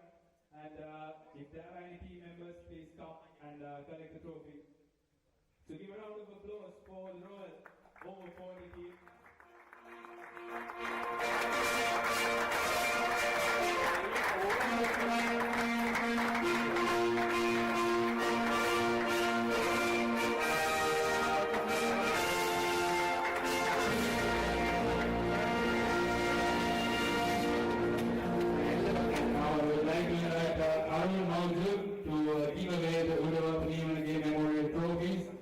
Toman's batting first, scored 184 with a loss of 9 wickets in their 20 overs and in reply, Royal-Thomian 155 for the loss of 4, and on Dr. Lewis method they won in just 16 overs. So the best batsman goes to Sachin Jayalingam. He scored a brilliant half century and magic sixes all around the park.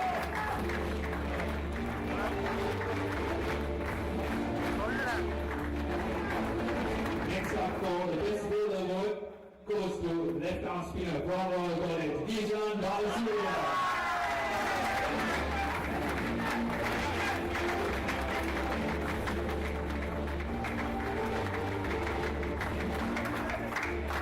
Next up for the man of the match, he played a brilliant inning, came in at a crucial moment, and it's none other than Isimara Disanaga.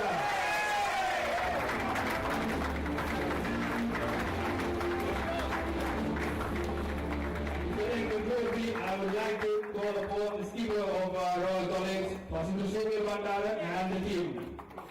Come on guys, give a round of applause.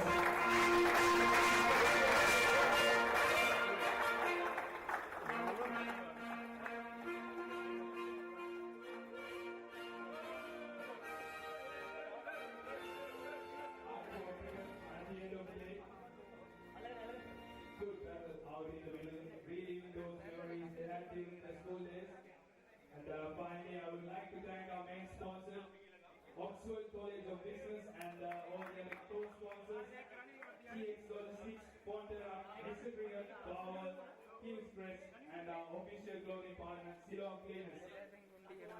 And to finish off things, to all the members who were part of this, and to all the schools, let's say, hip hip, hip hip, hip hip.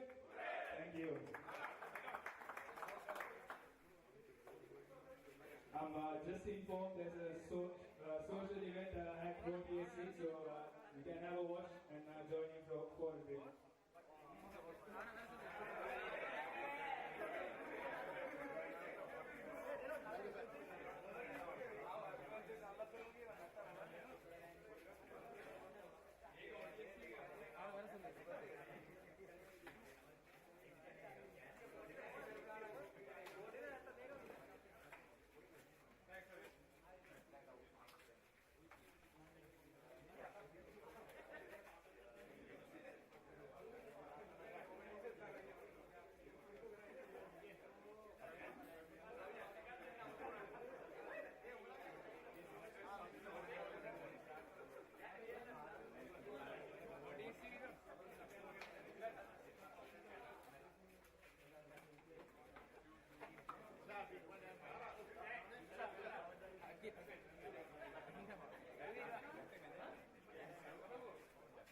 Off